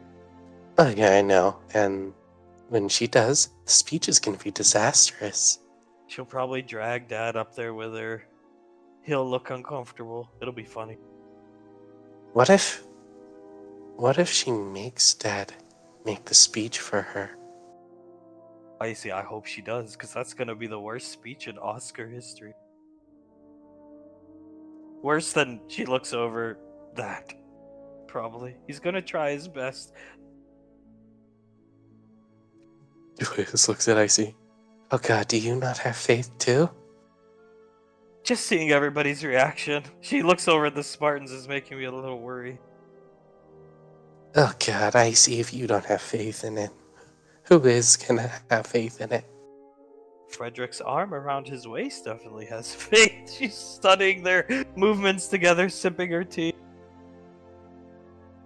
Frederick is just sort of swaying back and forth like he's listening to a song in his own head. Pequod looks up at her. You feel better? See, now I do that somebody isn't fighting in his room. Banksy, sorry. Ah! Suletta feels the ship land. Or hears the nav computer go off. Pequod, oh god. It's time. Here we go. Julius cracks his neck and Davine rubs her arm up for a second. Alright, everyone. Best faces on for this. Nothing to be nervous about. Nothing at all. Everybody's first Oscar. First of many. Hunk will pick you up, yeah? Yes, please. He will pick Davine up. Everybody starts leaving as Pequod has landed the ship. Everybody starts making their way off. As people are making their way off, though, Julius, you notice Tommy like nervously fixing his hair, mumbling to himself. Not going to win. It's going to be bad. Still got the yacht though. No problem. That will make everybody feel better. As he follows Davine and Hunt. Julius watches him leave. Did he say yacht? Yeah, I thought he said yacht. She shakes her head as people are filing out. Out on the frontier. You guys have combat crawled up, all the way up, wind kicking up, and you see these big trucks and they fire off a salvo over the cliffside. Colonel Curtis, you're talking in your internal mics built into your helmets. Well, these would be the culprits. Yes, they would, but he's gonna look, see if he can see anything off where they're firing. Nope, they are firing down into a valley. What do you think they're firing? Into a valley? Maybe they've got something big cornered? some type of animal, but why the hell would they be using Scud missile launchers, mate? I mean, if this was somewhere like a Nova, I'd say it might be something like a Druk, but would there be anything that big on a planet like this? Like, native wildlife to this planet is, I mean, well, I'd say docile for the most part, with the exception of one species. But they're not big enough to warrant us 3 Scud missile launcher trucks. You know, those are, for the UIR, those are like very expensive. For us, that's nothing. But the UIR doesn't have things like this in abundance, nor any manufacturer. That's second or third hand bought stuff. That's why it looks so old. No, that makes sense. I mean, Gallia had big ice worms. You've seen Dune, right? The worms in that. It was like those, but they burrowed in icy areas. But I doubt they have those here. And even then, this would be hella overkill for those. Colonel Curtis, look. And he gestures down this way. We got a runner. As this guy runs up here to this guy. Can we see what they're saying? He's gonna try Yeah. and look. Fix your built-in binos. Directional cam built into the helmet. He taps the side of his temple. He'll do what he says. This guy, out of breath. This guy just looking at him, shaking his head. Everybody on the expeditionary force got wiped out, sir. This guy steps back. Everyone?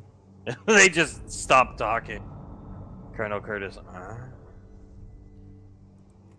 Expeditionary force wiped out. Then they're obviously encountering something hostile, right? This guy, you points, you,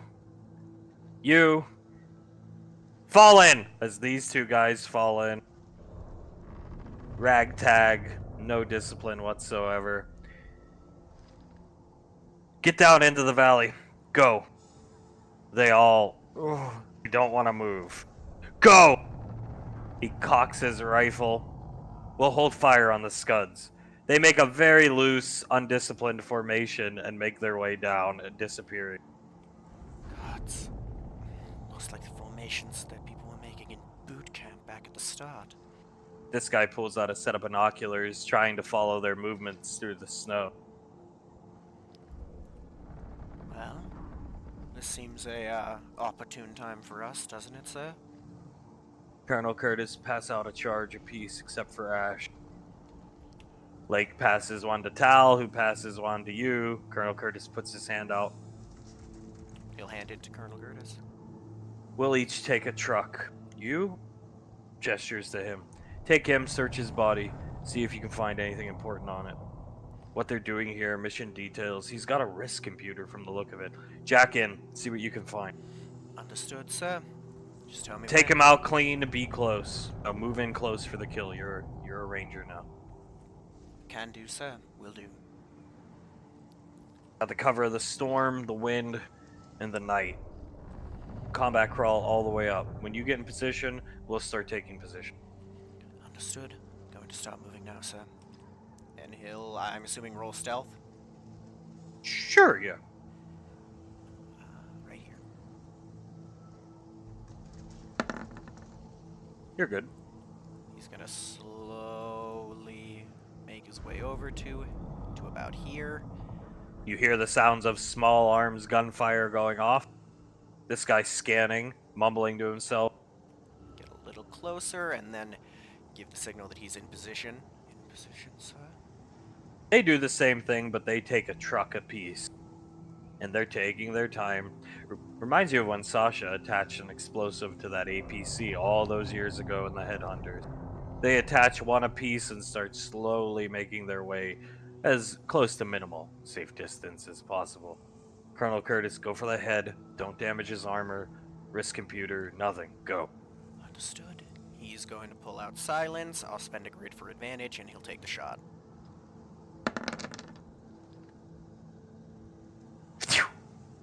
Ding! Because the bullet goes through the helmet, doesn't exit the helmet, and the guy legs go to jello and collapses. He's gonna grab the body and slowly pull it away from where the explosions are gonna go, And Back here, mate. Back here, mate. He's gonna jack in. They will detonate their explosives, blowing up the trucks. Big explosion. Well, if they didn't know someone was here, now they do. Although I think they're too preoccupied. Still the sound of small arms gunfire going off. Colonel Curtis jumping over the wall here.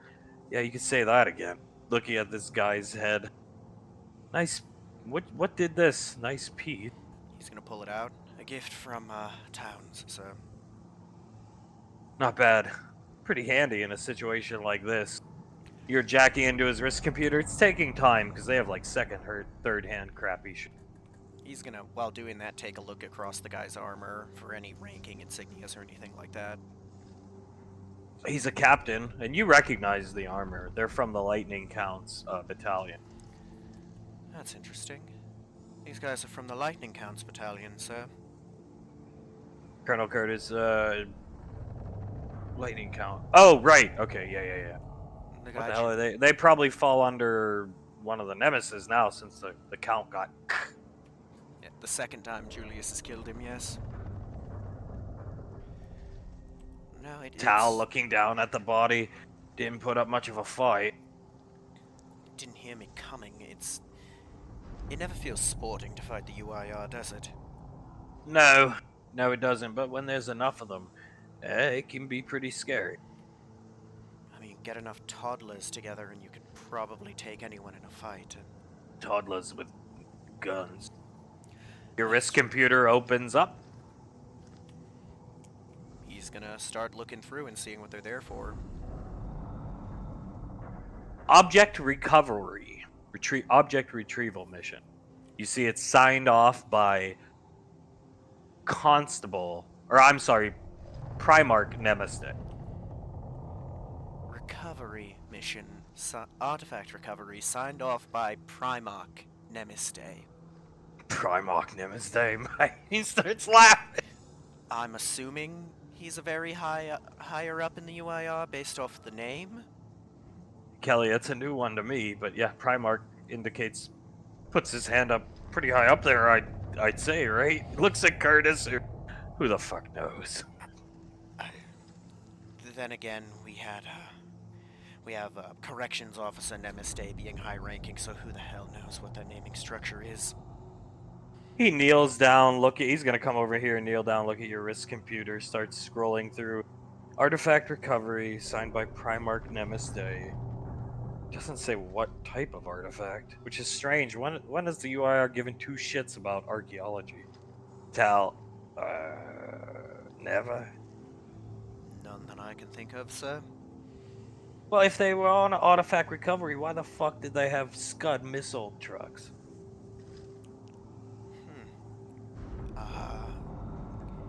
Maybe the artifact in question is some kind of EarthGov or cult tech? Oh god, I hope it doesn't have to do with the cult. EarthGov, I could see, yeah, but oh boy. Maybe something not unlike that, not unlike the mobile suit we found. Maybe something like that. That would make sense to bring weaponry to retrieve. You see Kelly looking over this way. Gunfire stopped. Oh, it has, hasn't it? Given what they said about the other groups being wiped out, I don't think it stopped because of a ceasefire. Check his squad uplink on that wrist computer. Should be able to see the vitals. I'll check the uplink. All flatline. That confirms the suspicion, sir. All KIA. Signed off by Nemesday. He's scrolling through his wrist computer. Here we go. He starts reading a document. Code Black. Primarch Nemesday. I tracked an object leading to this planet that attacked an outpost in the next system over. That'd be the Sky system. Which, yeah, there's definitely some UIR holdouts there. An object attacked an outpost, so we're talking about... Down to EarthGov plane, Marauder suit. Scud missiles make sense. That's what I think. A marauder suit, something not unlike that. Just something. It has to be something hostile. Probably. That's what more I than would that. think, yeah. But wouldn't... I know we don't know about everything, but if it was EarthGov, wouldn't we have heard something about that by now? Wouldn't the General know about that? Colonel Curtis, Lorelei is the one that sent us out here. She didn't say any... She said there was UIR troop movement reported on the planet by SIS. She doesn't leave us in the dark. So it's probably not EarthGov, because I would assume the General would know if one of our marauder suits or if a ship or something like that attacked a UIR outpost and then went missing. Probably something that got away from them, mate. Maybe experimental weapon turned against them. They've been known to fuck around with smart AI. Yes. Ugh. Not a fan of UIR or cult AI. They tend to hurt people I care about, right? I could see that, yeah. He's looking down at this guy's body. Well, the small arms fire stopped. They're all dead. Truck's disabled. Colonel Curtis, suppose we should, how about we wait it out? Just give it like 15-20 minutes.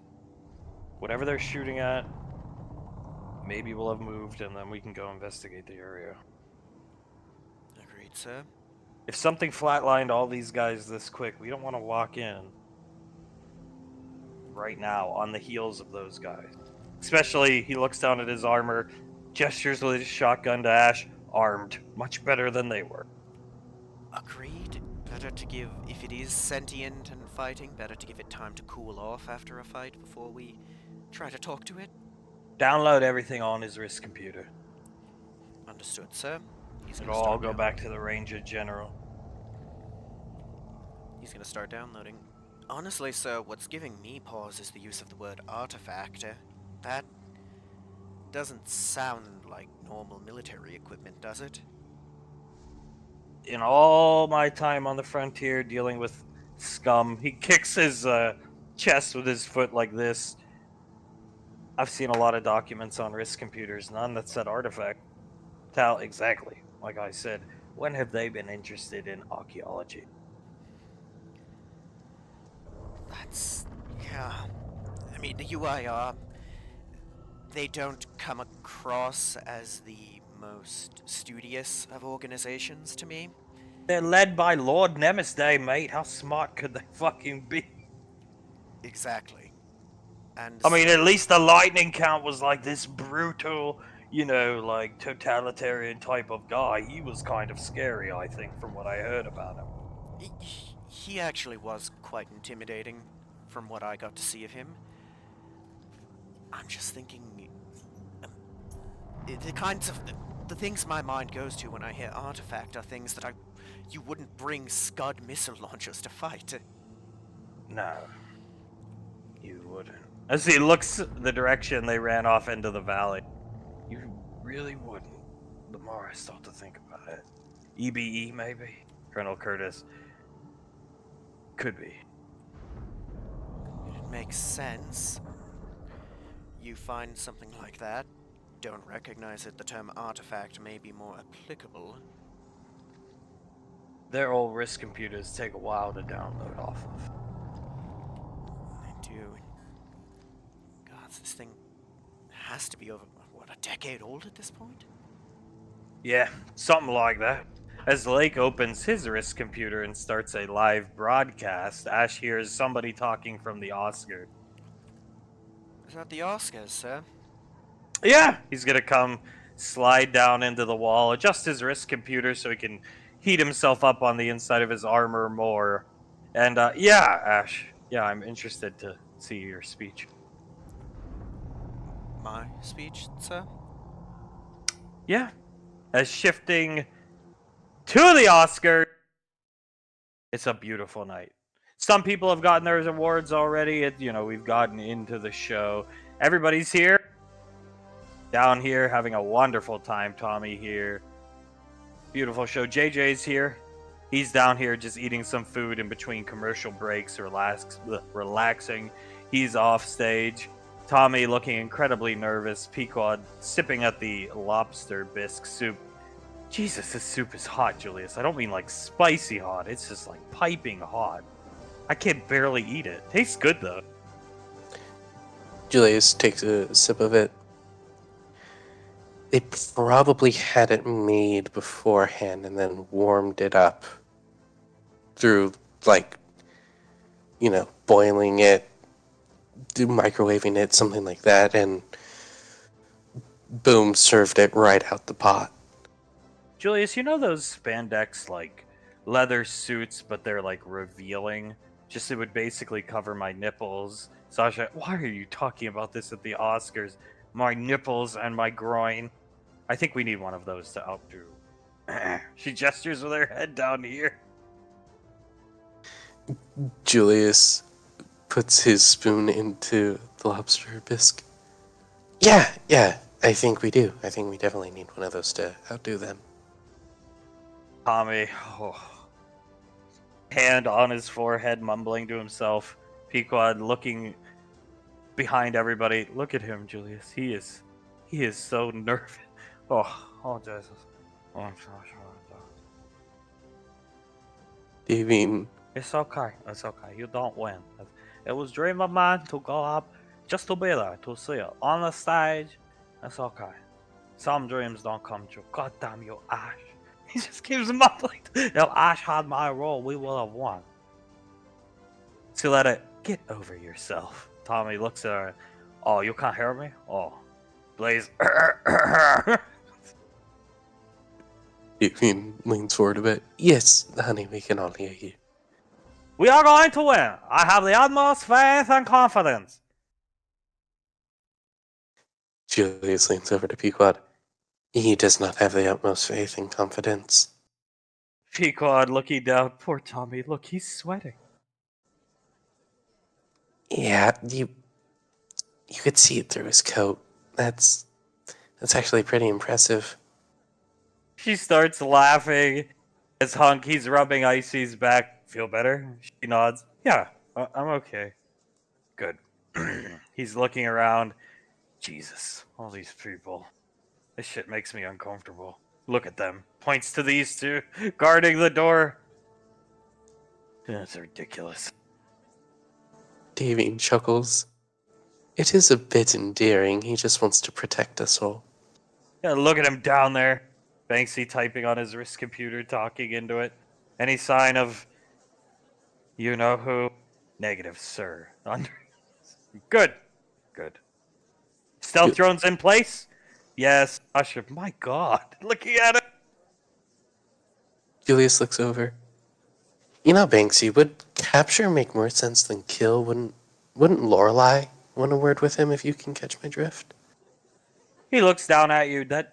We do have trank rounds, taser guns, nets.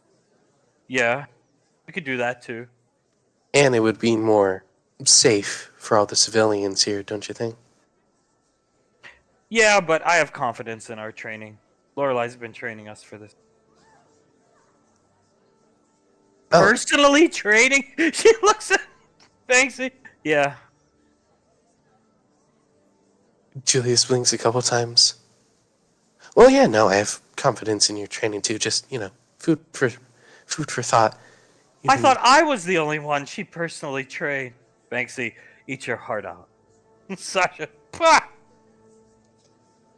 Julius shakes his head. So that's why they've been so different. Has she been the one sending you guys on missions? Yes. Here, have my soup. He just hands it to Sasha, who it's too hot to eat. Julius chuckles. What kind of missions does she send you on to have you bodyguard us from Ash? Strike missions, UIR targets, holdouts on the frontier. Striking their bases. No prisoners. Sounds like Lorelei. Yeah, especially the no prisoners part. Pequod. Wow. Just looking up at him. He's like Hunk Jr., but on steroids. Whispers to Yeah, he's Hunk Jr., but a goddamn Spartan. Going to win. Going to win. Prove everybody wrong. Blaze. Looking at Suletta. I can't tell who's more nervous, you or him, leaning into Davy. Davian shrugs. I think he's more nervous. I've come to realize the fact that I'm not going to win, so I really don't mind anymore. Suletta will, pointing as JJ goes up to the stage. The next round, final round of Oscar winners are up. So the moment of truth draws nigh. The hour groweth late. It's Tommy. Oh God. No, no, no, no. He's mumbling to himself. Julius leans over to Pequod. It honestly looks like Tommy's about to puke. Pequod looking at him. Yeah, his face might be turning green. I thought that only happened in cartoons. Poor guy. He just wanted to win an Oscar. Fucking Ash. He betrayed me. And now he sit down there, right down there, mocking me. To let it eyes forward, Mr. Weiser. He just, oh, yes, right. JJ up on stage. As JJ Cool J takes the stage, starts giving a speech because he's on TV, reeling the audience back in. Hunk leans behind Icy to Davey. You last minute. You sure you don't want to prepare something, honey? I know you don't want to see ratings. I mean, just on the off chance. Honey, it's fine, really. I don't need to prepare anything. It's fine. The lobster bisque is delicious. She takes a spoonful. Oh, Jesus Christ, that is hot. To let it, yes, I've noticed. I could cool it down, but I think it would maybe make it unedible. I'm not even going to try. Here, Mr. Wiseau, have my bowl. Tommy puts it in front of him. Yes, thank you. Thank you very much. I swear to God, if Ash won Oscar, but we don't, I am going to. I will be livid. I will ban Ash from every company, and I own most of them. So he will never be able to shop anywhere. To let it now, you're talking, Mr. Wiseau. Eyes front. Hey, right. Focus on JJ. Good man. Looking at JJ up on the stage. Julius notices JJ's giving his speech. And the award for best fight choreography goes to. He opens the letter, huge smile across his face. Julius Rainfall! And he starts clapping as everybody starts clapping. Pequod, oh Jesus Christ. Julius's eyes widen. What? For Spider Colonel. Julius stands up. Honey, I don't know what to do right now. Everybody's clapping, everybody's turning in their chairs, looking at you, clapping. Pequod, what the hell do we do? I don't know, we stand up, we go up there, we give a speech or something, right? Well, you prepared one, right? Unlike your mother. I mean, like, yeah, I prepared something. I didn't even know I was nominated until like 10 minutes ago, dude. Julius, come on down. Don't be shy. Come on as the spotlight hits you and Pequod. Come on, Julius. She'll take your hand, fix her hair. Yeah, we got this. He takes her hand, squeezes it a couple times, and then starts walking up. He will walk up with you, you guiding her the whole way. Everybody clapping, whistling, having a good time. All the cameras, spotlights still on you. JJ presents you with your Oscar. Gives you a hug. You've been with him. He is a very nice guy. You notice Nightfall back here in cloak. You can see her outline with the sniper rifle just looking around. JJ gives you a hug, hands you the Oscar, pats you on the back, and stands out of the way so you may take the podium. As Pequod will take the Oscar from you. Eyes wide, sweating profusely, looking at everybody. Julius's eyes are wide as he takes the podium. He clears his throat. Honestly, I wasn't really expecting to win, so I suppose Thank you for that. All I really want to do is thank the people most important to me. My wife, he gestures to Pequod. My mother, my father, my little sister. I honestly wouldn't be anywhere without any of them. And he looks down for a second, looks over at Pequod in a way that says, should I, on his face. She nods. And most of all, I want to thank Integra. She gave me most of what is in my life right now, and she really isn't around anymore, and I just wanted to say thank you. Everybody starts clapping. JJ, with a somber look on his face, rubbing his hands together. Pequod, what do we do, Julius? Do we leave the stage or do we just stand here? She's shaking with the. This is what we're going to do. I'm going to shake JJ's hand, we're going to wave to the crowd, and then we're going to go back to our seats. Yeah, back with the family. JJ will shake your hand, let you leave the stage, as I imagine you hurriedly run back to your seat. Yep. She's got the Oscar. Boom. Hunk's gonna greet you with a hug. Congratulations. Thank you, Dad. He pats his back a couple of times. And good on you for having a speech prepared, son. Rubs your back. Icy, winking at you. He gives her a little hang 10, sits back down. You know, Dad, that was probably the most nerve-wracking thing I've ever done in my life, and I have fought in wars before. Yeah. Well, it was a good speech. And I gotta tell you, the part he points to his heart about Integra at the end. It's tears of joy for you and tears. That was good, son. He'll let you go. Thank you, Dad. He's gonna pat his shoulder a couple of times. Over here, Tommy. Okay, that is a win. That is a win. Julius wins something. That's good. Maybe that will help with the pressure of David losing because of me. David hears everything. I knew I was never called to be active. You know they make fun of Tommy on set of Tommy Texas Ranger. They say, Tommy, you're weird. You're like vampire. So oh my, why did I get stuck next to? Davine holds Suletta's hand and just rubs her face. Oh, God. Eat your soup. This is Tommy. Oh, right. Puts his spoon in. Yes, soup. Lobster soup. Very good.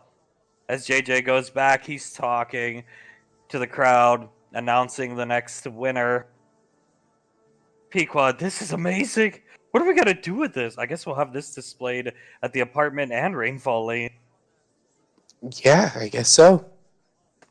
And now, for all future Rainfall productions you can really have, featuring an Oscar award-winning fight choreographer Julius Rainfall. She tightens her grip on the Oscar, hands it to you. Let's go of it. The fights in Spider Chance were very good. Yeah. Partially thanks to Ash. We just know how each other fight, but I also did all the ones for Colonel Combat, too. Well, most of the movies, Pequod, right? I mean, any fight scene was you. Yeah, pretty much any fight scene that was, like, supposed to be Malcolm's character, I was the one who did it because, you know, I actually know how to fight. Who's up next? What nomination? Ash. Pequod looks over at Banksy. Best supporting actor. Pequod, oh no. Looks down at Ash Krellin. And Krellin is feeding Fudwick some of the soup with a spoon. Fludwig, thank you, Ash. I am unable to taste this since I do not have many taste buds, but here you go, too, as he takes some of the soup and does like a little airplane over into Ash's mouth. Ash's mouth opens, waiting the soup. He feeds him the soup. Eyes widen. Wow. Very hot. Very high temperature. and as JJ. And the winner for Best Supporting Actor, smile on his face, in the role of Magneto, Enchantsman, Asherion Valorius. Ladies and gentlemen, everybody starts clapping. Pequod, no, God. Oh no. Krellin doesn't realize what's going on, so he's just sitting there. I see, looking down at it. Oh, Fledwick looks around, sees that the camera is on Ash Krellin, pats him on the arm. Gwyn, you won. Krellin, win. Go up. Be good. Get seaweed chips. Stay here. Puts his finger up. Watch for Ash as he starts making his way up. As he's making his way up, Krellin salutes him. He gets up onto the stage. JJ shakes his hand, pats his hand, gestures towards the podium as JJ's grabbing his Oscar for him. I see, have faith. Have faith. Pequod, if he defames Ash and stoops us to his level, I'm going to be livid. And Krellin begins giving his speech. Gonna stand up straight, and I honestly wasn't sure if I'd get a chance to win an award like this, but I'm very honored to have been gifted with it. I got the opportunity to follow in the footsteps of Sir Ian McKellen with that role, and I would like to say I did his legacy justice. I'd like to thank the Academy as well as my friends and family. My mother-in-law, my wife, I'd like to thank them both for staying by me. And I'd like to thank Julius and Davine Rainfall for keeping me alive on the Majestic through the filming of Chanceman. At least long enough to make it to this award show. And of course, I'd like to thank my squad and my family for pushing me to be the best. I'd like to dedicate this award to anyone who was affected by Malcolm Chance. Because while we can watch these movies now and enjoy them, he did do an unimaginable amount of damage. And it is humbling to me that my performance can help make at least some money to help fix what he did and what he caused.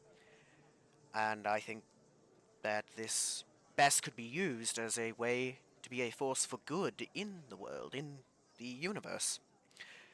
And really, I can think of no better award than an Oscar to help symbolize that. The coming together to make something greater from what was not a good thing in the beginning.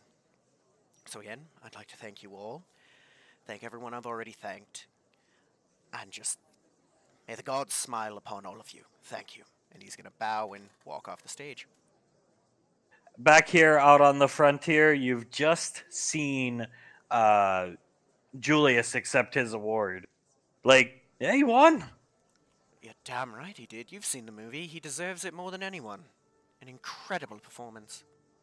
Colonel Curtis, you know, Marines, Marine boot camp, for CQB training, they show scenes from that movie when you were fighting in the burning building. And they're like, okay, if these guys could pull this off in a burning building, you lot could pull this off, you know, here in the squared circle. Tell. It's laughing. Well, I'll take that as a compliment because the building was on fire. Yeah, I got a buddy or two who's in the Marines, CQB specialist. Like, we should be seeing your award pretty soon, Ash. My award? Oh, right, I was nominated, yes. Yeah, they're polymorphing Krellin to go up as you might. Oh, gods. Well, I mean, if Ceres wasn't embarrassed enough to be attached to me. Oh, God. Shifting back to the Oscars. Ash has... Everybody clapping for Ash. He's come down, sat down. The Oscars have gone to a commercial break. They're coming back from a break. Ash Krellin with his award. What do with this? Just holding it, looking up and down the table. Fledwick shrugs. Peacock, what do you mean, what do with this? How can you talk like that? Krellin, told you, try my best. Holding the Oscar. Well, and I am very proud of you right now. Good speech, Frederick. Looks at Frederick and then looks down the table. Icy's eyes are wide with a big smile. Oh, Jesus Christ. Julius looks over at Icy. Did you know he could do an Ash impression, or were you expecting Ash to go up there sounding like, Krellin? No, I I honestly thought he was gonna go up and sound just like Krellin. That is impressive. Krellin, know how to speak your language pretty well. Just don't understand most of it. You did an amazing job, Quellen. I do not know what we do with the statue. Perhaps it is some kind of weapon that we can use? Throw at Ash? It does seem somewhat heavy, like a bludgeoning tool. Sasha, it's an award. One of the most illustrious awards. Just give it to Ash when he comes back. Krellin, play nice. Think of better to do with. And he just stares down at the Oscar. Sasha, whatever. I don't care if he gets it or not, Krellin. Good. Looking down at the Oscar, just holding it. Towns, honestly, I couldn't tell the difference between you and Ash. That was impressive there, Krellin. Thank you. He's just still staring at the award. More soup. Opens his mouth to Fledwick. Ooh, Frederick does the same thing again, does the little airplane into Krellin's mouth.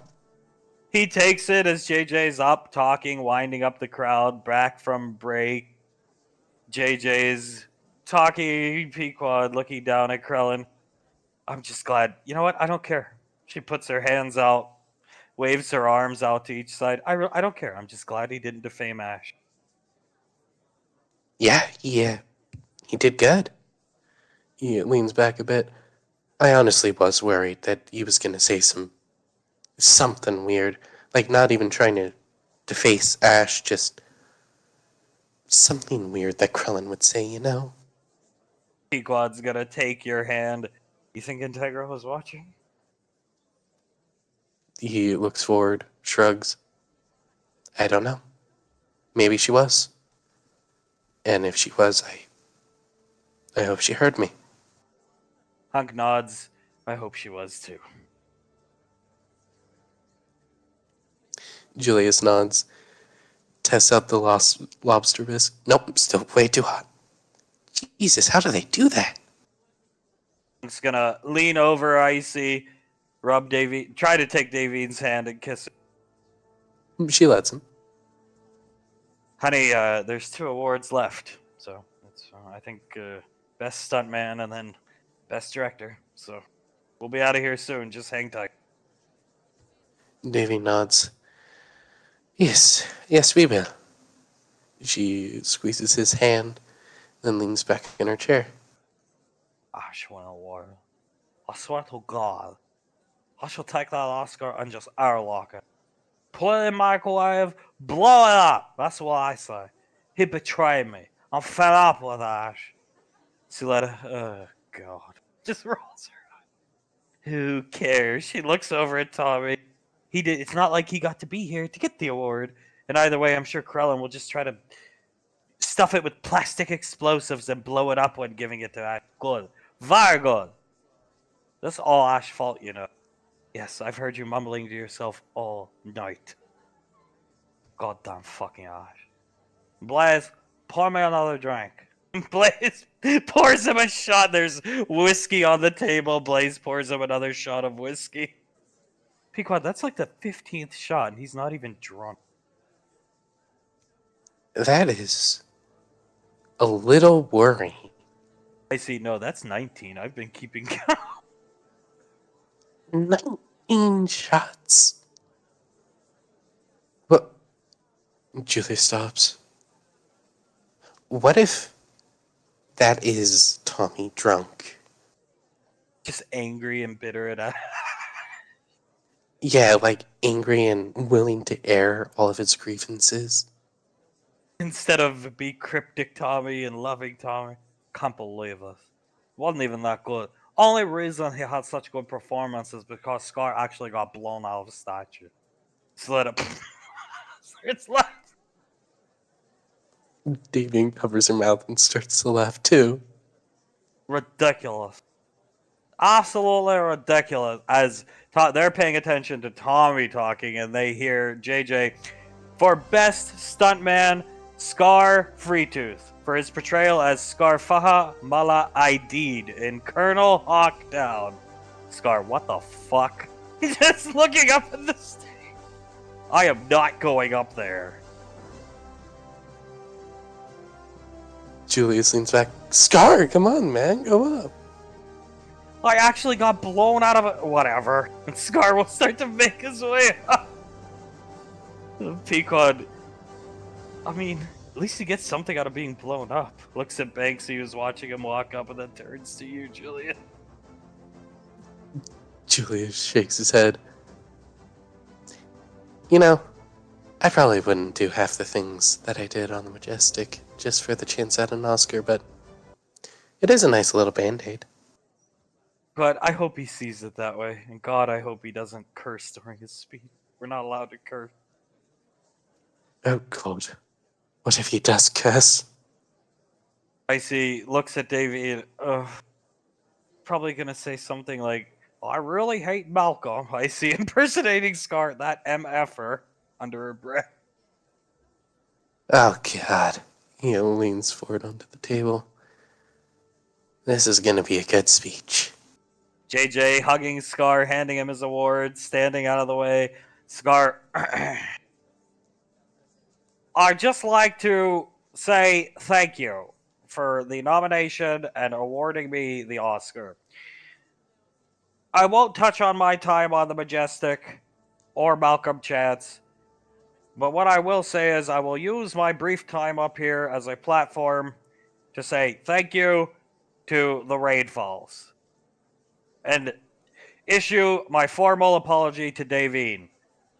My last time I was on a platform like this, I said quite a few things that I came to quickly regret. The Rainfalls helped me turn my life around and gave me purpose and a family, because my family was terrible. And I would just like to thank all the Rainfalls. Thank you. And JJ will clap and he'll leave the stage, and Pequod, oh, hand on her chest. Davine starts to tear up and she has to wipe a tear away. Suletta, even in his monotone voice, he has a way with words. Yes? Very wise man, I would have to say. He'll sit down with his Oscar. Saint Guillotine clapping for him. Jennifer, you can hear her. Good thing you didn't go up there and start cursing about Malcolm, Scar. Scar, believe me, I wanted to. But at this point, who cares? I hope people just forget about Malcolm. Rolly, that's the spirit in his little tuxedo. Saint Guillotine nervously looking up at the stage. Hunk, he's gonna stand up and come up behind Davine and rub her shoulders. When he does that, she relaxes, untenses her shoulders a bit, and starts rolling them. He's gonna lean in and kiss her on the cheek. Moment of truth. Moment of truth indeed. She scratches his cheek and then puts her hands on her lap and starts rubbing them on her knees. More whiskey, Blaze. More whiskey. Blaze pours another shot. Tommy takes it. I see. That's 20. Julius's mouth is still wide open, looking over at Tommy. He sounds exactly the same. Can't wait till this is over. Going to go home and just sleep for 5 days. Depressed. Blaze, please relax, Mr. Wiseau. We're going to just... He gestures up to the stage. Davine hears JJ starting his speech for Best Director. Davine rubs her face, puts her elbows on her knees, and shakes her head and looks back up. Pequod grabs Julius, your hand, Julius. Oh, God. She's not going to get depressed like after Snarf, is she? No, I don't think so. I really... He thinks about it for a second. No, she won't. She won't. Hopefully. Sasha, under her breath, she's going to win. 100% on Rotten Tomatoes, IMDb. Been in theaters for 3 weeks and 5 days. Julius shrugs. You never know. You have to plan for every outcome kind of thing. And Best Director, the award for Best Director, goes to, as Hunk squeezes Davine's shoulders, and he leans in and kisses her on the ear, Davine Rainfall 4, as you hear a bowl get knocked over, and you see a soup bowl just sitting on Tommy's crotch, Suletta looking down at it, grabbing napkins. Miss Davy, JJ huge smile on his face, Rainfall 4, The Room, the best comedy of the millennia! Davine's jaw is slack. Sasha stands up, starts clapping. Julius will stand up and start clapping. Davine looks over at Icy, who looks up at the stage. Did he say fucking comedy? Icy, yeah. Looking at Davy with a big smile, gives her a hug. Davine gives her a hug too, gives her a big ol' kiss on the head. Eastrom, I just have to check. You remember the talk we had about not changing people's memories and minds and everything like that with your powers, how it's immoral and everything like that? She looks at Davy. You're my mom. I always listen to you. Okay. I didn't do anything. I swear, as Hunk, I told you. Tommy Dick on fire. It's like a Mr. Wiseau pulling the bull off his crotch. Dude. I'm sorry, 1 second. Okay. Davine looks at Icy, gives her a big old kiss on the forehead and then onto the nose, stands up. I suppose I have to give a speech. Everybody's standing up, clapping. Pequod, Julius, Banksy, Hunk rubbing her shoulders. Suletta, Jesus, Mr. Wiseau, I am not here. And Sim a bunch of napkins. I'm not cleaning down there. It's burning hot, but don't feel it, really. He's just staring up at the stage. This is like a lucid dream or something. Maybe it's just the alcohol speaking. Hunk, I told you. Looks down at Davy. Davine's eyes start to widen. I should have listened to you. Yeah, you should have. And now you gotta go up there. He's gonna help her stand up. Oh god. I'll come with you. Yeah, she clamps onto his hand very tightly. Well, actually fucking did it. I can't believe it. I didn't tank this movie. Davine turns around. Tommy, do you want to come up with me? Yes, of course, I will accompany you. Come on. He puts his hand out for Davine, and Hunk will hold the other one. Davine will hold Tommy's hand walking up. Everybody, they're walking up. The loudest crowd reaction of the night. JJ steps out of the way. You guys come here. JJ shaking Hunk's hand. He'll come over, give Davine a light hug. Davine will give him a quick kiss on the cheek. Thank you very much, JJ. He presents her the Oscar, and he'll stand in front of Tommy, give him a hug. She holds the Oscar up and then gestures for Tommy to take the podium first. Tommy will come. Wow. He puts his hand on the podium, scans the whole crowd, every camera. Glad you all like my comedic movie. Exactly as I intended. And he'll step back and Davine can take the stage. JJ gestures to Davine, then the podium. Davine looks at the podium, looks up at the crowd. Her hand tightens onto Hunk as she drags him forward as she steps up onto the podium. He comes forward with her.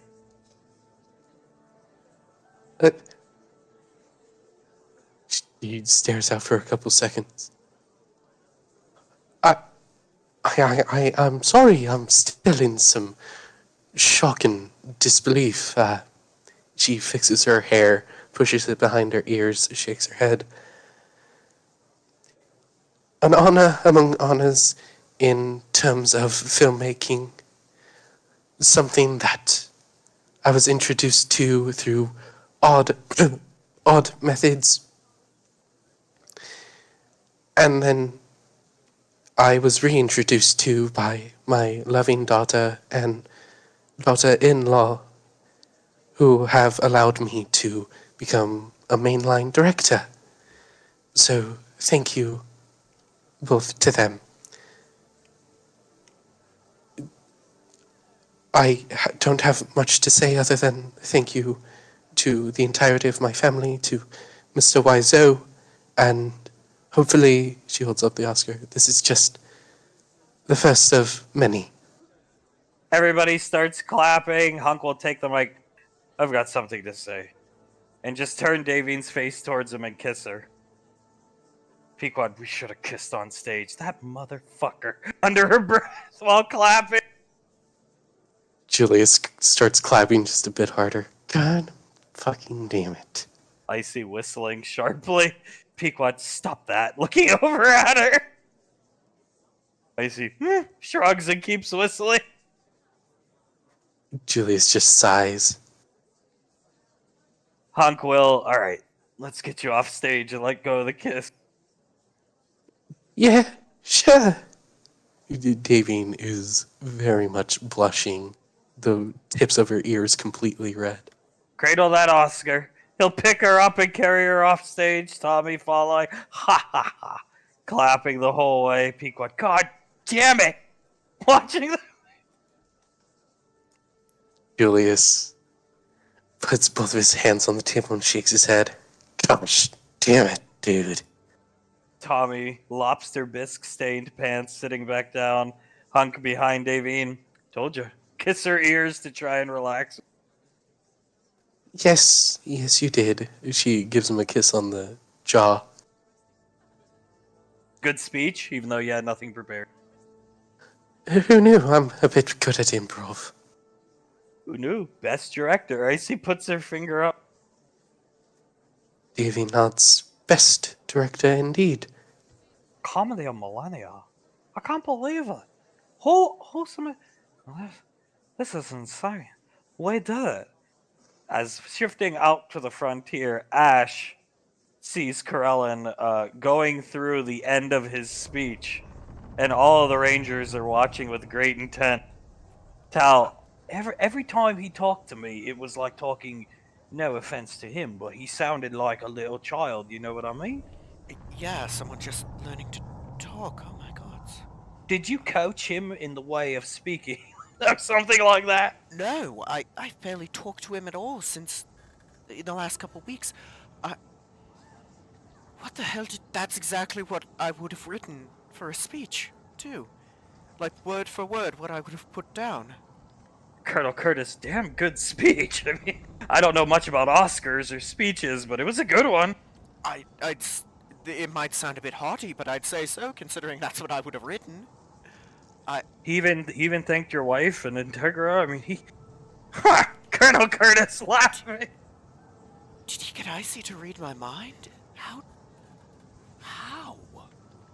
Tal, I don't know. Little Miss seemed a little nervous about him going up there and doing that. They were stressing to him that he was not to, what is the word? I forget the word. Insult, defame, ruin. Yeah, one of those. And the Little Miss even seemed nervous about Krellin's conviction, but apparently seaweed chips will do in a pinch, mate. I guess so. I'll have to buy him something of my own as a thank you. Colonel Curtis, you think he's gonna give you the Oscar back? If he does, I'll make sure to have someone sweep it for explosives first, given what I was told about the television today. Yeah, Colonel, he wanted me to put a satchel charge in the television, give it to Ash, get to safe distance, and blow Ash up. Like, At this point, Curtis, Ash, whatever we encounter down there, let's think before we speak, okay? Yes, sir. At this point, I think Krellin may hate me more than Malcolm did. Yeah, I saw him the other day. The way they have their armory set up, Colonel, is like, you go in and all the currently working project weapons are there, and Blaze will work there. And then there's the main storage of the armory. And Krellin likes to hang there, and he's always playing with the weapons. it's kind of scary the aptitude he has with them. He looks down at you. Don't you think? I agree. That's why, if you noticed when we were down there today, I took a very careful accounting of taking apart and putting back together everything I was bringing. It wasn't just to clean it, it was to make sure he hadn't booby-trapped any of them. I mean, I guess he's had time to learn the weapons. Either way, he's just there racking the charging handle on M4, having a good time.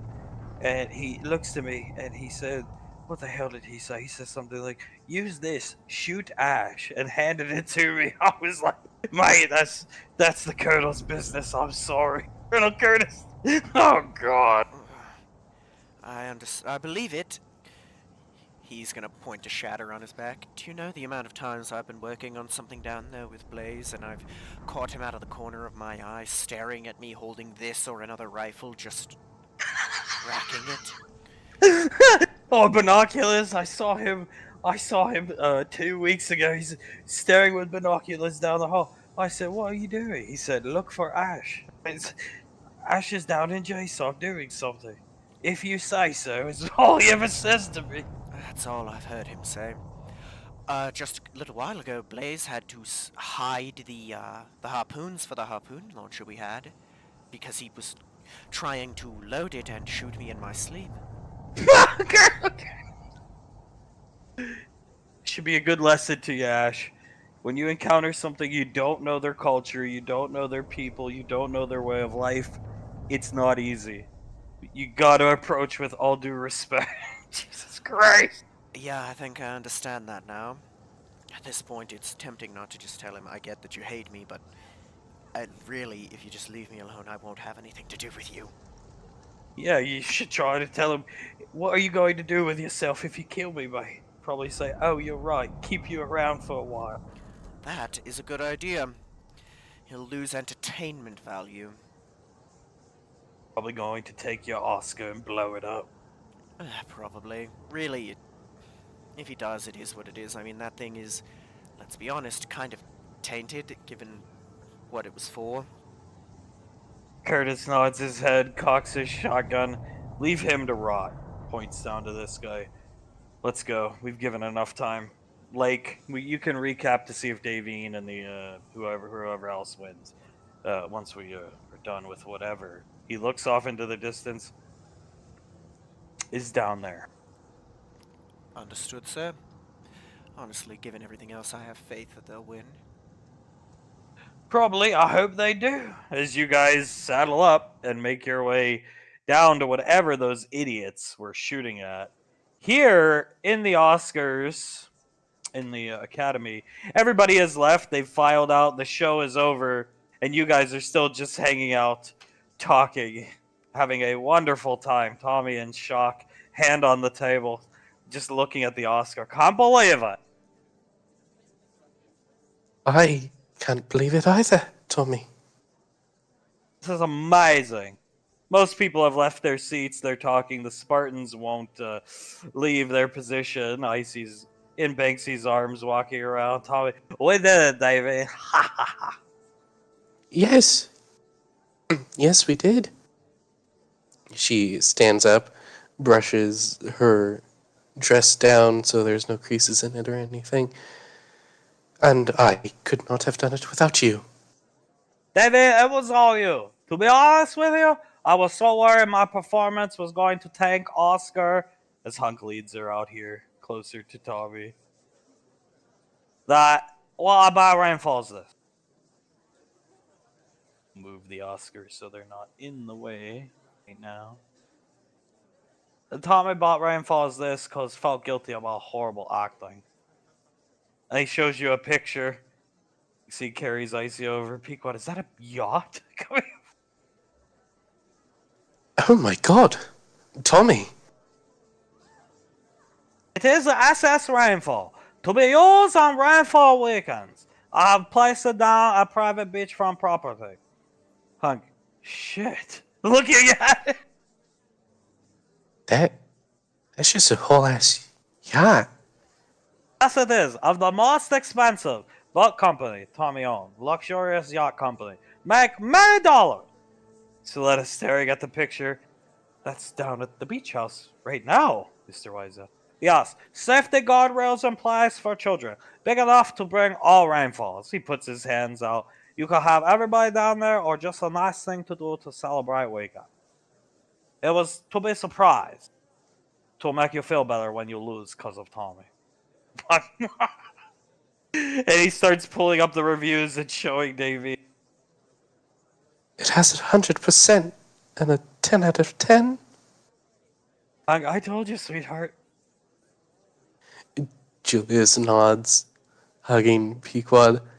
Yeah, maybe you should, I don't know, listen to him next time? And Davine looks behind herself. Shush. Go ahead.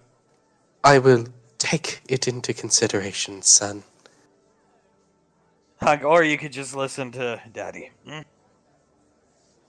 Davine turns up to him, looking up at him, starts to blush. He'll stroke her cheek with his hand, kiss her lightly on the nose. JJ comes up. Scar clapping for Davine. Jennifer, they're all congratulating Davine. Tommy, just one more mystery to get to. He looks around. JJ coming up, looking at Ash, patting him on the back. Who submit room as comedy? It was to be submitted as drama. Why are you looking at me? I don't know. Tommy, you do this, Tommy? No. I thought that we had the saint in charge of submitting the movie. Huh? The guillotine's over here, just eating off the table. What'd you say? I didn't hear you, huh? I'm sorry. Did you submit the movie as a comedy or a drama? Oh. He blinks a couple times and looks around. Well, you won, so I guess it's not that big of a deal. He's gonna walk here. It was 2 days after we finished post-production. The Monday after we finished filming that Sunday. Julius, all the rainfalls and you, Sasha, right? Sasha nods at him. And Towns, they brought the kids down to see Tommy and the new tortoise. And I was in charge of submitting the form. And there was this cute little girl, the cute little girl with the silver hair. And she had come up to me and asked me for a banana smoothie. I made it for her, set her up on the bar so she didn't have to stand. And I was submitting it on my computer. And then Tommy called for me to make another smoothie. And I got to the point where, the subcategory of the genre type. I started making the smoothie. I'm a master smoothie maker at this point. Took me about 2 minutes. And when I turned around and came back, the form was submitted. I had it set to drama. He puts his hand up. I swear, I didn't want to tell anybody to get the little girl in trouble. To let up. Julius starts chuckling. Davine puts a hand up to her chest. That is very sweet of her. Memory Ann comes over with Carter. Davine will pick Memory Ann up while she's still holding Carter and give her a kiss on the cheek. Thank you very much, little girl. Looking out for Auntie Davine. Soletta sticks her tongue out Memory Ann. Memory Ann wink. Tommy, wow. I mean, looking out for me as always. I am her favorite, isn't that right? Memory Ann nods her head and Soletta, uh-huh. Davine sticks her tongue out at Suletta. Well, smart thinking. She'll pat Memory Ann on the head. I'm proud of you. Say, Guillotine, good. I thought people would be mad at me and her. It was all happened so fast. I didn't know she knew how to use a computer. She's got good wits for such a young girl. Soletta, thank you, Mr. Guillotine. Oh my god, did I just say thank you, Mr. Guillotine? He mumbles to herself. Julius nods. Rainfalls do weird things to you. You'll say sentences you never thought you'd say. Tommy, I was so worried and we still win. And my dick's still on fire. Do you need medical attention, Tommy? No, don't worry. Going back to the restaurant, to celebrate with cartoons. Actually, he looks around. I think everybody come to a restaurant. The Rainfall is going to celebrate at Beach House. That's why I sent Yacht there. I knew you were going, Julius. Win or lose. Julius squints at Tommy. Tommy, you're a mysterious guy, but you're really cool. JJ and I will take the folks back to a gateway and we will celebrate. Say goodbye and then we'll see you on Monday. Davey, congratulations. He will bow to Davey. Davine will give him a curtsy in return. I look forward to filming more movies with you. And since it will not be the room, Devin, you'll be in charge of everything. Too much stress for Tommy. But always have to have private bathroom for the saint, okay? Yes, of course, dear. Very good! As Tommy will start leading everybody off. Boom. Spartans will accompany them back to the ship except Banksy. Sasha's going to come up to Davy and give her a hug. Davine will give Sasha a hug back. Thank you for coming with us, darling.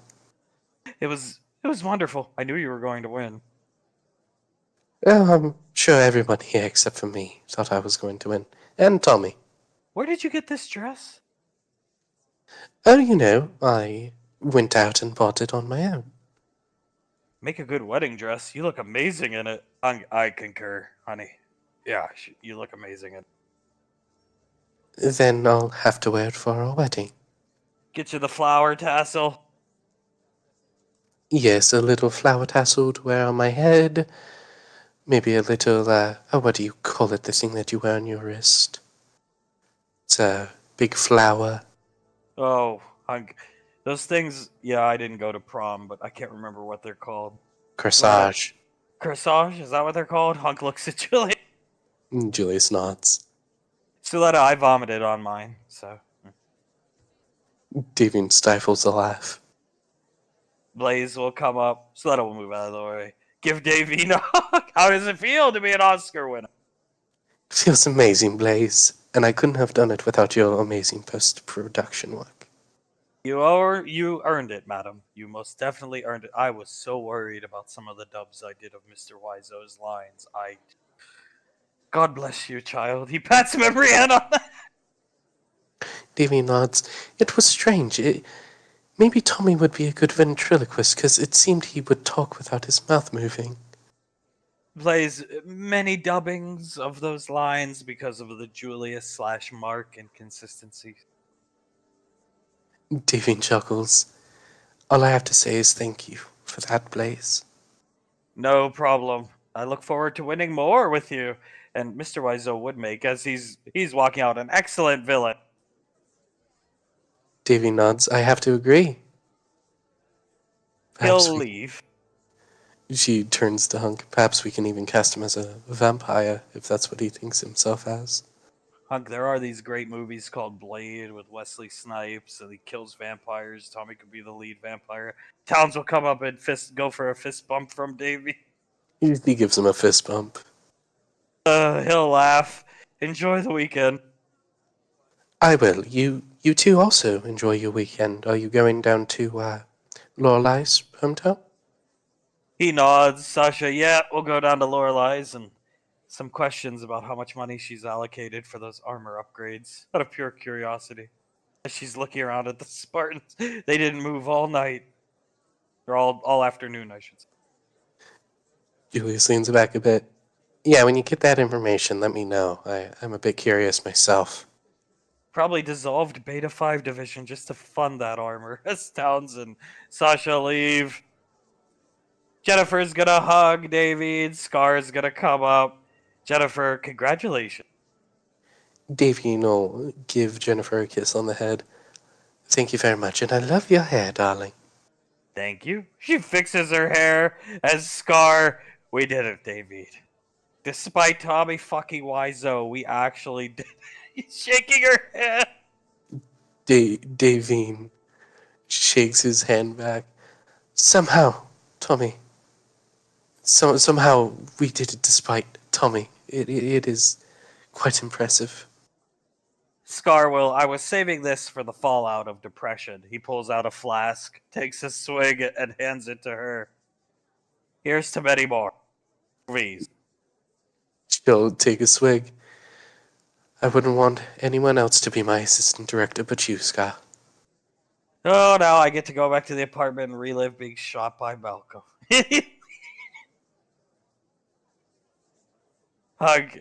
Everybody, Rolly giving Davine a fist bump as he leaves. And it's just the Rainfalls left. The Spartans have left to escort the others up. Julius looks around. Yeah, this place looks a lot different without anyone in it. A lot more relaxing. Sonny gives Davine a hug, leaving. Yeah, I could actually feel I can breathe right now. Pequod should have kissed on stage, should have carried me off, missed a major opportunity. Tongue. Julius just sighs, shakes his head. Yeah, we did. Don't worry too much about that. We got a yacht. Yeah, we got a yacht. It's another thing that I never thought I would say. Gilletta, I can't wait. He even said it's child-proof, protected, spare no expense for Mr. Wiseau. Davine chuckles. You gotta love Tommy. Conkwell, those shoes are probably killing you. Take them off and I'll carry you back to the note. Oh, thank you very much. She takes off her heels, puts her arms around his neck. All right, I'm ready. Ow! My feet, Julius. Pequod starts. Julius will pick her up after she's done taking her shoes off. Yes, they hurt. Carry me too, as Hunk. Ha ha ha. Too late. Julius looks over at Hunk and rolls his eyes. Let's move out, Rain Falls, Hunk says as you guys leave. Down here, a very odd, interesting, but odd sight unfolding. There's just a floating sphere. You guys stopped behind the tree, Colonel Curtis. So that's what they were shooting at? I would assume, but what is that? Creepy sphere that looks like it's made of water. And it's perfectly reflective. It almost looks like a big drop of mercury. Tal, yeah, look around. Burns on the ground, crater holes. This is most definitely where they were unloading the scuds. Look at the black marks on the ground, mate. Over here. He picks up a rifle out of the snow. Oh. He's gonna come up and look at it. Where are the bodies? What is this? He puts his hand in the snow and there's like dust. There's the bodies. Plasma? Lake speaks up, Colonel Curtis. Cocks his shotgun. Never can be easy, can it? No, it can't. It doesn't look quite right for plasma. Assume it's got something we don't know about, right, sir? He's just staring at... Yeah. No assumptions about anything. I'll scan it with my wrist computer. He pulls up his wrist. Yes, sir. Oh, shit. Starts scanning it, Tal. How many years have I been on the fucking frontier and I've never seen anything like this? Well, I thought Dudley and sites like Dudley were the weirdest shit. Like, never ceases to amaze the frontier. No, it doesn't. I've seen my fair share of things like this, but this is up there with Star Child tech. It's insane. Is that what it is, mate? Is this like what Krellin has, or...? No, it's distinct. I'm just saying in terms of... I mean, if it's some kind of tech to hold that shape and look like that, it's obviously highly advanced, right? Colonel Curtis, his wrist computer comes back negative on all scan. Yeah. Lowering his wrist. It's not made of anything known to EarthGov's periodic tables and or mineral charts. So unknown EBE, I should assume? It's registering as a solid object. That is all I can tell you. And why the hell were they shooting at this thing? This thing attacked their base? And they decided to chase it? Like, UIR, not known for intelligence, sir? Colonel Curtis, what the fuck? You lucky if you... What is it? He's just staring at it, squinting. Well, if it attacked a base, I'd assume it's some kind of vessel, sir? What the hell did it do? Just roll over them like a giant tomato? He's gonna look down at the ash, the remains on the ground. Well, if it can do that, disintegrated them?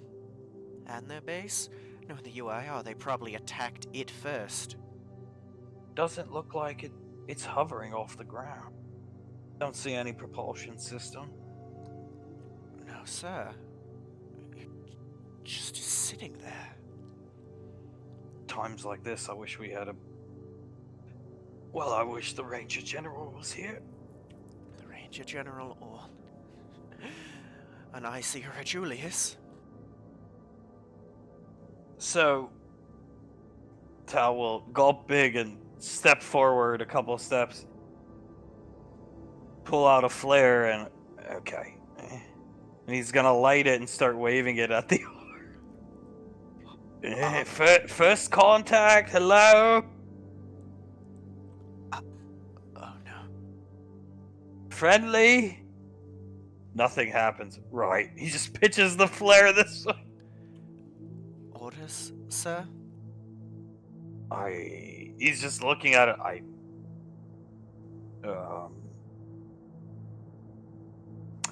He's gonna come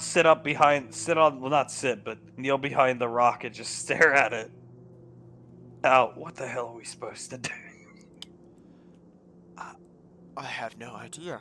I've never... Outside of science fiction movies, I've never seen anything like this. What if it's like... It's a ship. Right?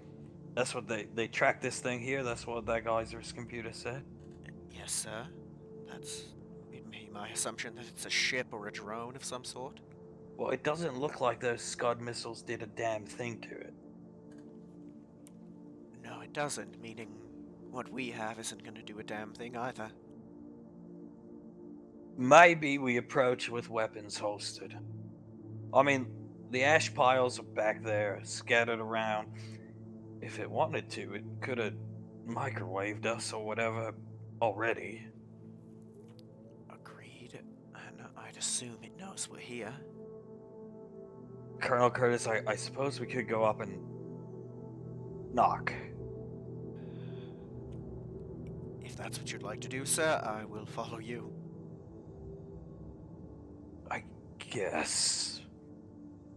Anybody have a white towel? We could wave a white flag. Towel? No, I don't. I mean, if the flare didn't work, I don't think. Yeah, he's just staring at it. I don't. You know, normally I have a lot to say. I have nothing to say. Me too. Probably for the best we don't have one, because knowing my luck, whatever culture this thing's from, that would be a sign of aggression. Are you sure this isn't like Krellin's ship? No, this is very different from Krellin's ship. This is something else. Yeah. Too bad we didn't bring him out here with us. He's just staring back at the speed.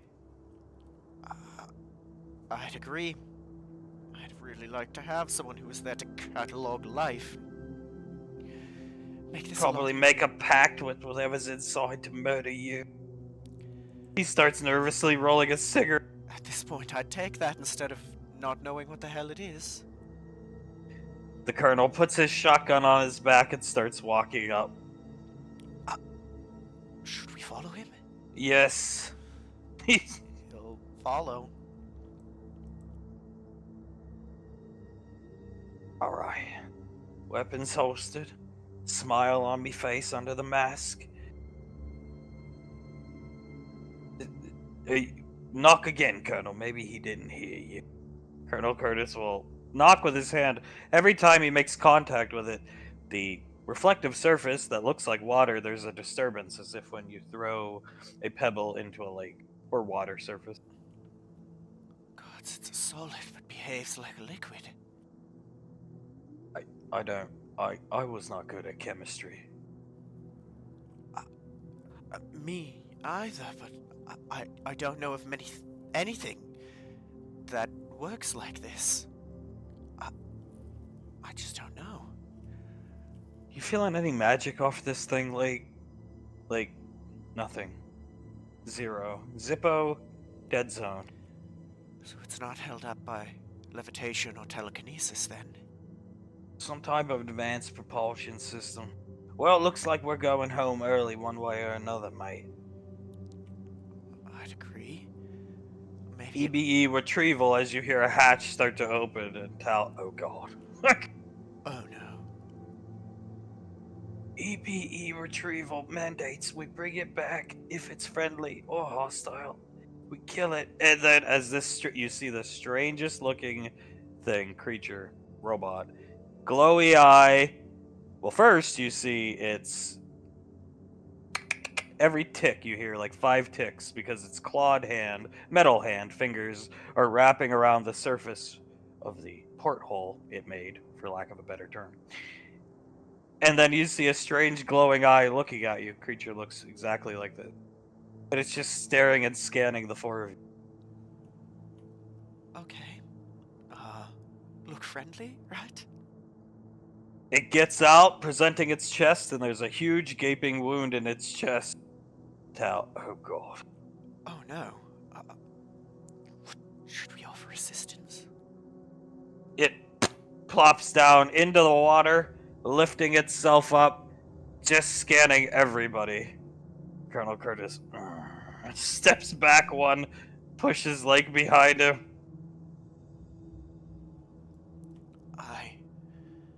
Sir? What do you think we should do with this? It's hurt.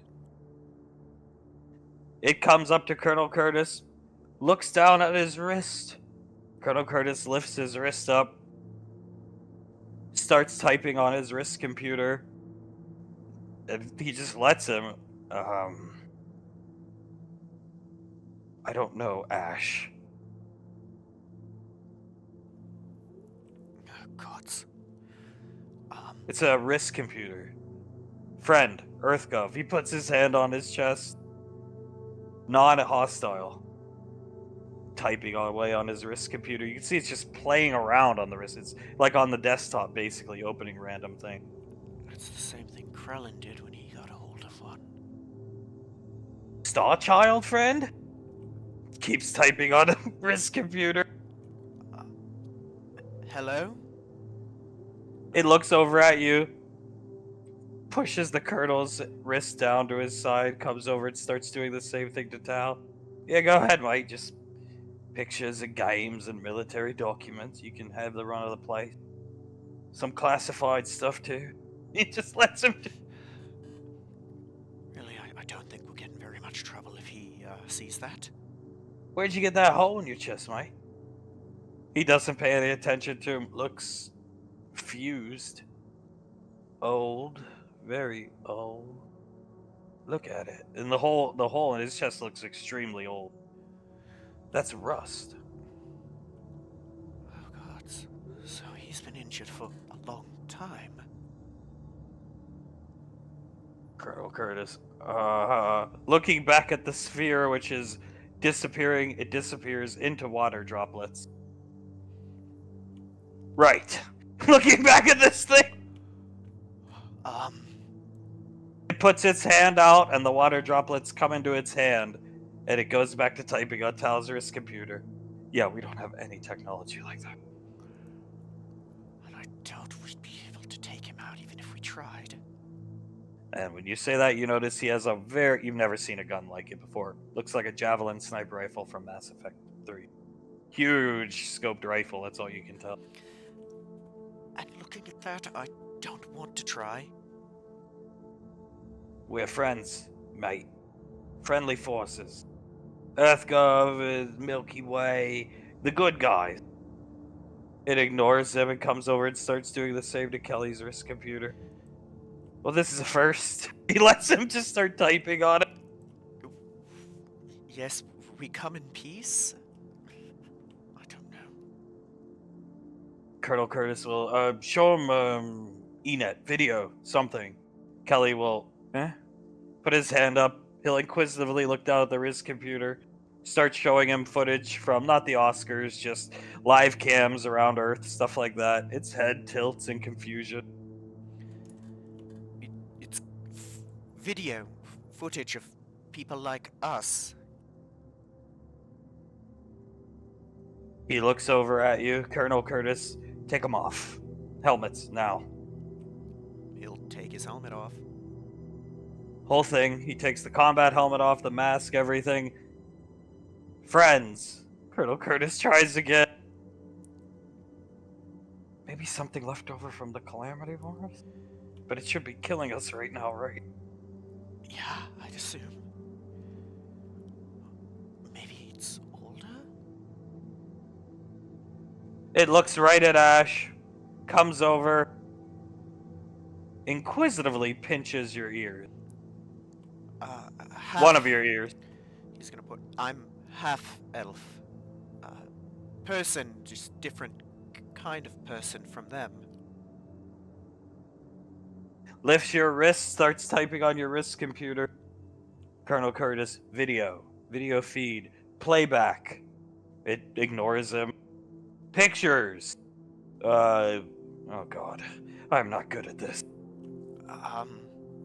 There's plenty on there. There's pictures of my friends and family, clips from Malka, anything you want. Just do what you'd like.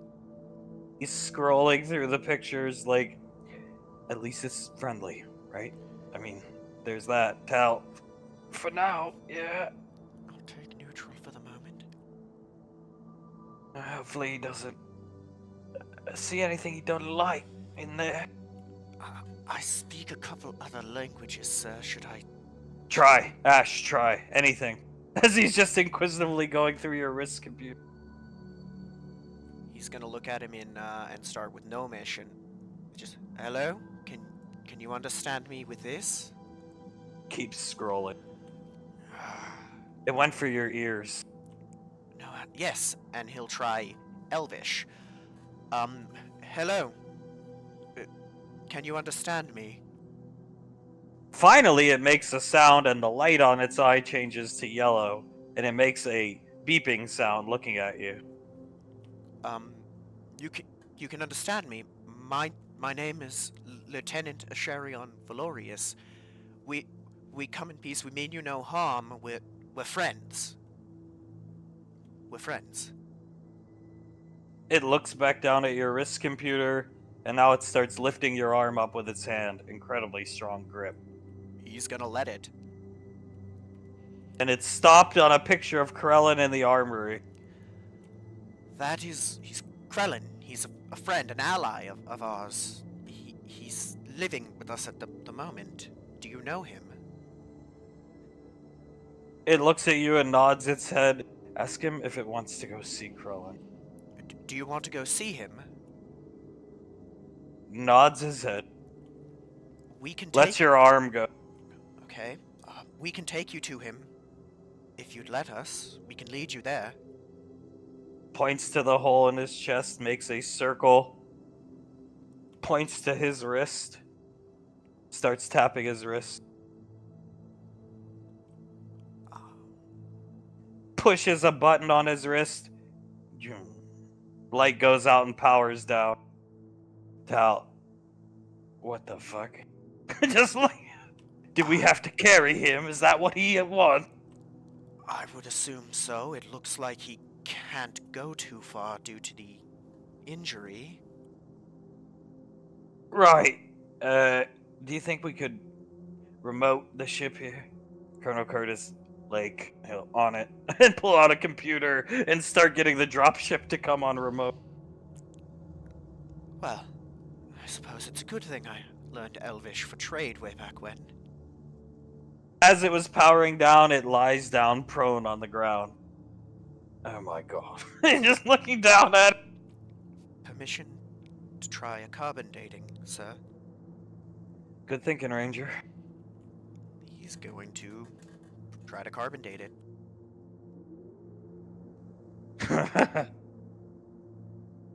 800 million years old. 800 million. What the fuck? Look, Twice as old as I am. I'm probably shooting hoops with Corellin back in the day, sir. He looks down at it. He's gonna take a close look at the injury to the chest, see if it looks like anything he's seen before. Scan it, mate, with your biosensor. He'll scan it. And feed anything back. And it feeds back void damage. Void energy. Fuck. Void, sir. Curtis shakes his head. So, what is that? So he's blue, friendly, right? If that. Hopefully. I would. Without going too far into assumptions, sir, I'd say that's a cautious conclusion to come to. Okay. He's looking at it. Well, alright, let's try to lift him up while Lake remotes it here. He can't be that heavy. Ash, take the feet. I'll support the middle, Tal, the head. Ash will take the feet and try. Let's just see if we can lift him. 3, 2, can't lift him. Tal, Jesus Christ! I don't think it's gonna happen, sir. What is he made out of, this fucking freak? Gods, I expected you to be heavy. But this If I could just get my arm under it, give it up, Colonel! Please don't, sir. I'd hate for you to get your arm ripped off. Can't we use the crane on the dropship? Colonel Curtis, yeah, forget it. Forget it. Let's go, and steps back.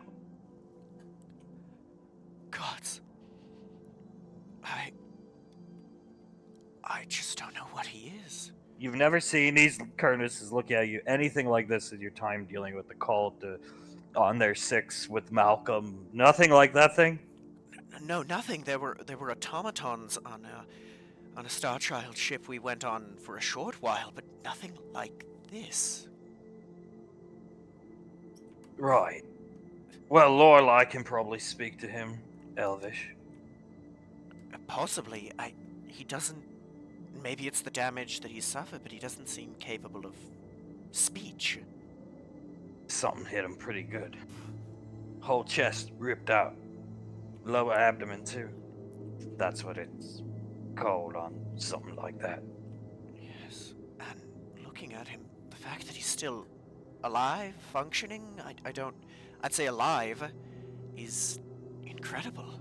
Nobody else finds it weird he melted his own fucking ship, Lake's pilot, and put it in his hand. Colonel Curtis, one problem at a time. To be fair, Lake, when you're dealing with stuff to do with that war, the void, all of that, that's probably the 10th weirdest thing that we've come across. Well, it makes sense now. What took out all the UIR guys? Yeah, if it's that old and seems to possibly be Star Child in origin, it's very dangerous. Alright, SOP is pretty simple on things like this, though I don't think anything like this has ever happened. Colonel Curtis looking down at it. Thankfully, there are smarter people than you and I who anticipate things like this happening. We're gonna take him. We're done for the weekend. This has to go back to Gateway. ASAP. We're gonna full thruster to Gateway, right? Like, Drop this thing off to Lorelei, we'll call ahead. And then there's no questions asked after that until Lorelei calls us back. It's not our business, you understand, Ash? So that means you don't go around telling people about this, okay? Understood, sir.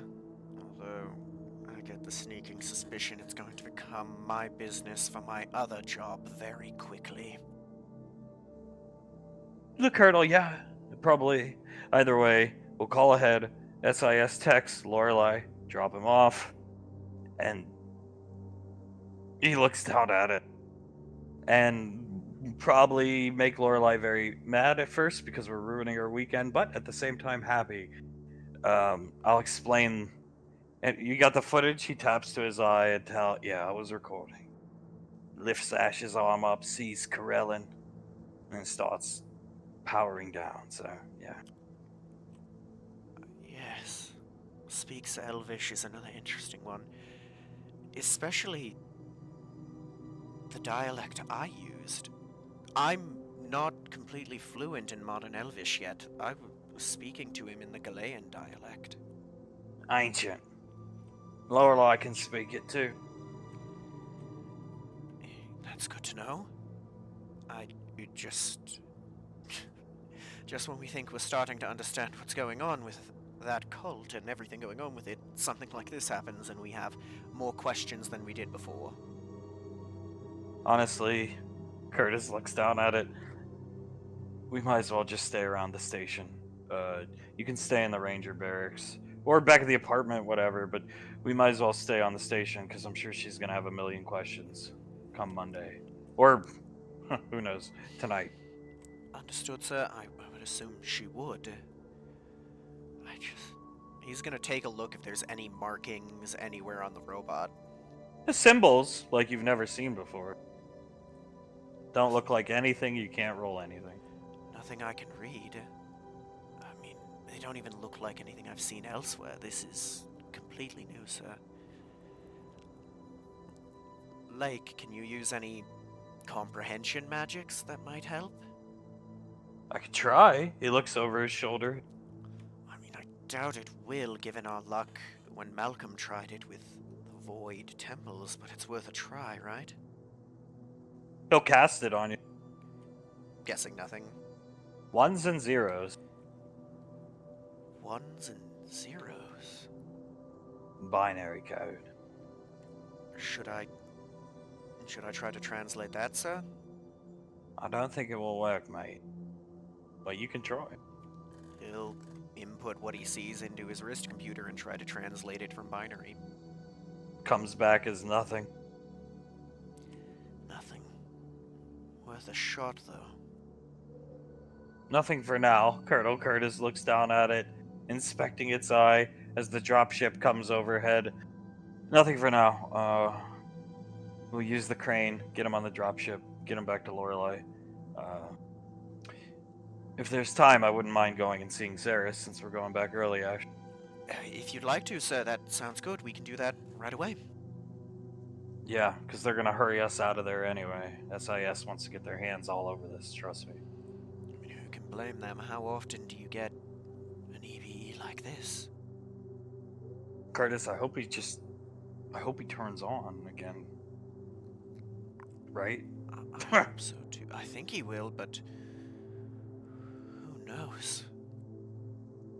Dropship lands. You guys will begin loading him. As down on the beach, the rain falls. Hunk's in the kitchen, getting some things ready. Suletta holding JJ. Davine holding JJ. Sitting with Suletta. Davine has JJ bouncing him on her knee. And she looks over at Suletta. Where's that kids at? Suletta, I think they're out looking at the Escalade. They were trying to get Nicole to take it for a spin, but she didn't want to. Oh. I actually don't know that about her. Do you think she has a fear of flying something? I know she can drive. She taught, I believe, a Sharian how to drive, from what he told me. But do you think she has a fear of flying driving?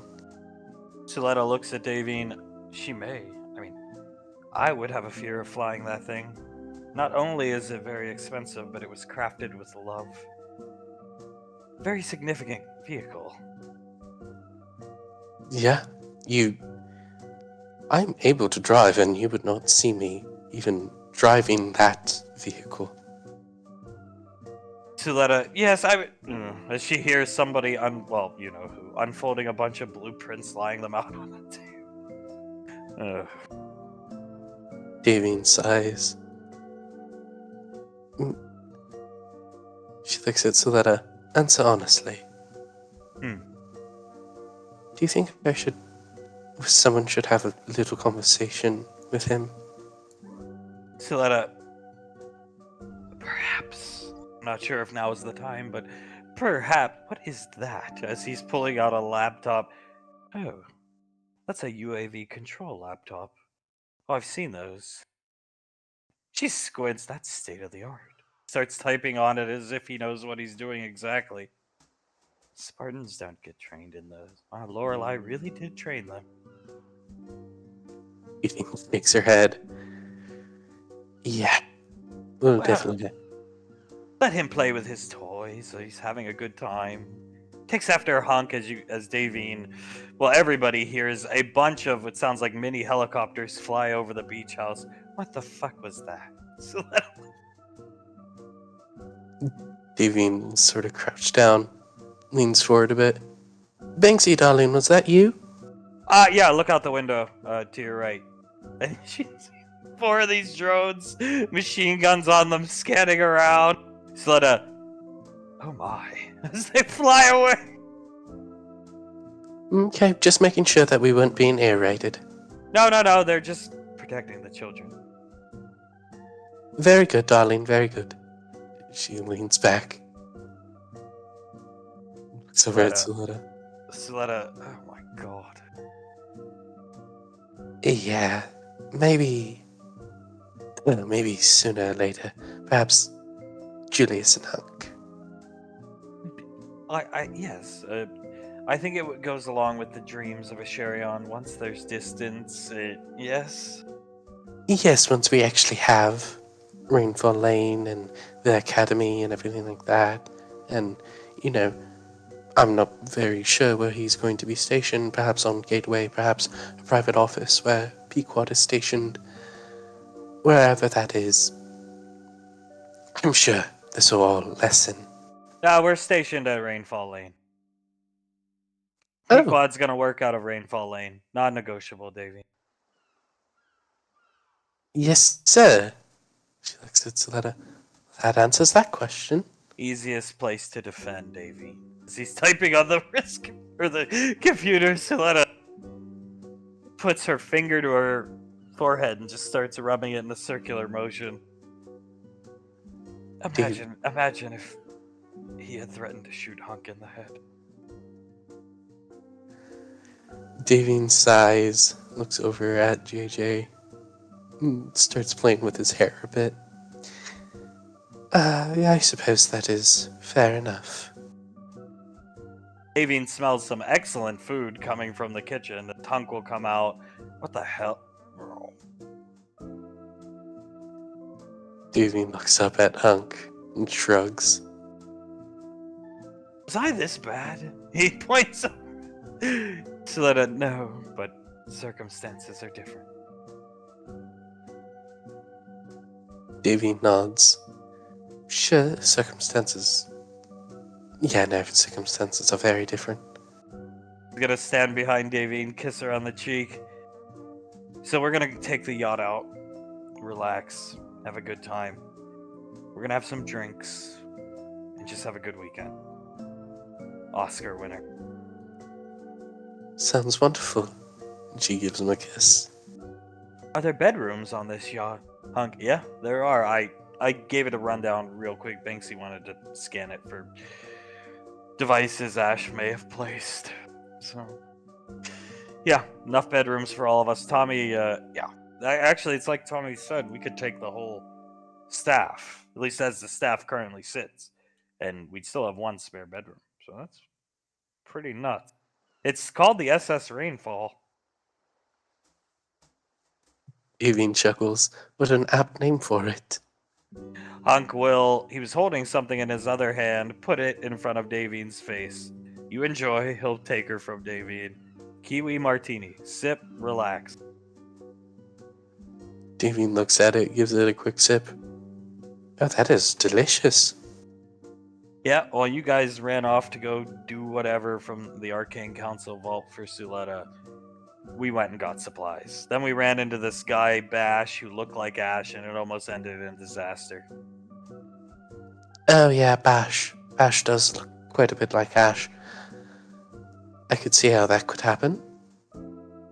Hunk, I heard one of the Spartans mumbling, calling him Good Ash. So, I guess that's better than the opposite? Davine starts to laugh. It takes another sip. Bash is good Ash. Is it good? It's delicious. Good. 1 second. He'll go back, get one for Celeste. Sip and relax. She gladly. Davine leans back. I have to say, Letty, this is the life. You've got that right, sister, as Hunk twists a beer open. Banksy, why don't you come have a Modelo? I'm busy. He just keeps typing on the... Right. He'll take a sip of the beer. Davine shakes her head. Well, we got hot wings. Banksy? Uh-huh. Just typing on the computer. I got us grape leaves from Amels. Correction. The Spartans went and got them. Not me, but I got 200 of them. We're celebrating tonight. I've made my soup, seafood soup, mana water, everything the kids like. So, if we could just relax, whatever, and have a good time. Davine chuckles. Does the thing where she walks up his stomach and chest with this little stick figure man. That sounds perfect. She does a little boop on his nose, reaching up all the way. He's gonna catch her hand and kiss it, and those rooms on that yacht are very nice and cozy. Yes, wide, spacious, or sort of cramped and, well, how do I put it, cuddly? Very cuddly. Oh, and by the way, next time you get nominated for something, you just write the speech. Please. Yes, I'll write the speech next time. Although I didn't do half bad without it. No, you did great, actually. You did great. I didn't want to steal your thunder, I just couldn't help myself. Honey, you could steal my thunder at any point. But you know whose thunder we did steal? Those two. He gestures outside, Pequod and Julie. Davine puts her hand up. Yes, we did. Hunk's going to... Is it good? Siletta... yes. Kiwi isn't my most favorite, but it's an excellent martini. Hunk... Good. Davine will gently lean over and just rest her head on Ziletta's shoulder. Out here, Pequod is... Come on, Icy. Just get in and drive it around for like 10 minutes. Icy. No thanks. Holding the door down. I mean, it's perfectly fine. We want you to drive it, Icy. She comes over here. Too scary. If I wreck that thing, Pequod, can't you just mend it? And Icy, it's the thought of the gift that counts. Besides, there's a yacht we can go see. And honestly, God knows how many times you guys have had fun in that thing. She walks this way, Pequod. Yeah, that's true. Yeah, I mean, we've never done it in the front seat. So that's fine. We should. Julius thinks for a couple seconds. Oh, we should, shouldn't we? I mean, it's not like they've got the Escalade or an APC or the Lovebird. We've got it. We have to utilize our tools against them. Yeah, that we do. I've got the Spider Colonel costume. Let's go make sure she's feeling better and go look at the yacht. She's gonna guide you this way. Poor dog. He still looks this way. The expression has not changed. Crouches down, pets Honey a couple times. Oh well. Maybe we should take him to a dog psychiatrist. Stands up. Something to think about. I will gladly pay for that. Where'd she go? Oh, this way. What the hell? She sees these drones hovering around, doing combat maneuvers. Oh god. Banksy. Oh, whatever. Just drones. She'll come over here. SS Rainfall. Icy points at it. SS Rainfall. Fixes the turtle in her arms. This was really nice of Dom. Yeah. He got it as a I'm sorry gift if we didn't win. Well, we won. Pequod, are you feeling better? Boat, seasick? I think we have some Dramamine, actually. I see. No, I'm good. It comes in waves. Julius puts a hand on her shoulder. Okay. But, if it does start to come on, I mean, we're gonna find out either way, but try to let us know. We'll get the bag out as soon as we can. She nods her head. I should be able to make it to the side of the boat. Pequod, does it always happen around this age? I see. Hard to say. Some of the kids at Sword Base, it happened to when they were like 15 and 16. Pequod, oh boy. Was it always spawned by something not so great happening in their life? Like, the issues with he gestures to him, Icy, and then Pequod, all of us, or Auntie Suletta and the issues with her sister. Most of the time, that's the trigger point. From what Master Yen said, yeah. Icy looking at the boat. Pequod, so Carter and Soul. Icy, unfortunately, yeah. Do you think, out of the three of us, you're the expert here. Do you think it's gonna be the same for them like it is for you? I hope so. Just because it's not fun to see what you actually did, and vomiting's gross. But some people lose feeling in their body, get paralyzed. I guess Master Ebenezer got chickenpox. That's not that bad, but it can be really bad for a short while. Yeah. Well, I hope so too. It isn't anything too bad. Pequod, even if they have it rough, they'll have... She gestures around and then back up to Gateway. Like you, pats Icy on the head, a big support network. And we know it's coming eventually. I didn't know spellcasters went through this kind of stuff. Icy. Most don't talk about it. Well, I can see why. I'm just glad we're here to help you right now. She leans in, rests her head on Julius. See now why Auntie Suletta gets so mad at Ash. Julius chuckles. Yeah, I would too if I also went through it. I see. Strange thing about today really was I was surprised when you mentioned Integra during the speech. I tried to read her mind to see if she was watching, and it was weird. It wasn't like static or anything like that, was it? No, it was just almost blank. She's alive, don't worry. Just like she's just not there or something. It's weird. Rolls her eyes slightly, like hard to explain, but no real emotion one way or another. Maybe she was just sleeping, is my guess. I hope. She's not dead, don't worry. Because thank God.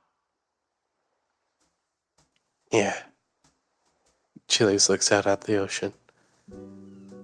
Yeah.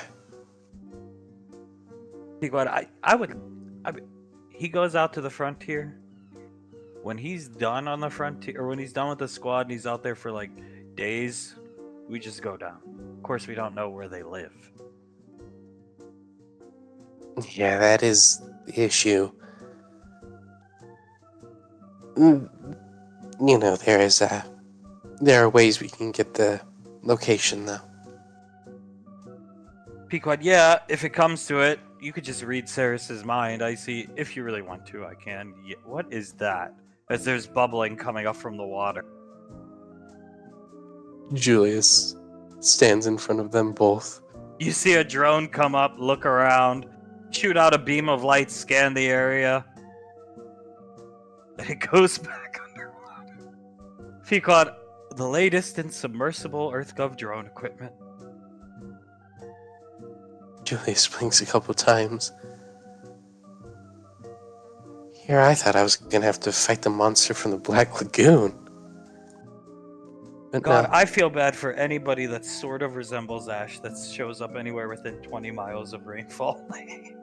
imagine if a nice old man got lost on his way, has like a nice cane, big white beard, white hair. Maybe he even has a lazy eye and forgot his glasses that day to correct it. And he walks up to the rainfall lane, the gate knocks on it a couple times, and boom, 6 Spartans all around you with guns pointed at you. Pequod, or worse, just she puts her hand under her neck in like a slashing motion. Head just taken off by nightfall from 10 miles away. Oh, God. Hi, kids. What'd you do today? Protecting Rainfall Lane. Thank you so much, Pequod. Everything go okay? Oh, yeah, we killed some guy that kind of looked like Ash. Non-negotiable. God, Pequod grown. Julius shakes his head. Yeah. I see, Laurel. I told them to. Shrug. Zed, when Lorelai tells you to do something, you do it. I sort of wish he wouldn't do it during rainfall weekend, though. Yeah, it's kind of like the hunk thing. I'm pretty sure we're pretty safe from Ash. Almost everywhere we go, but well, apparently Lorelai took them to a Nova and they would fight Drooks and stuff like that to toughen them up. Well, yeah, that's damn quick way to toughen up. Fight Drooks? That's ridiculous. I see shrugs. That's what Banksy was telling me on the way here. Julius lets out a long whistle. I mean, there you go. When Lorelai wants to train you, she really wants to train you. They had to kill an alpha Drook, bigger than the normal ones. They killed him without her help, and then she gave them all their tools and jurisdiction to protect us. Julius They killed him in 30 seconds. I see speaks up playing with the turtle. Pequod, oh my god. Julius chuckles. Our little Reaper squad has come a long way, haven't they? Pequod, I'd never want any ink in my skin. I don't think I could take the pain of getting a tattoo. When I was 16, I kind of wanted one. Like, you know, you go through that phase where you kind of want, like, arm tattoos and stuff. I kind of like their symbol. I wouldn't mind having one. I see no thanks. Julius turns around. You really want one with the 2 guns, the lazy eye, the beard, everything like that? And the knife through the skull. Just a small one somewhere on my hip or something like that. I mean, hey, it's pretty badass. Pequod, you're gonna be in charge of the headhunters. Is it new generation coming in? Perhaps you could consider for your wife adopting that as the new headhunters logo as well. Julius looks at her. You know, I just have the most amazing idea. What if we took the Reaper Squad logo and made it into the Headhunters logo? Isn't that a great idea, wifey? She'll let go of Icy's shoulder, come over and kiss you. Excellent idea. Thank you very much. I thought it up all by myself and totally not got the idea from my beautiful wife. She's gonna wink at you, kiss you, as Hunk is gonna let Davine go and JJ to Siletta stop. Look at Banksy come out here. Alright, having fun with the yacht. Yeah, it looks pretty cool. Julius. He points out. Why? I mean, I know. You know what? I don't care. Actually, anyway, it goes back underwater. He keeps staring out at the ocean. I got some drinks, some food. We're gonna have some beers and relax. Sounds good, Dad. Okay. He's still staring out where it came up. You're feeling good? He pats Icy on the head. She nods. Let's round up the flock and get on the yacht, huh? Yeah, that even rhymed. Good on you. No, I didn't even try. Oh, and Julius, I know I told you I'm proud of you for winning, but good man. Really good man. He points back at you. for having a fucking speech prepared, for God's sake. Julia starts to laugh. Thank you. Yeah. Jesus, you prepared an excellent one in under how many minutes? Pequod, yeah, he didn't know he was nominated till earlier today, so. Trust me, it sort of freaked me out, but, still got it done. Alright, I'm gonna go retrieve your mother and auntie, carry mom to the ship, get the kid Zanzibar. Let's get going. And what the fuck? As the drones fly over.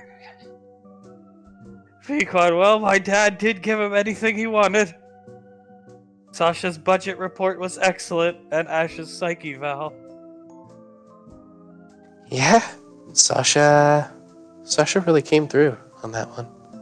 Hunk hands on his hips, watching the drones disappear. Yeah, we've talked about things before. I'm just curious. What did Sasha say in her report? Pequod, Ash is jealous, was jealous or something, blah, blah, blah. Hunk, yeah. Alright. Is that what you think? Turns around, looks at Julia. Julia shrugs. Certainly is a possibility. Let's just get this shit done with this stupid cult. ASAP. Yes, sir. Couldn't agree more. He'll go in, get Davine. You guys will head out to the yacht. You've dropped the EBE off at Gateway. SIS took that EBE super quick. Lorelei wasn't there. They had to call her back to the station. And they told you guys just to wait for recall, hang around Gateway. Or, you can go outside, get some drinks. That's what you're planning to do. Tal knows a very good bar he'd like to go to. But Curtis has wanted to stop to see Saris. And that's where you guys are. You're outside the mansion. There's a Escalade here now. Tal, this place is fucking ridiculous. He starts laughing. It is, but it's what they wanted. If they're happy, I'm happy. Welcome to, Casa de Valorius, I guess you could call it. Costa Day, Jesus Christ, mate, it's incredible. Who does the gardening around here? I believe Saris does. Excellent job, and that's yours too? I'd say it's hers. I haven't touched it. Wow. I assume Mr. Wiseau lent that to you or whatever. I'd assume so, or gave it to her. Well, you gotta love Mr. Wiseau. Colonel Curtis. Yeah, Ash, I could see why you were stressed about paying for this place. He's looking around like, good God. Yes, but just keep doing what I'm doing and it'll be fine, right? Yeah, on the frontier, you got a line to good money. Yes, I do. Well, would you boys like to come in? Yeah, of course. Tal, yeah, I promise not to touch anything. Lots of expensive stuff inside. Like going to the Queen's Palace or something. Touch whatever you'd like, man. It's fine. Come on. He's gonna lead them up. As you start walking up, the door opens. Saris comes up. Hello, Saris. We got off early this week. A big thing happened. Can't really talk about it yet, but you know the rest of the squad. They wanted to come say hi. Hi. Saris! Colonel Curtis takes his mask off. They don't have their weapons, but they're still in their gear. He's gonna get recalled. Your gear is on the dropship. Saris? It's me, Curtis. Saris comes up to Ash, gives him a very light, quick hug. Looks at the ground the whole time, salutes the ground half-heartedly. Saris? And she gets into the Escalade, and Ash, as she's getting in, Mom's not doing great. And she drives off. What the fuck? God. Saris? He's just watching her drive away! Fuck this. He starts typing on his wrist computer. Do I look that old? I mean, I was with her a couple years ago. He's looking at himself in the... It's not you. She didn't even recognize me. She recognized... I think Oh, you think so? I was gonna say he just gotten uglier. No, she recognized him. It's just, he's gonna motion to himself. She's radioactive, so... Uh, well, she's not in. God. Yeah, like I said, I've royally fucked up. Sorry, I messed up your reunion with her, sir. He's just staring at where she drove off. I taught her how to cook. I taught her all the frontier basics. I'm not that old looking, am I? No, you're not. It was a long time ago, and maybe she just didn't recognize me. Well, regardless of I heard what you said. I thought she'd be happy to see me. That's all. It's been a while. We had a lot of fun out on the frontier. Her, Sasha, me, and there was another ranger attaché to our squad. We had fun. It was a fun deployment for all of us. She probably did. Was happy to see you, sir. Just embarrassed because of other events. She took off in that Escalade like a bat out of hell. She did. Didn't want to be around the awkwardness that even with you would be there because of what I've done. Oh well. Curtis kind of shrugs, gestures in the direction she drove off. Maybe some other time. Yeah, give us some time. I'm sure she'd be happy to see you. Just need time. Yeah. Time. And you did get a little uglier, Colonel. Colonel Curtis chuckles to himself. Yes, I'm sure. I'm gonna go in and check on Mum. I might meet you guys later, but if you need me, just call. Alright? Yeah, we'll go get a drink or two, mate. Come on, lead us in, show us the house. Yeah, let's do that. He'll lead him in. I mean, we came here to see her, and she just ditched us. That's fair. Okay. Colonel Curtis looking around. Nicer on the inside somehow than the outside. Yes, it is. It's beautiful. I'm a lucky man, even if I have to work my ass off for it. Well, he'll lead him in. This is the main hall, I guess you could say. Beats the hell out of my place I had with my wife. Colonel Curtis beats the hell out of my apartment. Fair enough, sir. He's gonna point things out. The kitchen's over there. Saris's room's over there. Mum's is over there. Just simple things. Right. Mum. He's gonna walk over here, not open the door.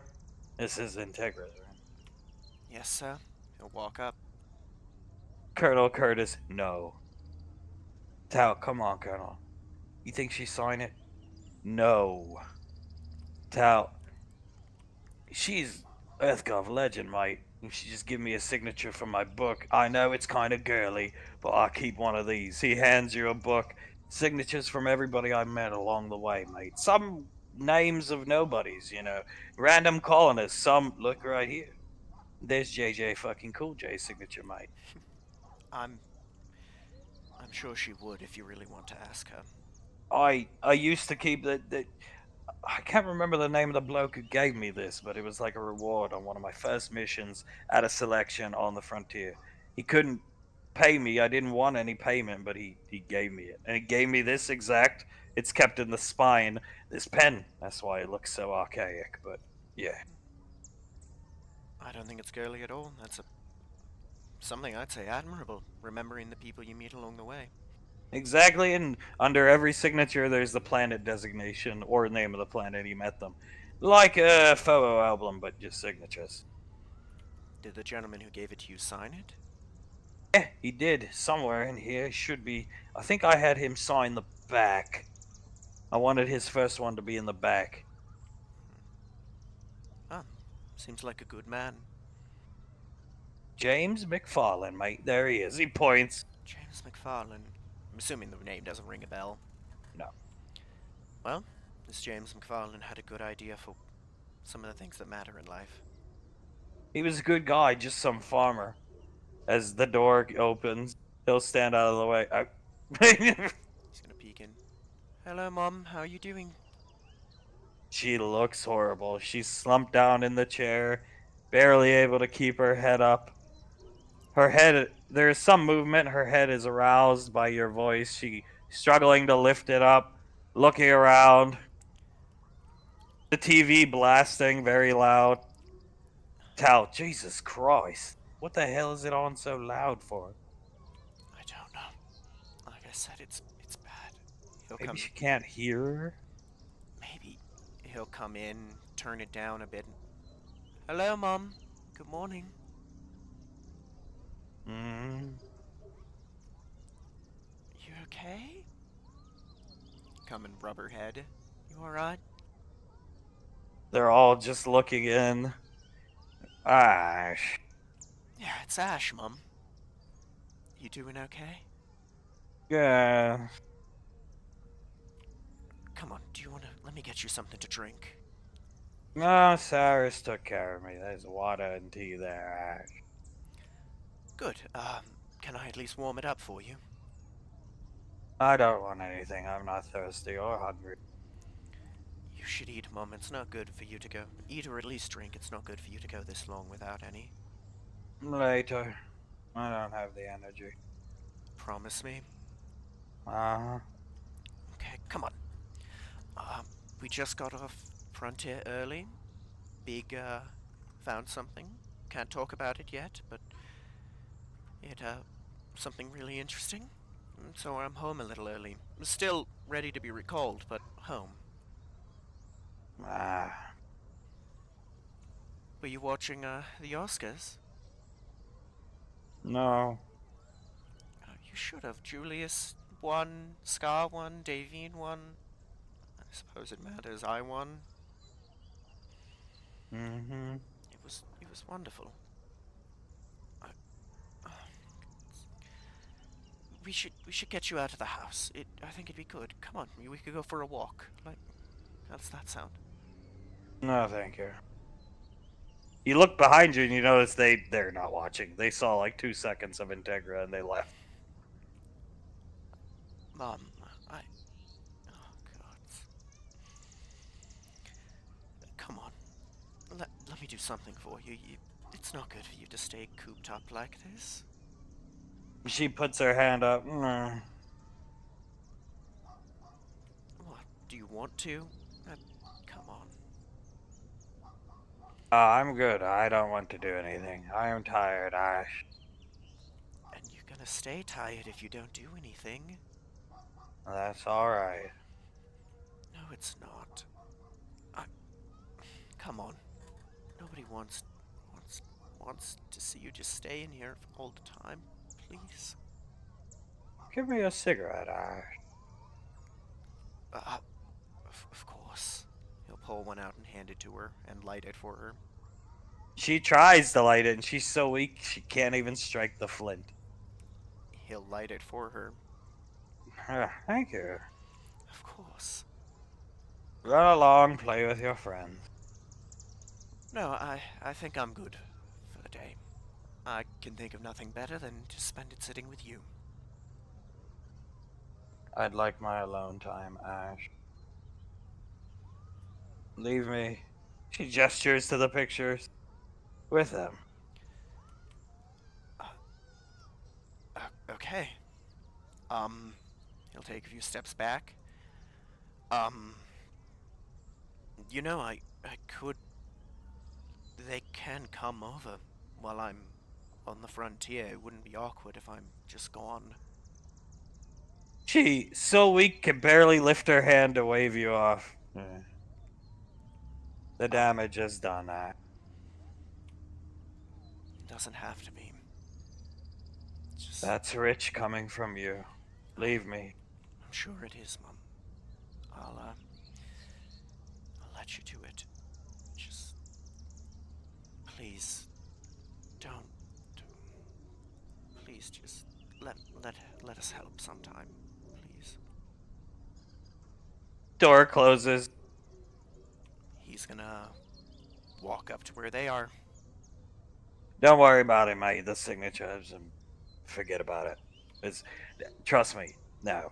If I would have known it was that bad, you said it was bad, but that is like, like on a scale 1 to 10, that's like a 40. So, no, don't worry about it. Yeah. Yeah, you're good. Uh, Yeah. Yep. Colonel gonna- Curtis looks around. How do you live in this place? It's so depressing. he's gonna take a deep breath. Well, you just give them their time and, well, really, I'm only here 2 days a week. Sometimes even less. It feels like I'm not welcome here either. Curtis, yeah. Takes his helmet off, pushes his hand through his hair. Jesus. Got one look at her and just meh. Gonna rub his eyes a bit. Apologies for getting over emotional, sir. Oh, this one's understandable. Hell, yeah, that's why I turned away too. Like I said, reminds me of my mother. So Sorry for that, sir. it's okay. I didn't think it'd be that bad, but I've seen a picture of her and I don't recognize her. Young Integra or the other Integra in the picture I saw doesn't even look like her, which, like I said, same with my mom. I would agree. I barely recognize her myself. I suppose you wouldn't have any advice. Because right now I'd be willing to take anything you have. Colonel Curtis, no. Shakes his head, like, besides what we discussed earlier about sending, I'll, Julius and Pequot damage. We'll see, I think it'd be nice for the Colonel to sit down with your wife and ask her about it, try to talk to her, because, yeah, Curtis, but that we can't sit here wait for her to come back and ambush her and start in her own home. If she doesn't want to talk to me, it's not a big deal. I'm not gonna sit here and wait for her to ambush her. No offense, sir, but I'm not gonna allow that to happen. I'm not gonna force her into anything again. No offense. Yeah, no, I think it's a shame. He shrugs. That's a woman with no purpose. He points to in here, and seems like Saris is the same way. So yeah. I thought a friendly face would. I don't care about radioactiveness. We had fun. I like teaching. I don't have to teach you a lot in terms of the basics of the frontier because you had the experience from Gallia. She was like a clean, fresh slate. Vampire girl living in Antarctica to the wilderness of any given random designation planet. Lot to learn. Like a sponge soaking in information. Good student. I just thought maybe I'd be a little more receptive, but yeah. I wish she had been. But if she doesn't feel comfortable, then that's all there is to it, I suppose. Yeah, let's just go get some drinks. I don't think hanging around here is good for anybody. I don't either. I'm sorry for, ruining the day for you guys. No, it's no problem. Let's just go have a few cold ones before the Ranger General calls us back. Yeah, let's, go and try to, relax. You guys will leave. As out here on the boat, the Rainfalls are having a wonderful time. Julius has started the nice built-in fire pit. Beautiful fire pit. Davine's sitting with, JJ's over here with the turtle. Boom. Icy's sitting on the ground with the kids. Banksy's on his computer. Suletta here. Pequod sits down in a chair. This is amazing. Yeah, it really is. He leans back in the chair, puts his arm around Pequod. I never really thought of the salty sea air, so, this close to the sea and then the fire, it all melds pretty well together. It really does. And the sun's going down. She points up. It's pretty beautiful. We won our Oscars? Hell of a day. A pretty damn good day, I would have to say. I got your drawing table here. Spider Colonel suit downstairs. Guitar here. Julius nods. And I'll draw you anything that you want me to draw you. You could draw me in the Spider Colonel outfit. Hassan comes up with 2 more martinis, hands them to David and Suletta. Davine clinks her glass against Suletta's and starts to sip at it. Uncle, food? Sure, I enjoy a good thing of food every once in a while. Alright, well, here. He's got a cooler of stuff, a tray, Long Island iced teas. Have you ever had one? I have not. You try this. You're gonna drink both. He hands it to Yes, Suletta. sir. Ooh! Hands one to Suletta. Yes, sir, Daddy-O. And she'll start drinking them both. Which one do you like more? She thinks for a second. I would have to say the kiwi martini, only because I prefer kiwi, but the Long Island iced tea is quite delicious. I think we could put a couple slices of kiwi at the bottom of the Long Island iced tea. Make it raise it up to your standard. Oh, now you're thinking. Unk's gonna come over here. Start hand Pequod one. You one, Julia. Julius will take it. Hold it up to Hunk. Thank you very much, Dad. Take And a Chase- sip of it. Chase it with this. He'll hand you a couple beers. Chase it. Yes, sir. Pop it open and then start taking a sip. Unk comes over to these two. All right, let's put the computer away there. What exactly? How many? That's the newest, like drone tech. Banksy, yeah, looks up at him. How many drones? Just the 4. And rising out of the sea is a fleet of them. Davey notices Suletta's eyes get wide, drinking the martini, looking at them. Oh my fucking god. Davine turns around. Oh, holy shit. Zanzibar, looking up at them, pointing with the power.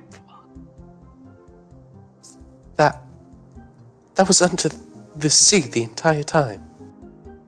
Suletta, amphibious all-terrain drones. Nowhere for Ash to hide.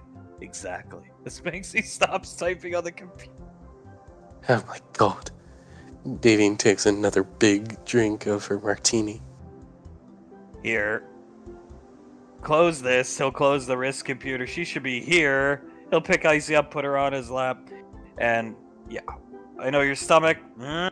Sip slow. She'll take it from him. Thank you. Just sip slow and relax. And if you get sick, just puke on one of the drones. Better. Can you please put those away, Banksy? And he'll grab the computer. And they will submerge back in the ocean. And Hunk, good. Here. Take this away. And he'll take it downstairs and go get food. Christ. As he goes down the stairs. Thank God the drones are gone. Freaking me out. Pequod, that's a fleet of damn drones. Julius looks at Pequod. There really was nowhere for Ash to hide. How the hell's he supposed to hide from a battalion of Mercurius units? I don't Not. He drinks his beer. I don't think me and Icy put together could hide from an entire battalion of Mercurius units. Icy really doesn't make sense to have. She's looking up at Banksy that many. Because, I mean, what are they going to do? Just patrol the area around the academy and the outer portions? Like the land, Banksy? Yeah, and we're also going to... Basically, from the subterranean complex, they can deploy from anywhere down there up above ground to assault any assailant. Icy. Oh, God. So how long have you put this much thought into this? The entirety of this squad? He gonna take off his helmet, look at you, honestly, since the day Saris left. Is when I first started thinking about it. Julius looks at him. Nods. Understandable. I didn't know her that well, but she told me something I needed to hear. And I did enjoy what little time I had training with her. I see, yeah. Sips her martini. She was cool. She was very cool. Suletta, I'm just glad Krellin went up there and she gestures like she has a bat. Knocked it out of the park. We didn't stoop to a Sherion's level. Devin thinks. You know, do you think he wrote that, or was it all off the wing for him? Icy, off the cuff. She puts her hand up, sipping the martini. I did no preparation work with him whatsoever. I tried to help, he said. What did he say? No help need. We'll play nice. Know how to do good Ash. That was honestly impressive. It was all off the cuff. Pequod, if he could speak like that, why doesn't he, Icy, he's just weird. Accept it. Pequod starts laughing, drinking the beer. I mean, it's like he said. He knows the words, he just doesn't understand them. Doesn't understand though. Icy sips the martini, and maybe he's a big fan of Malcolm movies, so he's been studying his enemy for a long time. She starts chuckling. Julius chuckles, takes a sip of the martini and then the beer. Hunk will come up. He's got a bunch of mana water, and you can drink as much as you want, because Dad, you don't have to drink from Pierre's mouth. Okay, I've got tons of this downstairs too. Davine chuckles. Oh, but what are you talking about, dear? Pierre's mouth, that's how you get the freshest. So that is the truth, actually. That's why I do it. I see, that's why I do it. A couple squirts from his mouth will go even farther than those bottles of water when hung over. Pequod looks over at the turtle. What use doesn't these little things have? Hunk, well, if it comes to it, I'll take a swig or two off little Pierre Rainfall. Here, lays out a huge tray of grape leaves / Dolmathers. Thank you very much, dear. Courtesy of the Ash Hit Squad, he's gonna put like 8 on a plate and hand them to Davey. She'll take the plates, start eating them. It'll look over at Banksy. Thank you, Ash Hit Squad. He nods. Hunk, yes, and thank you for finally relaxing. Worse than Julius, for God's sake. Somehow. Takes another sip of the martini. Hunk, and I figured put some buffalo in down for Julius and Pequod. Pequod, I have wanted some of these. Yeah, they do sound very good right now. Ranch, blue cheese. He'll drop some off here. Pequod, he's waiting on us like a waiter. Yeah, it's a little weird. Dad, why don't you sit down now and, relax? Sit down. Pequod leans in. Old habits die hard, don't they? Hypocrite. Looking at him. I suppose they do. And I cooked my soup for you, honey. He puts the soup down. Davine looks at the soup, puts her hand on his. Honey, thank you. You can rest now, though. First bowl to you, though. He hands it to Icy to relax your stomach. And I've got ginger tea, too. I'll be back. He goes downstairs. Pequod, yeah, relax. Everybody. Yeah. I don't think he'll listen to any of us. He didn't even listen to me when I told him to relax. Pequod, Julius listens to me when I tell him to relax. Sticks her tongue out at Davey.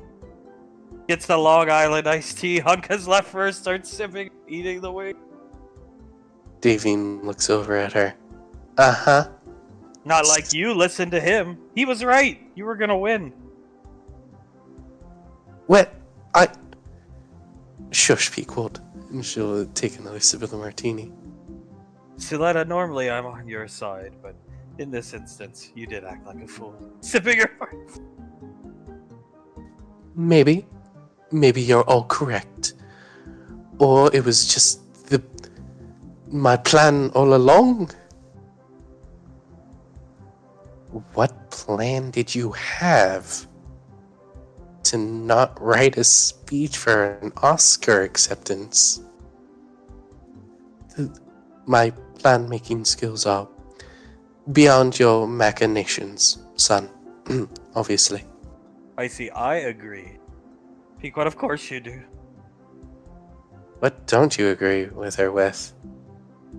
Pequod starts laughing as Hunk comes up with more food. Ugh.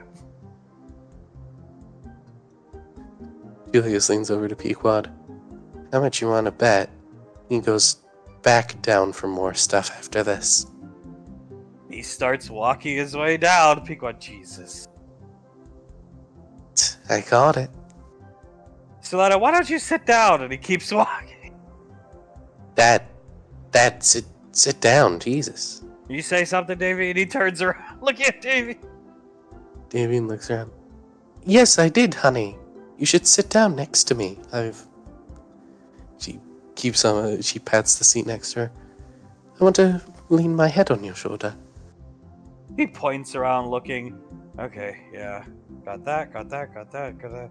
Chicken nuggets in for the little ones. I guess I could take a few minute break. Davy nods. I think you can. He'll sit down next to Davy and put his arm around. She leans on him. Long day, a little strung out from all the... He puts his hand up crowd. And the lights and the cameras and the flashing bulbs. I understand, darling. I really do. But, it's like you always tell the boys. She looks up at him. You need to relax. Yeah, I just wanted to make sure I knew you were going to win. I never had a doubt, and I can't read minds. So I just wanted to make sure everything was perfect, and I didn't think we'd be doing it on an amazing, he looks around, yacht. Let's just put it that way. Davy nods. Honey, things don't need to be perfect. Because when I'm around you, and when I'm around my family, things are perfect, okay? He's gonna kiss her on the lips. Okay, as Pequod whispers, it's time, Julius, I'll be right back. She goes downstairs. Julius leans back, starts just messing with the pencil and a bit of paper. Hunk, well, I mean, like I said, I knew you were gonna win. I was following the reviews, the online commentary, all the prediction shows. They all predicted the room, so I popped. He pulls something out of his pocket, and I bought you this diamond bracelet to celebrate the win. Davine looks at it, looks up at him, and starts to blush a bit. You've got it for me. Yeah, to celebrate the win. I'll get you one for every Oscar. She pushes herself up, gives him a kiss on the cheek. Thank you, darling. Do you mind if you... She offers him her wrist. Do you mind if you put it on? Oh, I've been waiting to put it on all day, trust me. Starts putting it on her wrist. She smiles, looking at it, spins her wrist around a couple times. It's beautiful, darling. Let's just get you a little more comfortable here. He'll reposition her legs on his lap. There you go. Yes, very comfortable. The Oscar-winning director. He'll lean back and finally start relaxing, drinking some of the Long Island iced. Davine chuckles. Your wife, the Oscar-winning director. Hell yeah. That was great. It was hot. Your ears were on fire. I think mine were on fire just looking at you up there with all the lights on you. Yeah. Honestly, it was a bit terrifying, could you tell? No, I couldn't. I mean, I think you stammered at the beginning of the speech, but almost everybody does, because it's just you're overwhelmed with emotion. Especially you, because you didn't think you'd win. Davine nods. Yes, I mean... Maybe I was wrong.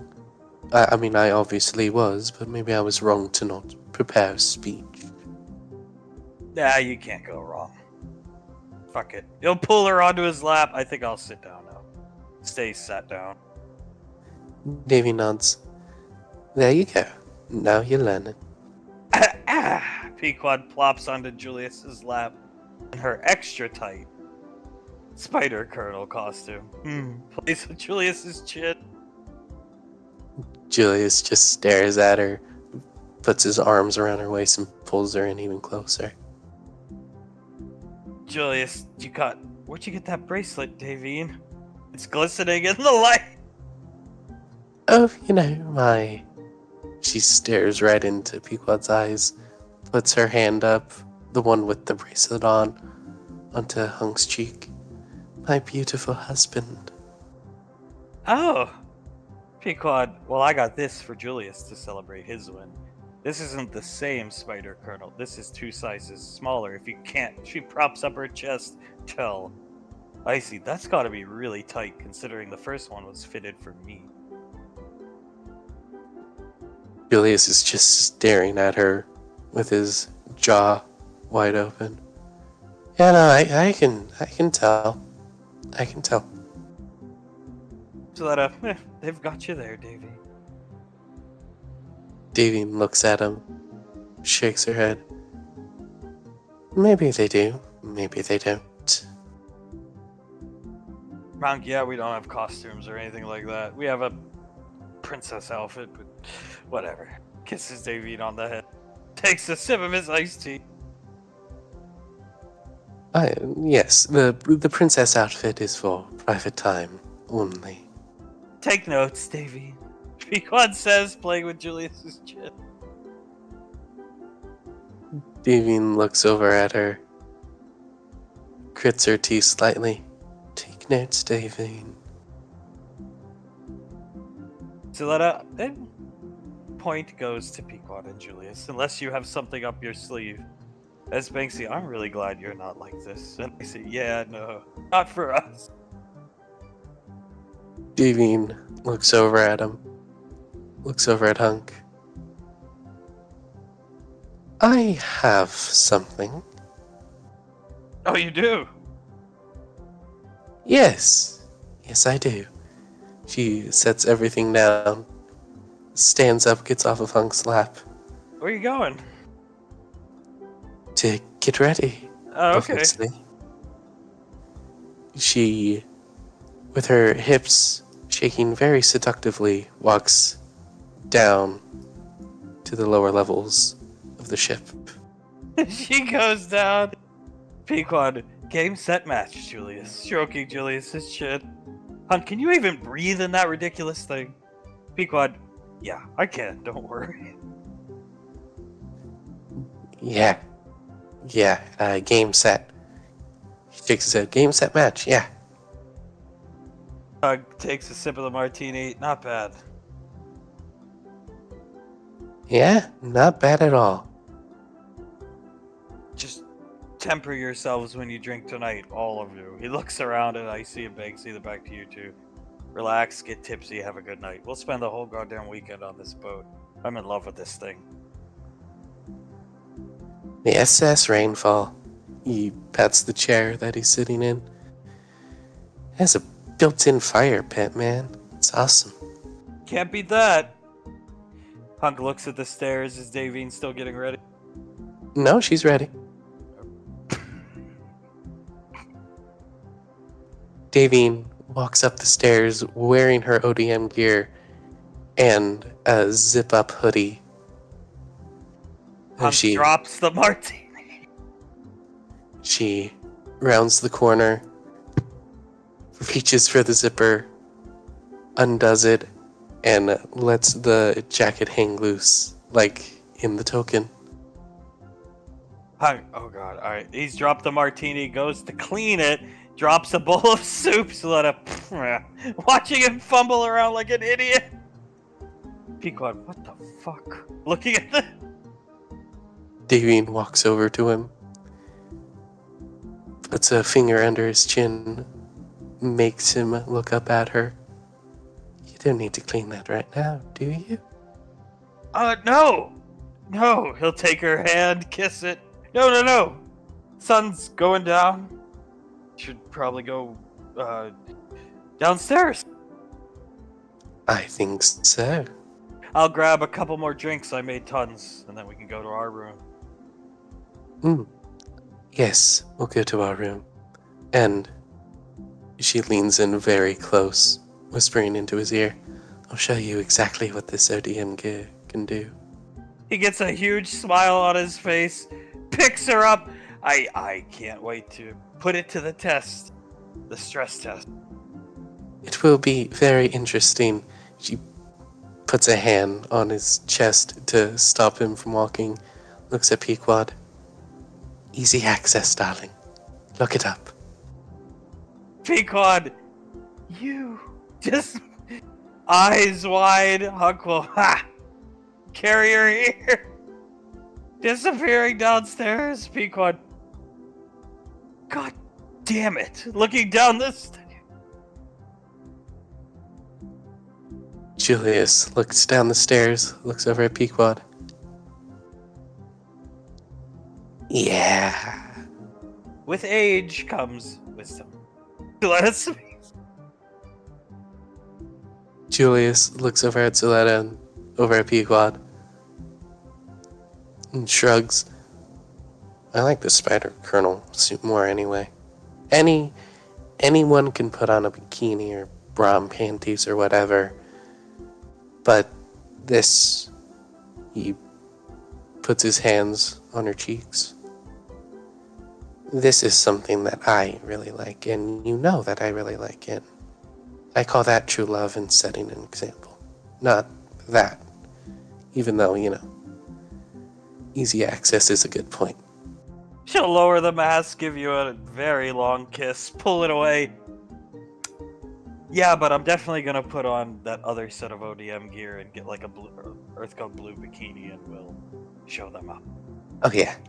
Yeah, they don't have a chance. You know how to... Does anybody know how to icy? She taught me how to put it on. So that, yes, we can show you. Good! Good! Sips her martini.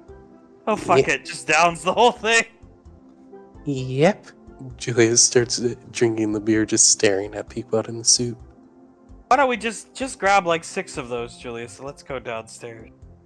What a wonderful idea. We'll be back in like 20 minutes, okay? Maybe an hour. Icy, we'll watch the kids looking down at them. Thank you, Icy. As you guys make your way down, Pequod, don't even look at them. Don't even look at them. Don't even look at them. Just get you down. Don't look, Julius, as you stop at the top of the stairs. Why shouldn't I look, darling? Just because we need to stay in the moment. She'll turn your head to you. Turn your head to her and kiss you. Don't worry about it. She's just reading the book to her. He inhales slightly. Yeah, that's nothing.